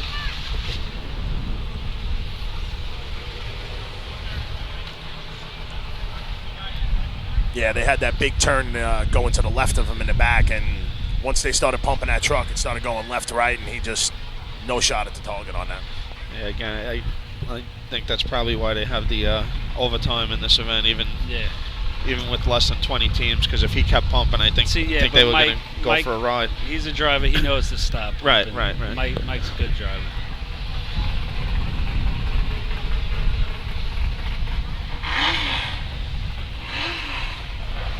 Darrell revs it up. Comes Oyster Bay. Over the line.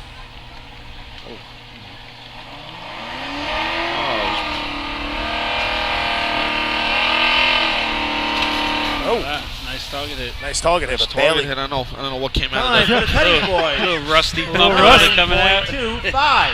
9:25. Maybe a little too tight to the hydrant. He didn't have a great angle. Yeah, it looked like the Hydra man was. Next to the line. Darrell kept drifting in. Yeah. He didn't keep a straight line. He didn't have a good angle to. Well, that's get it Darrell. at all. Oh, well. You know. Yeah, that's a good point. He drove in tighter and tighter, and they Next had to the line, nowhere number to go. 7, the Termites from New Hyde Park. But the first drop of brown water tripped the target. Yeah. They're still squeegeeing brown water off the track. Yeah. Looks like that pump probably hasn't had water in it in a while. Yeah.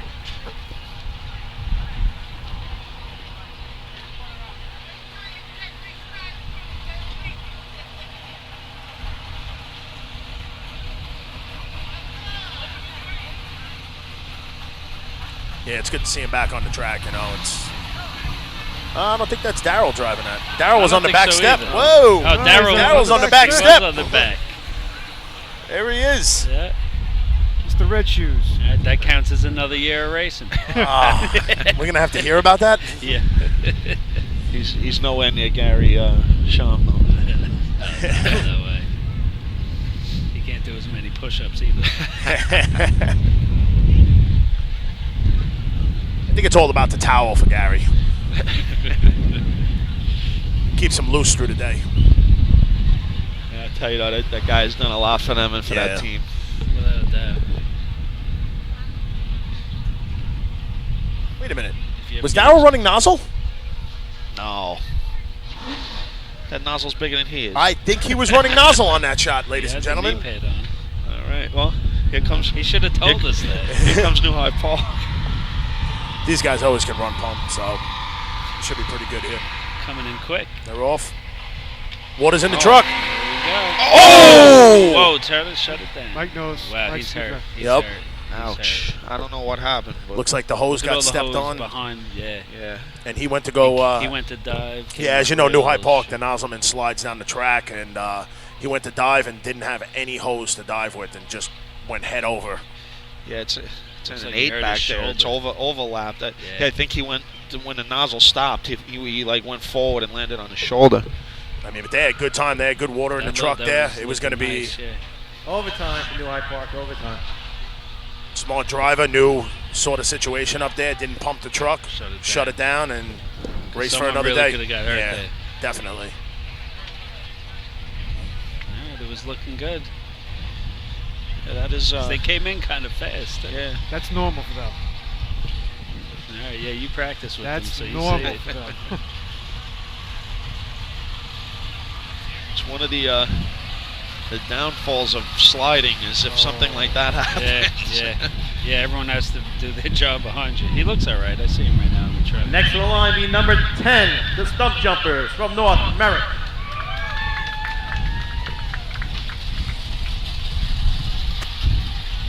Hey, you got a time? Time on Oyster Bay? 9.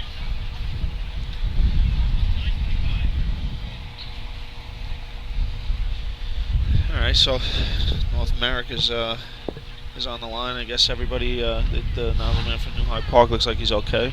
Just a little banged up. A little banged up, but he'll be all right. It looked worse. It might be something right? that might keep you out of the parade if it was me. You gotta ice it there. Gotta ice it down, but or at least drive a vehicle. Definitely driving a vehicle. Definitely. So here's North Merrick.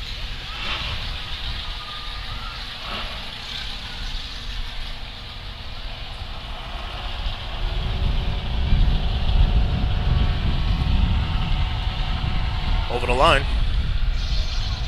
Oh, another guy went down. Coming out. Sneaker off. What's the shoe? All right, they completed it. They're going to get a time here. Time for the Stump Jumpers, 9.74. 9.74. After seeing all of that, I got a Next little to the line nervous be that he was number 11, pumping. the Frogs from Carl Place. The sneaker did come off. Went further down the track than he wound up laying. It was down there. It looked like it was stuck in the hose. I couldn't even see. Was he off the back step? Or was he the guy off the side door that lost the sneaker? Might have been off the side. Might have been back up off the side door. The Wild Man. What do you think? It's about 60 degrees up here on top of the arch? A little breezy up here on top of the arch in Merrick today. It's been overcast pretty much quite the whole day of racing, but sun did peak out for a little bit. But as Merrick comes, North Merrick comes down here in St. James Old B-Rig. Looking good, got some nice decals on there for him. Bunch of young kids on that team looking to really That's a really good do some truck good too. things. St. James. Yeah. That was a real good truck. Yeah, always had a good pump. Yeah. So Yeah, that was there's a lot of stuff going on in that shot. yeah, 2 shots in a row. People down, sneakers on the track. All right, call place. See what Call Place can do here. They can run big, some pump. Big for them to get on the top 5 today. Yes, thank you. Yeah, actually, right. I think they do run pump pretty decent. So Yeah. it'll be a big shot. What'd they make it to the Hunter with? Was that efficiency or efficiency and pump? efficiency and pump? There you 1 go. point each at the state. All right, over the time of night. They got water in the truck.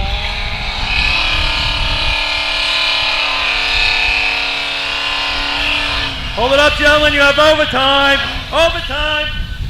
See when they get up if that hose Not a is good crooked hose underneath lay. them. Yeah. Not a good hose lay at all. Really Overtime for the Frogs. didn't have it on, and I think they were pumping a little air there for a little bit. Yeah. I don't think the turn-on man, I think, pulled it Yeah. back up and then put it back down. Or didn't put it down. Not a good hose lay either. They're up. Yeah, Manhasset looks like they're running out of turn here.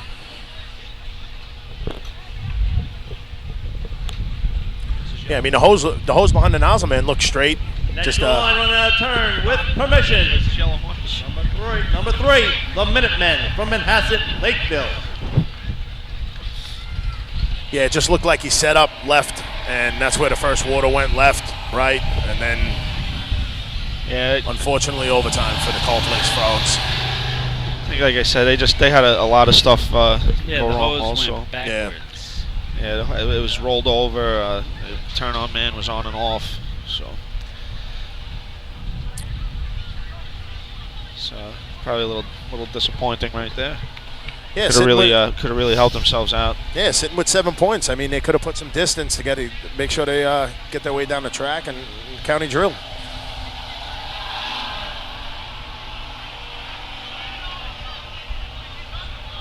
Got Manhasset sitting with 1 point in the drill. Next on the line, they're running out of turn. Don't know why, but they are. So they It was gave with that trophy presentation, so they didn't have time to. Oh, that's right.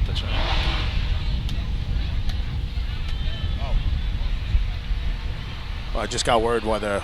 Here they come over the time of the night. They're on at the hydrant. Up. Oh, he wasn't set. Then he gets target. That's the target. They had a little trouble. Also. Time for the Minutemen. 7.39. 7:39. Yeah, it looks like the hose didn't get up Next the track. on line number 13, the Turtles from Westbury.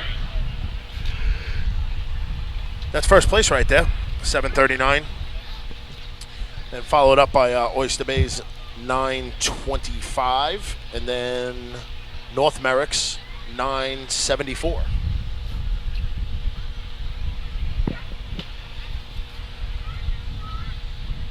Yeah, it looks like the nozzle man overran whatever hose he had, and he also got yanked back short of the line. I think that's the third nozzle man. You know, the hose didn't get out in the back, and they got yanked a little bit. That's the last thing you want happening in a motor pump.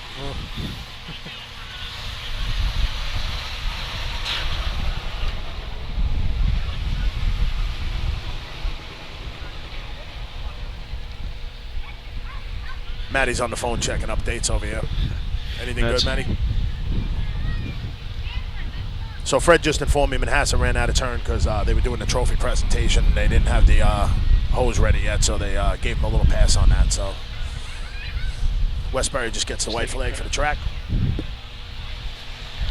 Right. Got Kenny Gass back. Wonder if he's driving. Is he driving, Jack?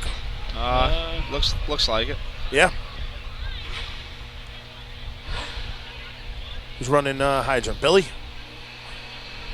Or Danny? Yeah, Billy doesn't run anymore. All right. Over the timing light. Oh, water across the track. Yeah, he was a little out of control, the hydrant man. Oh. Whoa. Hold it up, gentlemen. You have overtime. That pump was completely filled with water. Overtime for the Turtles. And just jammed on the gas and almost sent everybody for a ride. Some dangerous Next line, motor number pump 14, today. the Tomcats from Baldwin. A lot of trip ups, a lot of just weird stuff going on.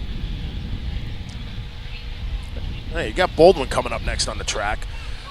They came down the track in the charity drill without running buckets, and it was, good for them, and they're coming in right now with 5.5 points, looking to put some more, maybe put some distance on in between the two teams with 7 points, which are Call Place and Hicksville. Really, I mean, at this point, there's not really any great times up, so you'd think if they come and run a nice smooth shot, they should be able to get some points. All right, Fred just handed me over the phone for the weather update for the parade, which unfortunately looks like it's going to be no rain. But what is the BAC forecast for the parade?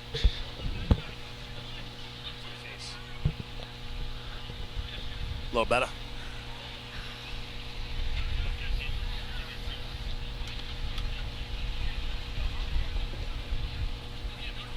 No.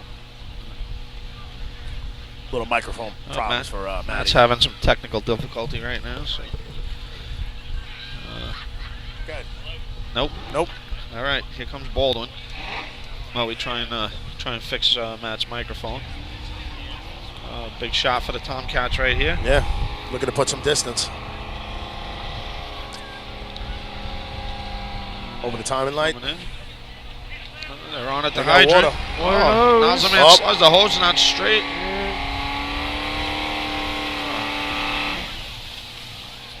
A little bit of a fog pattern there. Yeah. Straight Time for the Tomcats. 9.39. That's in the mix right now. 9:39. Next to the line, number 15, the Rebels from Levittown. That's sitting in third place right now. Looked like it was a bit of a fog pattern coming out, but like we talked about, the stream wasn't good. like we talked about, though. I mean, you thought the hose was going to be crooked, but that guy right behind the backup and the nozzle man pulled the hose straight, got the hose a nice straight lay, and gave him a shot at the target. Unfortunately, the nozzle just didn't have the pop to it, and just looked like a fog stream coming out of the tip of that nozzle.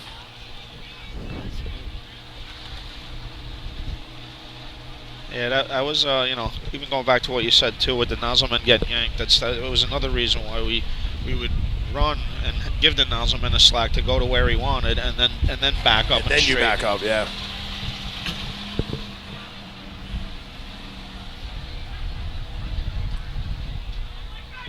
So I think Spinelli sabotaged his headset so he could get out of here. I was thinking the same thing, by the way.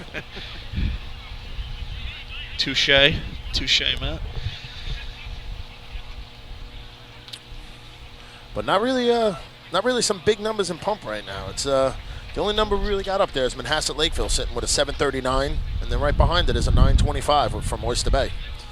So wide open. Only 4 teams completed the event right now. Here's Levittown on the line.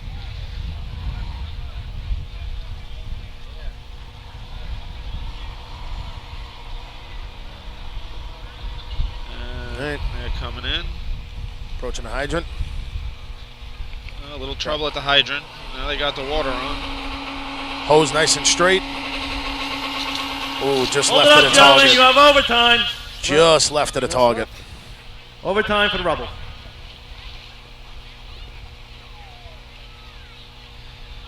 Yeah, no one seems to be able to capitalize up to this point. Next to the line, number 16, the Hicks from Hicksville. All right, this is another team sitting tied in, what did I say, 4th and 5th place right there with 7 points.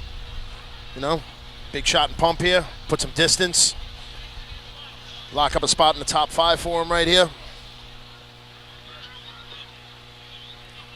We'll see what they can do here. Where are they sitting right now, John? 5th? They're sitting, tied 4th and 5th with 7 points right now.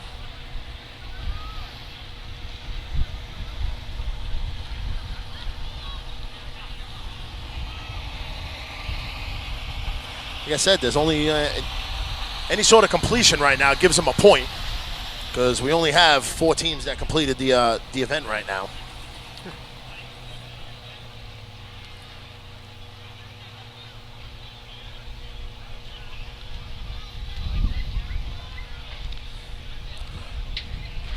So Hicksville's going through their routine. The wind ripping up on the top of the arch here in Merrick. Tarps on the top of Merrick are tied down pretty well, but they're still flapping all over the place. Yeah, it doesn't help that long target shot, the wind. Yeah. I think it really affected Baldwin's there with that was that Baldwin with the spray? Oh no, was that Levittown? No, I think it was Baldwin. It was Baldwin with that fog pattern. All right, Hicksville goes through their revs.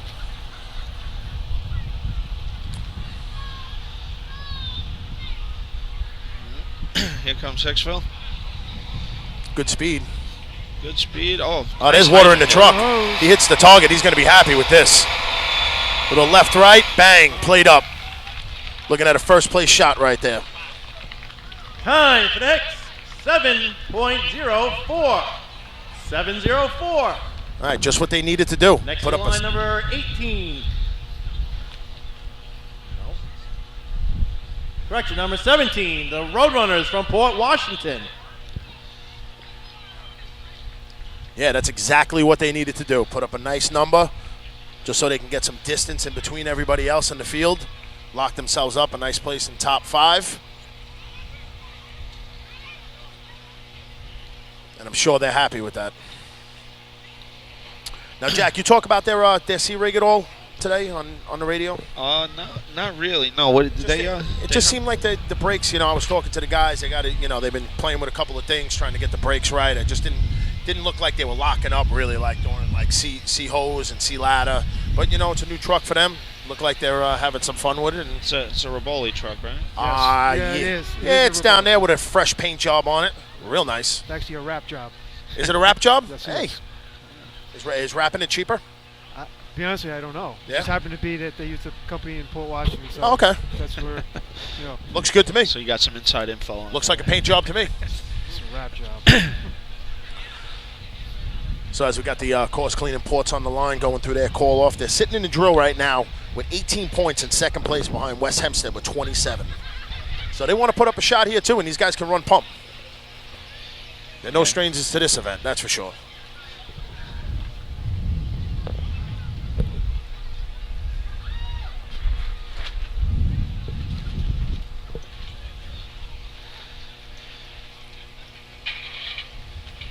Danny running off the back step today? Yes. All right. Smallwood's driving. Donald behind the wheel. How does that happen? No one else wanted to do it? It goes back to last year. I think Smallwood was having a problem off the back, and Okay. Danny said, you drive and I'll take your spot. Awesome. All right, Smallwood brings it in nice and straight. That's a Little good drift to speed the hydrant. coming in. Oh, they got. Oh, it was on. Oh, it was on. Just didn't pump the truck. And they're gonna be happy with that shot. Nice target hit. I don't know if it's gonna It was be straight. Time for the Roadrunner. It does. 6.59. That's a good. That's a good shot. pump shot here. Really good pump shot here. Good hydrant Next hit. to the line, number 18. The Westerners from West Hempstead. I don't know if the delay was on purpose for them to let that pump fill up with some water. That's what we've tried to do in the past, where you watch stick down, count that 1, 2, then pump it. I said, I mean, I thought it was a little bit longer than a 1-2 on that hydrant. He was on. I think you guys, I've been watching this, wait typically a little bit longer than other people on the pump. But, I mean, the numbers are there, so. Yeah. Who's doing something right? argue? Like you said, I mean, you're waiting for that 1-2 for that initial pump to fill up, and you get that nice burst of water out of that pump, which Westbury did, but Westbury was just a little out of control on the shot. So also, again, if it affects it or not, I'm not sure, but it's a really strong stream out of the nozzle also. So yeah, 6:59, real nice shot by Port sitting in first place, and behind them we got Hicksville with a 7:04, and then Manhasset Lakeville with a 7:39, and on the bubble right now is a Levittown, Baldwin 9:39 right now. So time to beat right now, 9:39. Get you some points in this drill. West Hempstead's off on the line. Coming in. He's off. Good Got water in the truck. He's going to be happy. Hits the target. Gets the target. Good shot. It's going to be close. It's going to be real close to Port. Time for the Westerners. I think it's just going to be 6.68. just under Port. 6:68. Next to the line, number 19, the Rinky Dinks from North Belmore. So That's I what think, West Hempstead had to do, though. Yeah, I think that pretty much ices it, right, for them? Not 100% sure. Fred will do the math on that after this event. We'll get back to that on that. But like I said, I mean, they just had to come in. Port had to run that big number for them. For their. Yeah. And I think that locked it up for West Hempstead for the day. I think they locked up the drill and motor pump. So, nice shot. 6:68 on this track. Really good shot.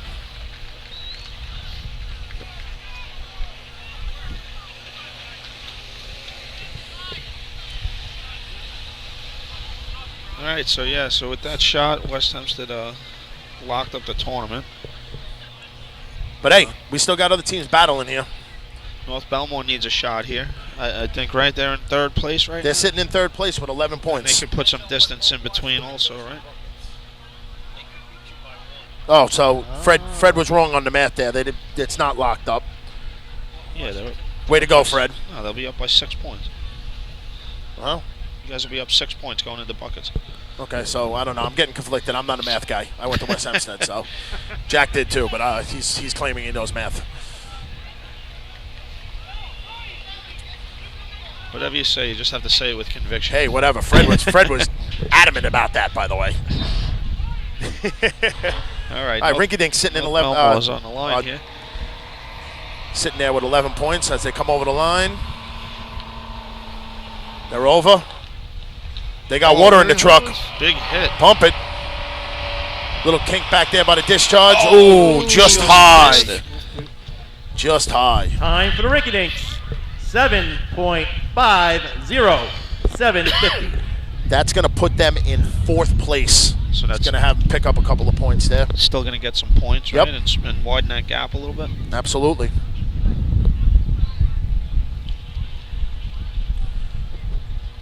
Fred's going to bust out the math for us here. Move the equipment. Officially. Local committee set up for the bucket contest. Yay, buckets.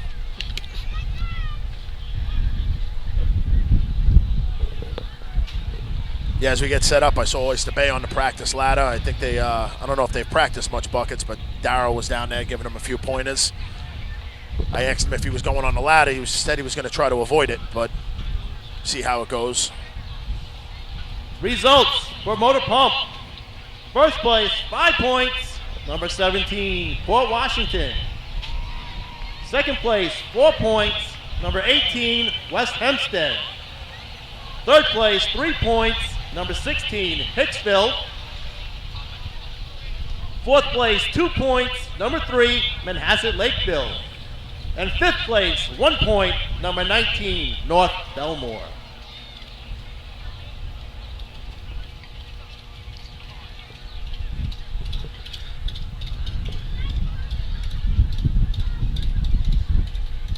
It's like 8 points.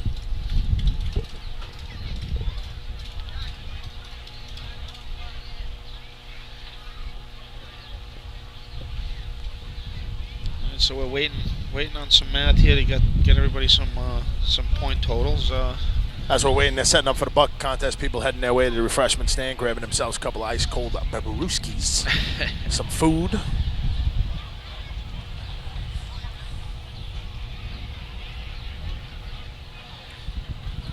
And as we wait for this.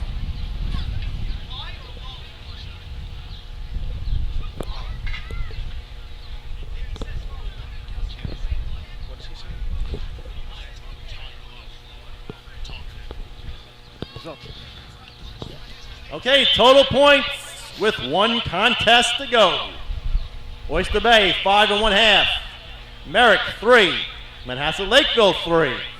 New Hyde Park, 3. North Merrick, 1. Call Place, 7. Westbury, 1. Baldwin, 5 1/2. Hicksville, 10. Port Washington, 23. West Hempstead, 31. North Belmore, 12. Plainview, 11. Point Lookout, 13. Seaford, 17. Locust Valley, 15. Jericho, 13. All right, so there you go. You got the standings. West Hempstead, 8 points up. Got the drill locked up. Port Washington, 23 points, sitting in second place. Third place is the North Belmore Rinky Dink, sitting with 12, and not far behind them, back 2 with 10 is Hicksville, and then fifth place is Call Place, sitting with 7 points going into the bucket contest.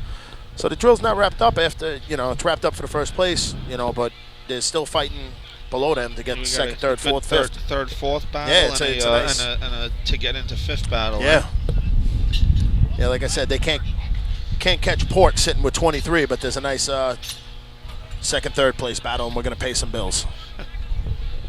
The Bill Fox Company has been in business over 60 years, specializing in custom championship rings, watches, badges, pins, and awards. The Bill Fox Company has crafted championship rings for the past state champions, including the Westerners, Flying Dutchmen, Hobos, Wolves, and the Yellow Hornets, as well as the Firefighter Combat Challenge competition. Bill Fox Company is the recognized name in recognizing people. Check them out on Facebook, Twitter, and on the web at www.billfoxco.com.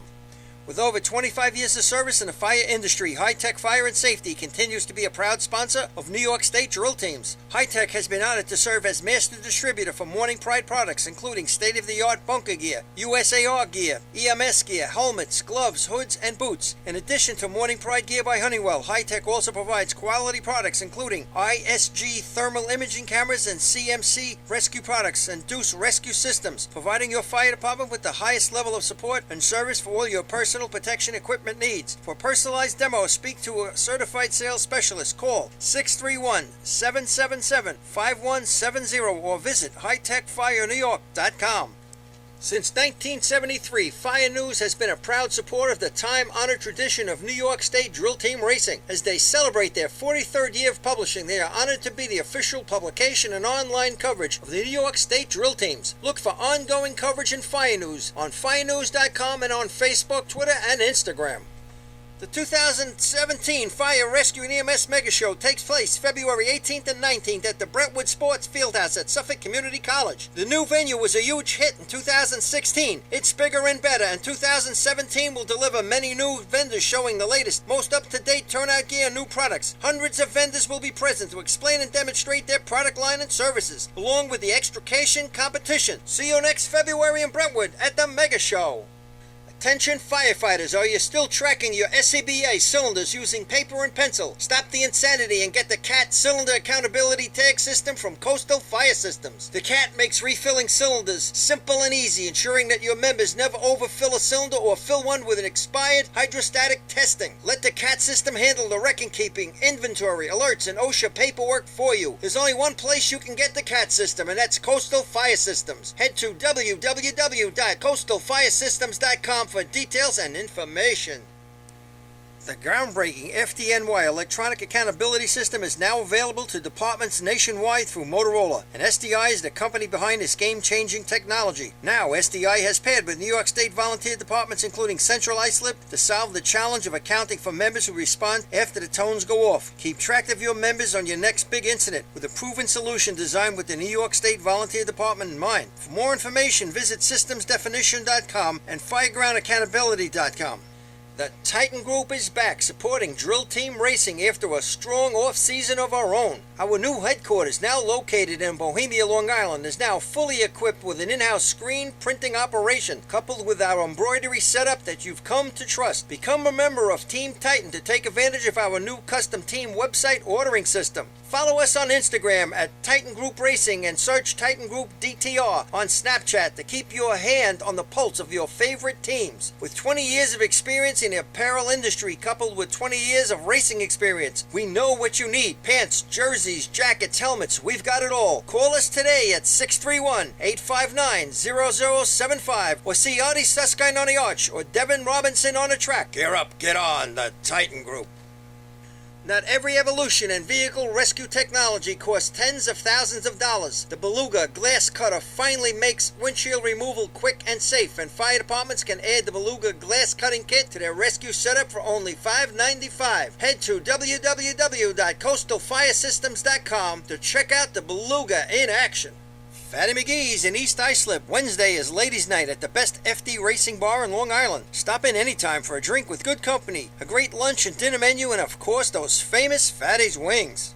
Integrated Wireless Technology is proud to be part of the 2016 season as the exclusive Motorola dealer for New York State drill teams. IWT is a Motorola manufacturer's representative and offers the full line of Motorola products to fire departments as well as David Clark headsets and sound-off signal emergency lights. IWT is your one-stop shop for custom-engineered radio solutions, licensing assistance, dispatch solutions, and top-notch reliable service with fully insured technicians. Start your next radio upgrade with IWT. Check out their website at www.goiwt.com. Coastal Fire Systems is the official SCBA dealer for New York State drill teams. Scott Air Packs, cylinders, RAT packs, refill compressor systems, gas detectors, Hyatt's boots, Protec and Dragon fire gloves, as well as the future in thermal imaging technology. Coastal is also the one-stop dealer for Petzl, Scott, CMC, and Colorado bailout systems, along with professional training to keep your members sharp and meet New York State requirements. For more information, check them out at www.coastalfiresystems.com.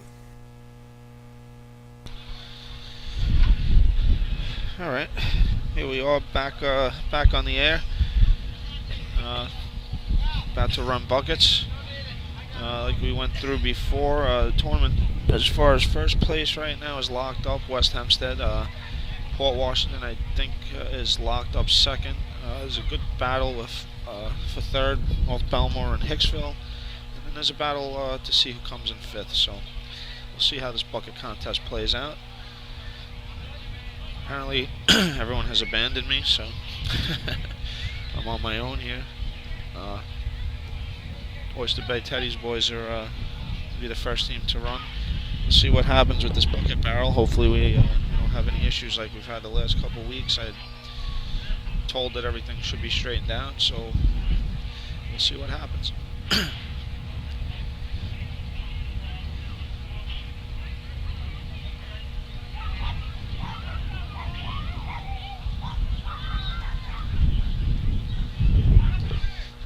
Did they do any work to the barrel? Your attention, please. We have a forward escape that's blocking one of the spectators that is trying to leave.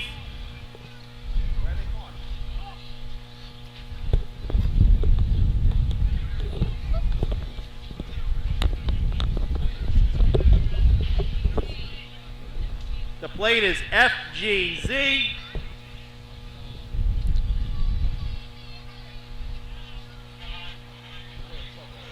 (5384). FGZ 5384. You're blocking someone that is trying to leave. It's a forward escape. Thank you.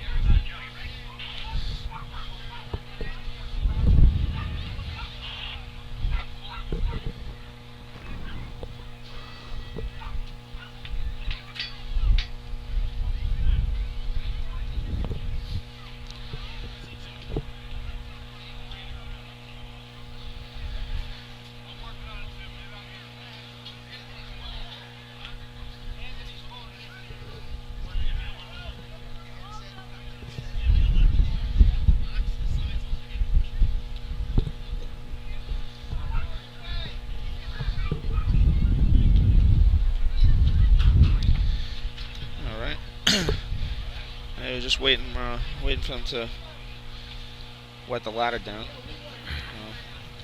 Okay, we have the winning ticket for the 50-50 raffle. It's $500 to the winner. All right, for the 50-50 on the orange type ticket, 601724. 601724. You can collect your winnings at the trophy tent. So we have the lucky winner, the 50-50 right there for $500. Nice surprise. Not a bad day. Glad I left my keys in my console because someone's moving my car so someone can leave.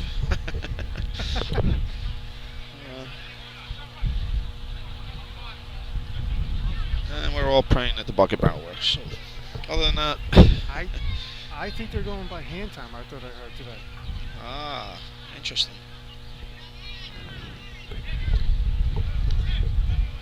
So they have not figured out what's wrong with it then. From what I understand, they haven't figured it out, and it's going to be hand time. Okay, so little throwback here, going to hand time for the bucket contest. So that's interesting.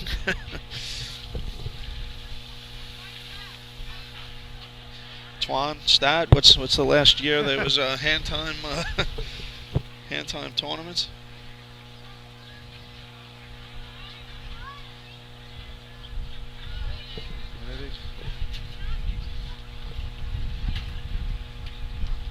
All right.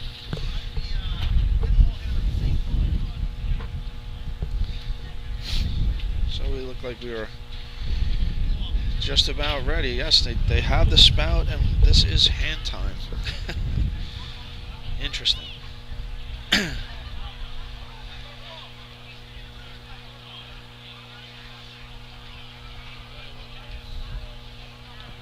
Okay, the final contest The of Bill the Fox day. Company has been in business To be over run 60 is the years, bucket specializing in contest. custom championship rings. Watch. Attention all teams, the handle on the gate on the trough goes towards the arch.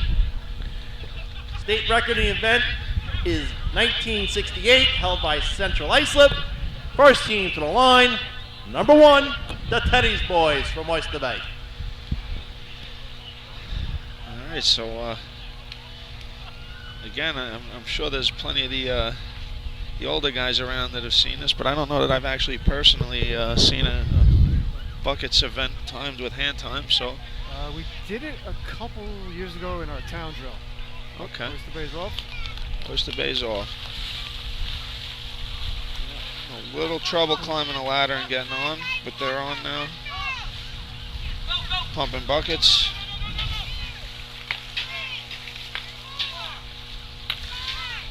Can't tell, but it looks as though those handles aren't even taped. No, they only have a piece of tape in the middle to divide them, which the bottom man is grabbing the middle anyway. So that's a little, little different. Hold it up. Hold up.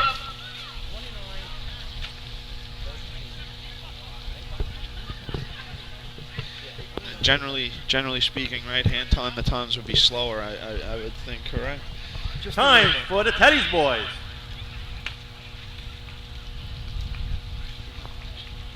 Time for the Teddy's Boys, 29.13, 29-13. Next to the line, number 2, the Buckeyes from Merrick.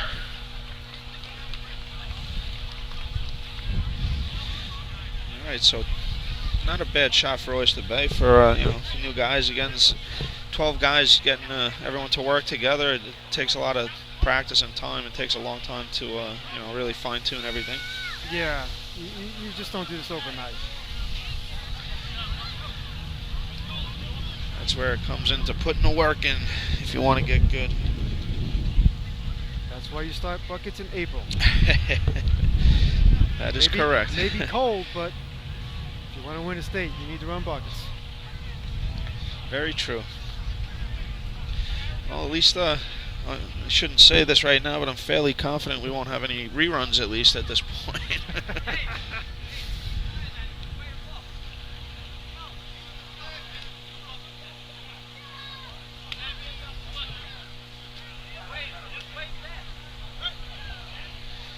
All right. So Merrick is on the line. A little slow in the ladder. A little slow, but they're on. So now they're pumping buckets. Not a bad pace. I mean, it's nice and smooth. They're not going crazy, but A little hiccup.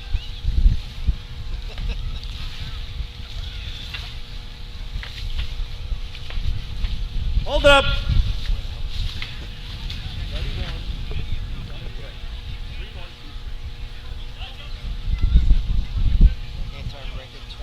Time for the Buckeyes, 3-1.23, 31-23. Next to the line, number 3, the Minutemen from Manhasset Lakeville. all right. So I just got some info from Neil Brogan that what was the time? 21. The hand time record is 21:15 by Patchogue in 1983. So that's that's going back a little ways. Yeah.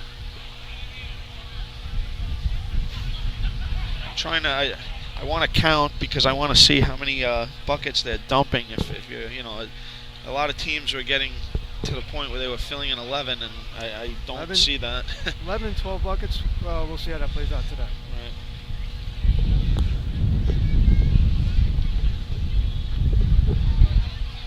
Oh, it feels like it's like 8 o'clock at night right now. It's cold. It's windy. And Manhasset is on the line.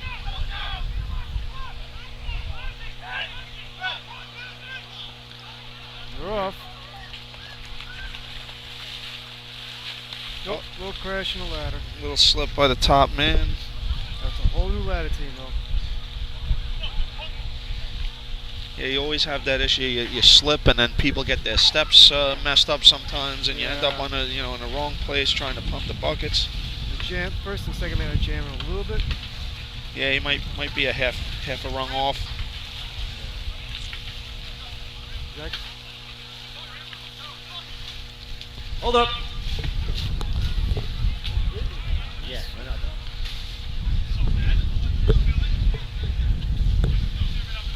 All right, so a little bit of a slip on the ladder, but not a bad recovery after that. No. Just waiting on the time.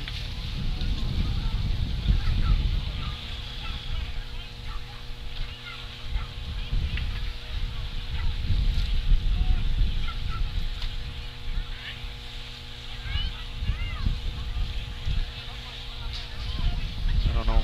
Time for the Minutemen. 32.78. 32.78. Right, just so if everybody knows what's going on up here, they have the 3 watches as if it was B and C ladder, 3-man ladder, and they have an official with a flag. So with the spout Next out to line number 7, the Termites from New Hyde Park.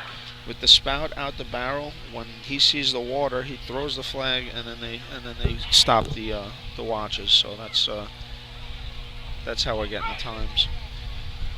New Hyde Park is on the line right now. When's the last time Mike ran a bucket? I don't know. He is today, though. All right, looks all right. A little problem on the bottom, but not terrible. They're set and they're pumping. Top man's just throwing them. Yep, top man's throwing him a little, and again, New Hyde Park always had that unique lock on the bottom of the ladder. It was,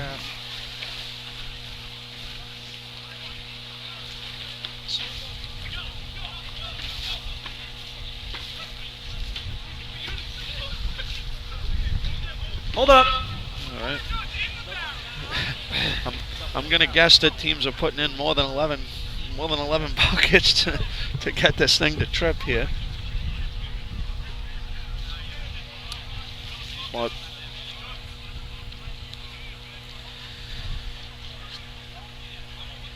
it is interesting. New Hyde Park will receive a no time. Roll 1308. The dumper moved the barrel. All right. Yeah, you can see it's outside the line. So again, a little inexperience. The dumper must have bumped into the barrel and moved it, and that's a Next disqualification. Line, number 10, the Stump Jumpers from North Merrick.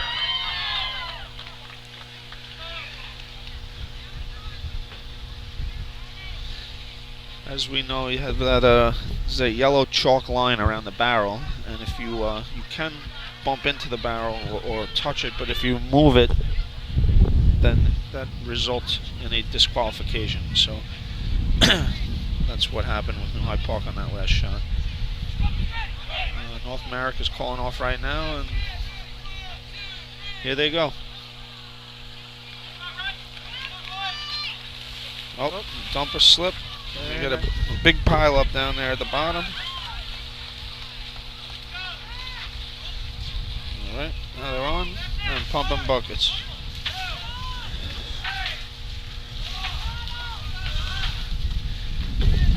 Not a bad pace going now once they got settled in. They had a little trouble with that last bucket. Oh, he left one in the barrel. They got a little bit out of whack here. It's tough once you dump one in there if you're not familiar with it to try and pick it out at the same time. Hold it up. Yeah. Time for the Stump Jumpers. 42.31. 42-31. Next to the line, number 11, the Frogs from Carl Place. Yeah, it's like you said. I mean, you're trying to keep pace, and then you got a bucket in there. You only got two hands. Trying to get it out while you're dumping other buckets, it just usually doesn't work. No. And actually, there's some swimmer's goggles on I noticed that. Haven't seen that too often either, but I guess it keeps the water out of your eyes and you could see a little better. I'm guessing that's the lifter, right? He must be. If not, I don't know what. So a couple interesting things today, actually. Sneaker come off, lifter with goggles, hand time on the buckets,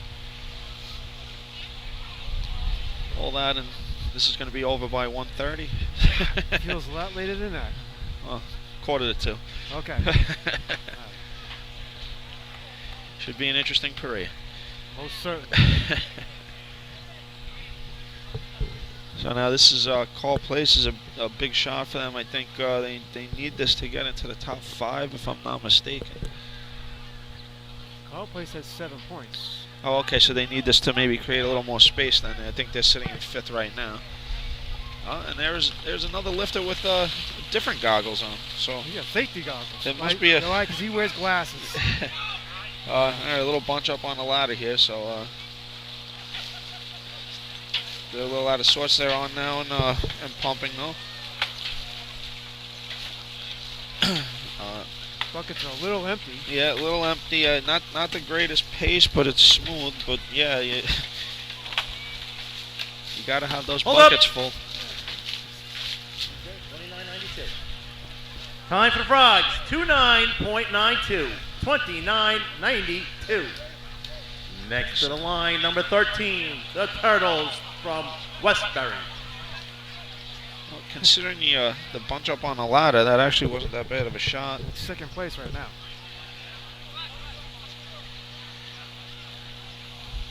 Yeah, we stress it all the time. There's so many things in this event that could go wrong, and one of them that's not acceptable is you can't have light buckets. They got to be full. They got to be full.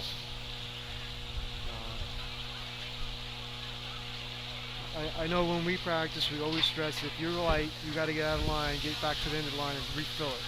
Practice it that way. Yeah, I mean, I think sometimes people have a tendency to rush, and really only the first and maybe the second guy have to rush. After that, you can take your time and just fill the bucket. Make sure You you don't have a full bucket. Right, you don't have to rush in and out of there. So. I think maybe especially younger guys, they're a little hyped up there in a shot sometimes, and maybe rush it a little bit and don't fill that bucket. But here's Westbury.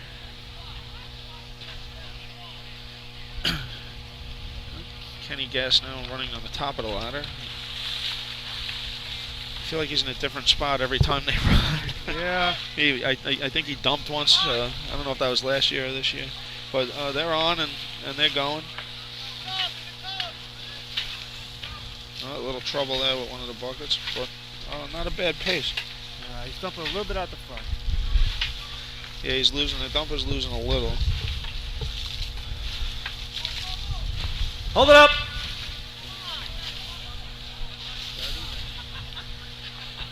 Time for the Turtles. 30.90. 30.90.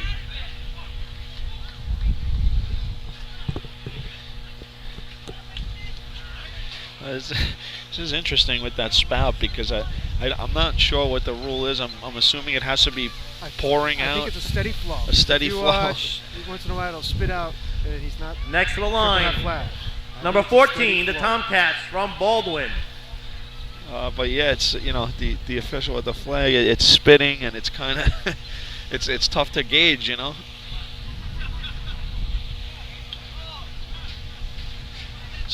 Some teams maybe think they got good buttons, let's say.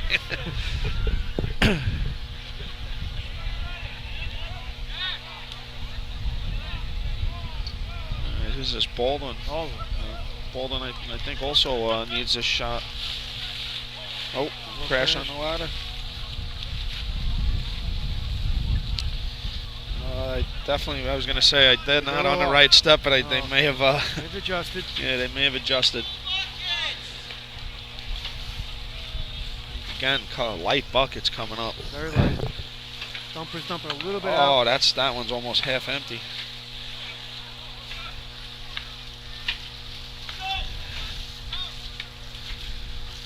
All right. Hold up. Gotta have full buckets. Gotta have them.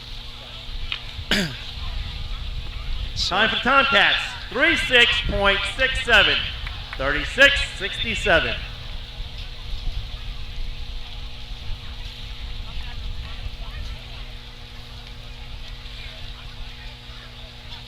Next to the line, number 15, the Rebels from Levittown. All right, so Levittown Rebels up.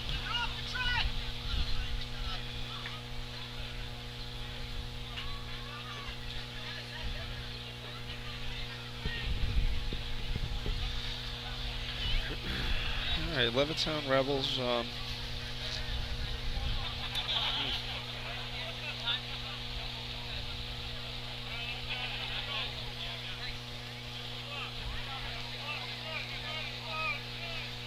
Here comes Levittown.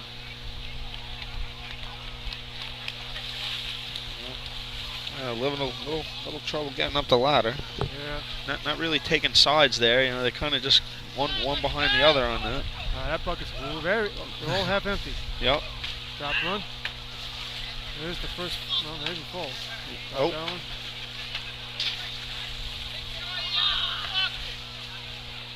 Half. Yeah, they're having a lot of problems. Very hard Yeah. time. They're all out of sync. Yeah, when you're pumping buckets and you're in a rhythm, they feel light as a feather. But once you get out, it's tough to get it back. You're heaving them up. I think they're running short too. Yeah. Oh. They're having a lot of issues. There it comes. Hold it up. That was a lot of buckets. Way too many buckets.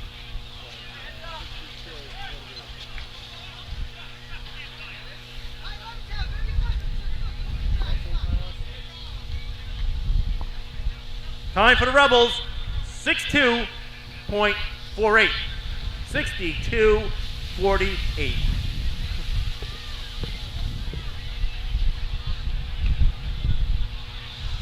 So now Twan is telling me that Patchogue was Next to the line, number 16, the Hicks from Hicksville. was Labor Day, and that he thinks that possibly West Hempstead could run in that vicinity, which again would be even more interesting. I know Paul Washington's also been running good buckets, but I don't know what we would do if there was a record broken here on this this hand time. I don't know.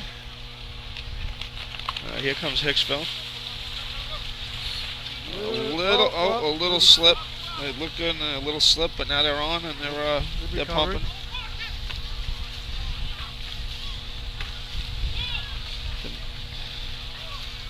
It's a good recovery. Yes. He's putting them all in the barrel. Hold it up. Yeah, the middle top exchange. Time for the Hicks. 26.72. 26-72. Next to the line, number 17, the Roadrunners from Port Washington. He caught a couple out of midair there, but they were able to recover and get through it. So I think is that first place right now? Yes. All right, so that's a first place the right benchmark now for for Hicksville, and Port Washington on the line.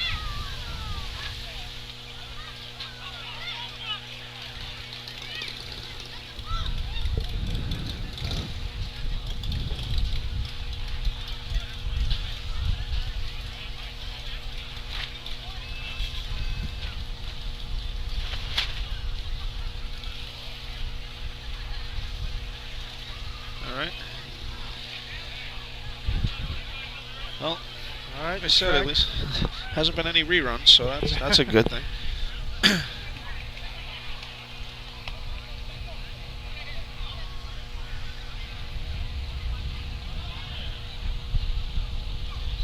Paul Washington has the track right now. They're getting ready to run.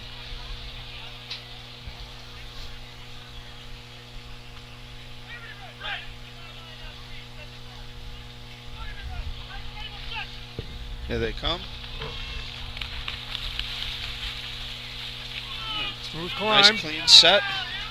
First bucket is in. And they have a real nice shot going right now. Getting close with the dumper and the top guy. Yeah, they started, the top guy and the dumper started getting a little airborne there. Did they? They finally. They're brothers. Yeah. So they just missed one, and then I think it hit the one on the way down and threw him out of whack a little bit. Hold it up.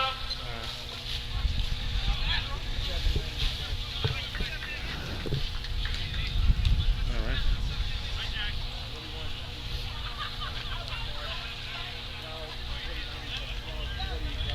Was he hitting a lip maybe?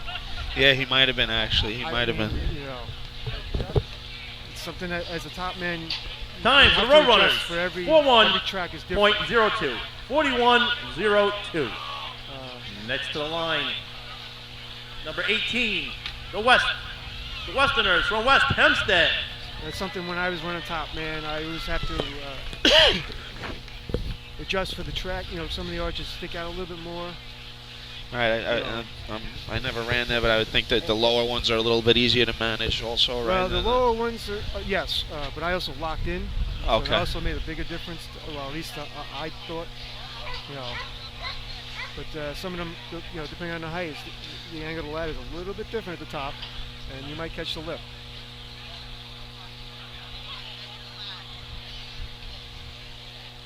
Yeah, you can see actually this slip sticks out a little bit here. So here comes West Hempstead.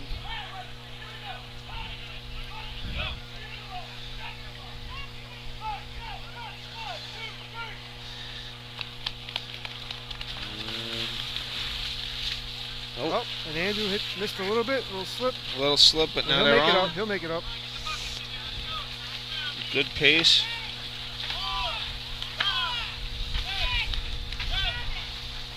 All right, after a little slip, the another drop bucket. Hold up. Time for the Westerners. 2:04.49. 24:49.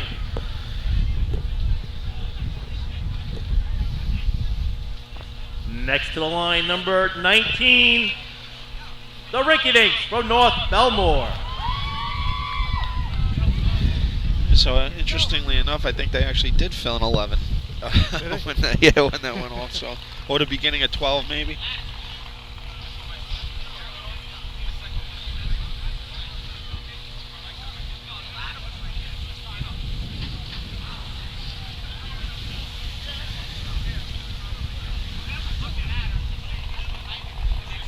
All right, so. Say that. They're pointing out about the ladder. I think that clip is in the way. Something is not right. Now, how would that be where you would be locking into it somewhere in that area? Or?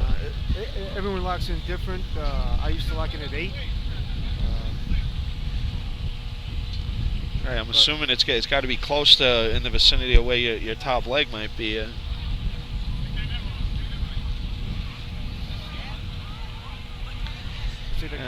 It's like the come along there is not sitting flush. You know, the bracket's not sitting flush on the ladder.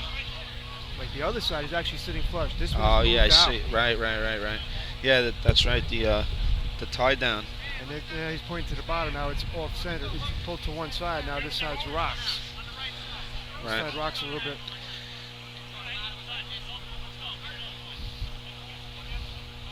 All right, so we're having a little issue here with the ladder tied down. Trying to figure out what's going on. Maybe I did speak too soon. See,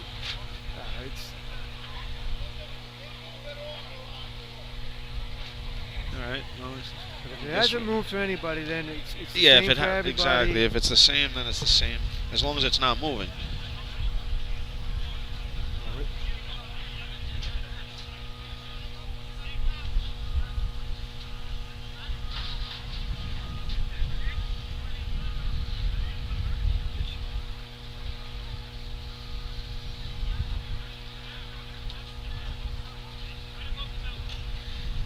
Right, I'm not really.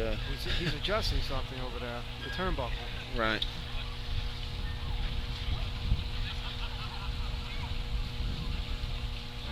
And now they're looking at something on the bottom of the ladder also.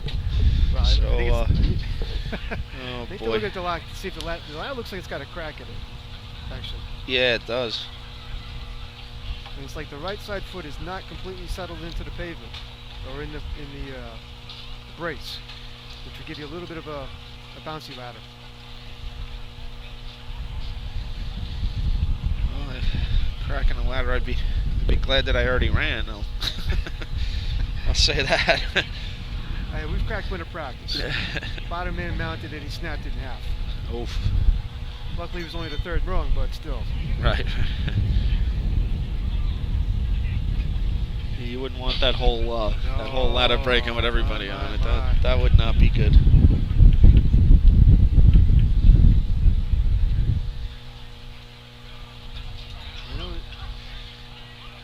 All right. So it looks like we're ready to go here. Crisis averted temporarily. And, North Belmar's on the line. So.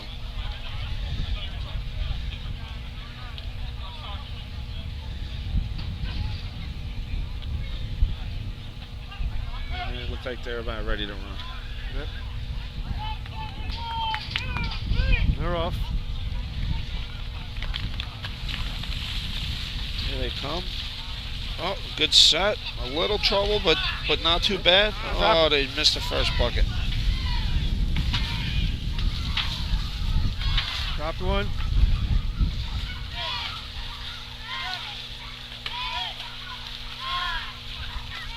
Empty buckets. Hold it up. Time for the Ricky Dinks. 28.25. 28-25.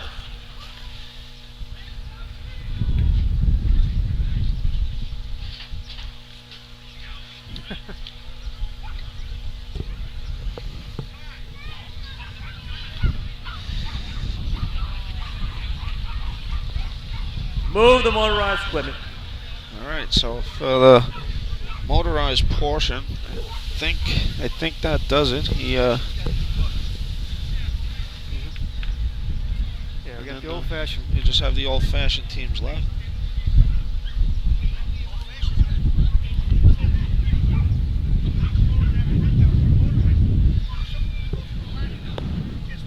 Results for buckets for the motorized teams. First place, 5 points, West Hempstead. Second place, 4 points, Hicksville. Third place, 3 points, North Belmore. Fourth place, 2 points, Oyster Bay. Fifth place, 1 point, Hall Place.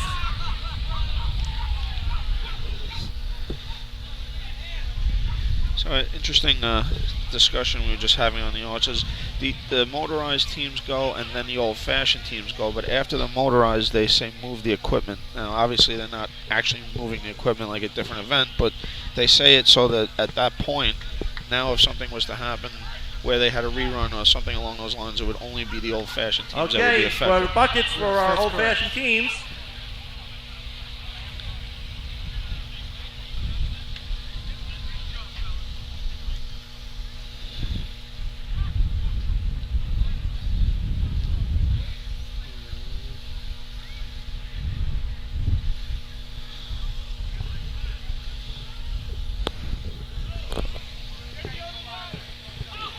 Oh. Now wait a minute. Oh. My concern is if you move the equipment, why are they looking at the same thing they were looking at prior when motorized was still running? And now they're going to change it And now after they closed it out? I don't know about that. That's not. That's a little strange right That's there. a little fishy, in my opinion. Now they said move the equipment, and I now know, it but- appears right. Now it appears that they may change the ladder. So they. And this is the very spot they were looking at right before North Belmore ran. Right, so at very least, North Belmore may have run with a broken ladder. Broken ladder. Let's trying to think of how to phrase it, but I guess a It broken looks like ladder. A cracked ladder. So, well, that was interesting.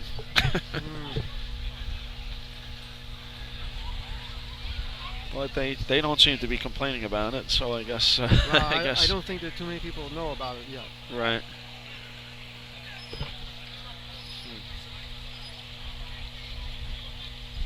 Yeah. Again, I don't know. I would have to look. I don't know how how everything laid out and how this would or wouldn't affect anything. But Right, but it's you don't know how it would play out. But as someone that maybe had a bad run or slip up, you get a second shot at it. You always hope for the best. it is ironic. A lot of teams actually did miss on the ladder, and it did seem a little bouncy. So, again, you can't say for sure, but there's definitely a possibility that might have affected some people's runs. So.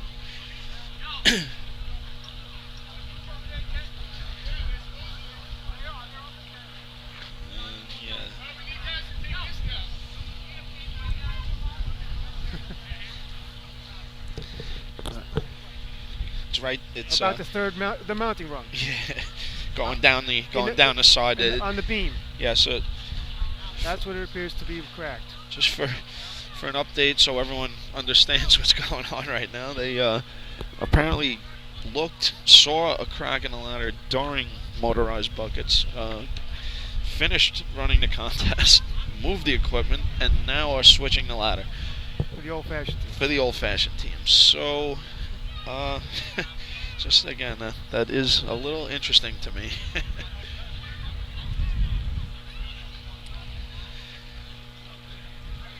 But like I said, I mean, no one seems to be going too crazy down there. So. Not yet. Yeah, well, this is a good point. Depending on who and how many people actually even know about this. Oh boy. All right, so we're waiting for the new ladder to come. And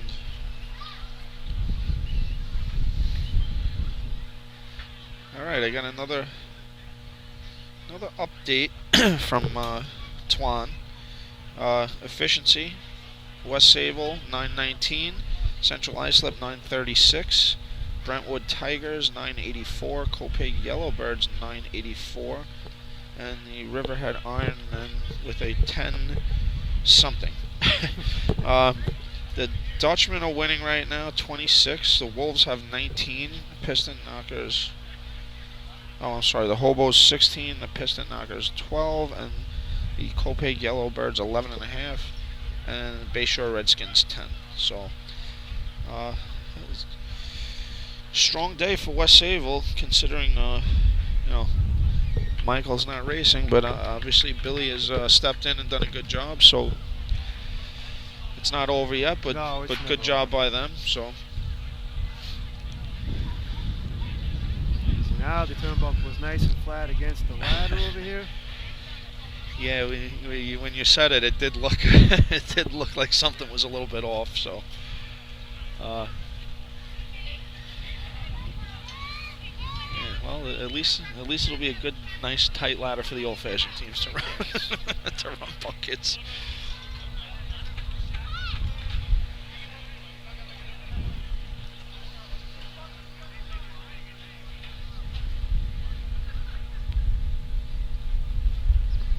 Attention all teams, the host would like you to go to the trophy tent, pick up your plaques and your trophies.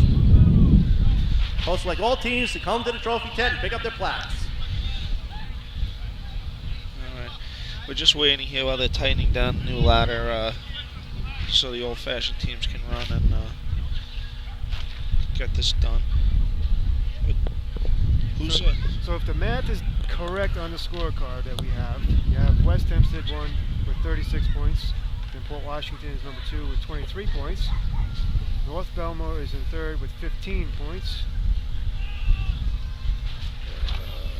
Hicksville will be in fourth with 14 points, and the Carl Place Frogs would be in fifth place with 8 points. Wow, and who's that? Is that Oyster Bay? 7.5 with a half a point out of fifth place. Wow, that's a good showing, and a good job by Carl Place coming down the course. Yes.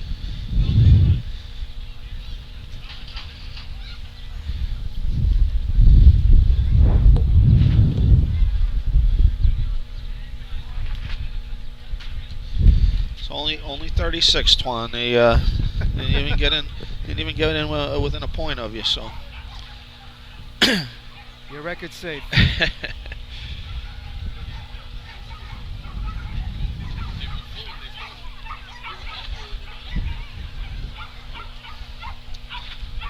Okay, final contest for Old Fashioned.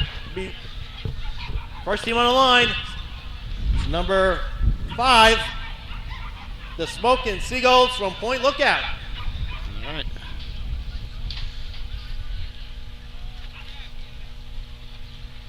And they're only running with 3 bucket people. I've never seen this either, of people carrying 2 buckets at once.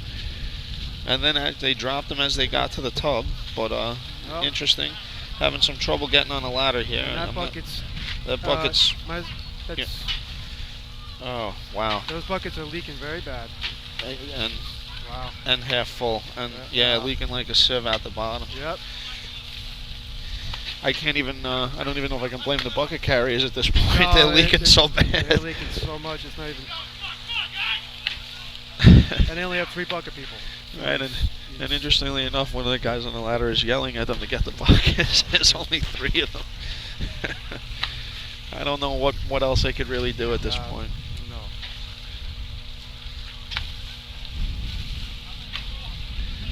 So, A for effort. Yes.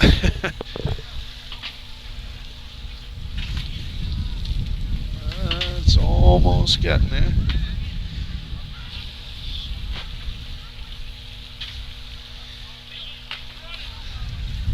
Hold it up. All right. Time for the Smoking Seagulls. 69.55. 69.55. Hey, at least they did it. They finished. That is a long, hard bucket shot. Next to the line, number 6, the Inmates from Seaford.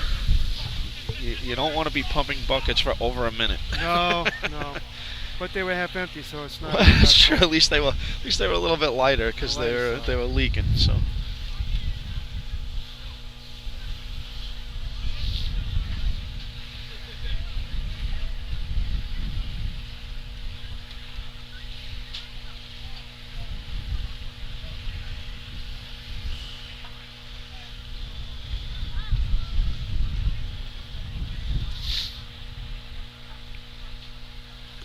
Who's this? This is the Inmates. Just check here. What do we? Seaford winning the tournament right now? I believe was 17. So yeah, this is bunched up a little tighter than the Motorized was, but this, in essence, is for the tournament, I guess you can say. I think they're up 2.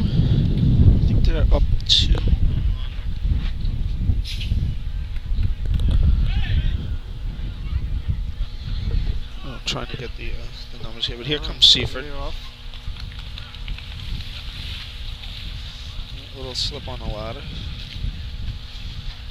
but the dumper's up. They're just getting on and getting set, and there they go. They're pumping.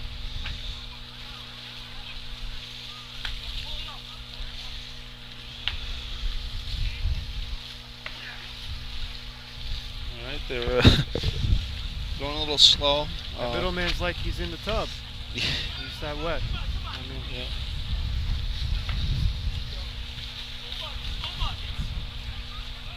All right. There's just no rhythm. Those buckets have got to be heavy. It is. I mean, Hold up. like you said before, if you have a rhythm, it's like they're feathers. But no rhythm, it's 40 pounds.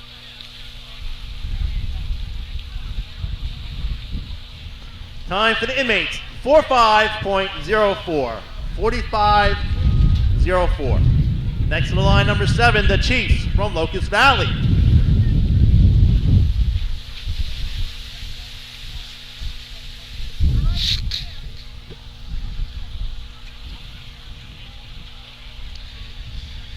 All right, so we'll see if that holds up. Is Locust Valley. So Locust Valley has 15 actually. So all right, so this is Locust Valley needs to beat that shot, or They're off. Well, their dumper's experienced, but a little trouble after that. The old one rung at a time shuffle right there.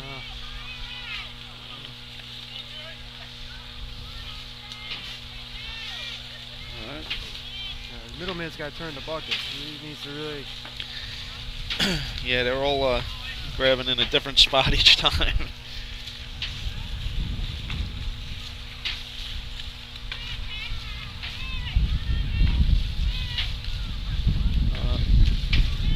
The buckets at least look full for the most part. Fuller.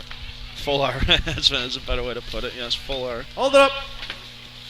Time for the Chiefs. 43.83. Uh-oh. 43.83. And so that does beat Seaford, but now I believe they would need someone to come in between. Next in line, number 9, the Bachelors from Jericho. Well, it's only this team. So. And Jericho actually, well, no, they can't. They wouldn't be able to jump ahead. But so if Jericho comes between a 43 and a 45, we would have a tie, and there would be two teams winning a tournament for the first time. For the first time.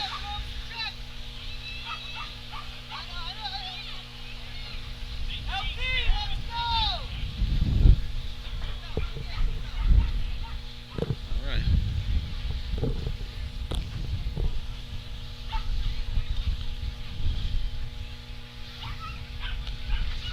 So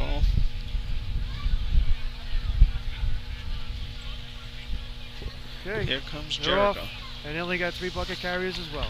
All right, so that's telling me that the chances of them running a sub 45 are probably not that good right now.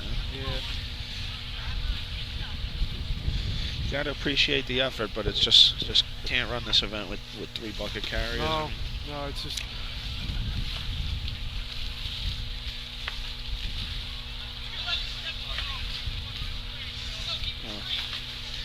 The bottom guy's lifting so high, he's turning the bucket, dumping half He's dumping it out. Yes. half of the bucket out. Well, the middleman has to come down. He's not even bending. Well, he's not even bending his Not knees at even- all. Nope.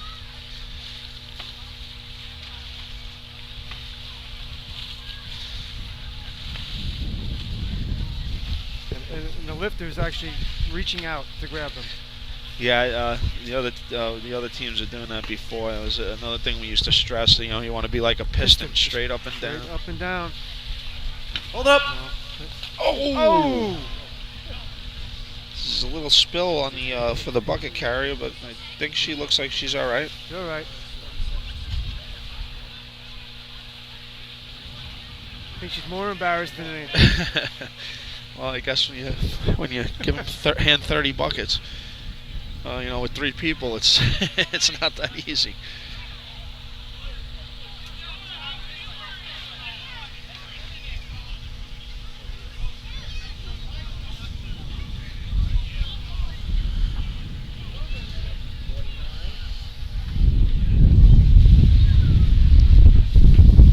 Time for the Bachelors. 62.49. 62.49. Move the equipment. All right. So, I believe a congratulations goes out to the Seaford inmates on their first ever victory. Results for old-fashioned buckets. Oh no, maybe not. No. Point lookout. Point by 1.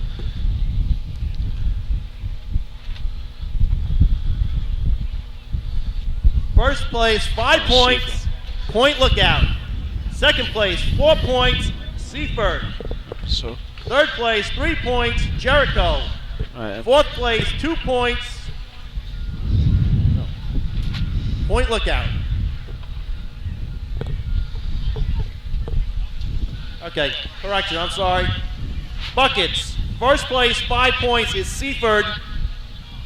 Second place. A little confusion. confusion here. Second place, 4 points, Locust Valley. Third place, 3 points, Jericho. Fourth place, 2 points, Point Lookout. All right, I'm not sure if that's correct, but I think either way, Seaford still takes home the old-fashioned county. So, congratulations to Seaford, and I'm sure. All right, one more correction on the bucket. Sorry. All right, for the third time. First place, 5 points, Locust Valley. Second place, 4 points, Seaford. Third place, 3 points, Jericho. Fourth place, 2 points, Point Lookout. You had it right, Fred. All right.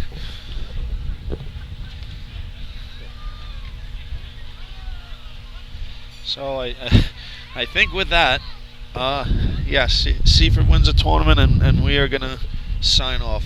See you next time.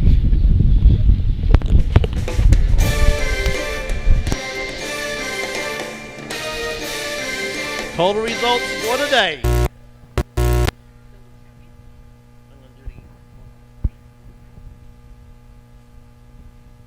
For Motorized, 5th place, 8 points, the Coral Place Frogs. 4th place, 14 points, the Hicksville Hicks. 3rd place, 15 points, the North Belmore Rinky Dinks. 2nd place, 23 points, the Port Washington Roadrunners. And in 1st place, with 36 points, in your 2016 Nassau County Motorized Champions, the West Hempstead Westerners.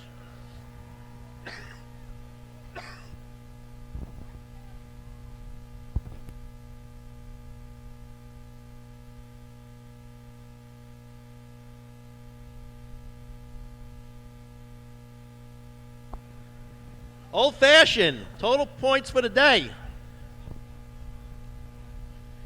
In 5th place with 11 points, the Plainview Plainsmen. In 4th place with 15 points, the Point Lookout Smoking Seagulls.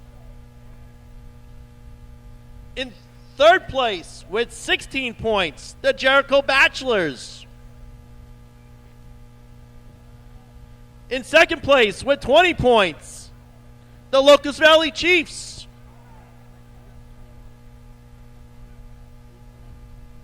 And in 1st place with 21 points, and the 2016 Nassau County Old Fashioned Champions, the Seaford Inmates.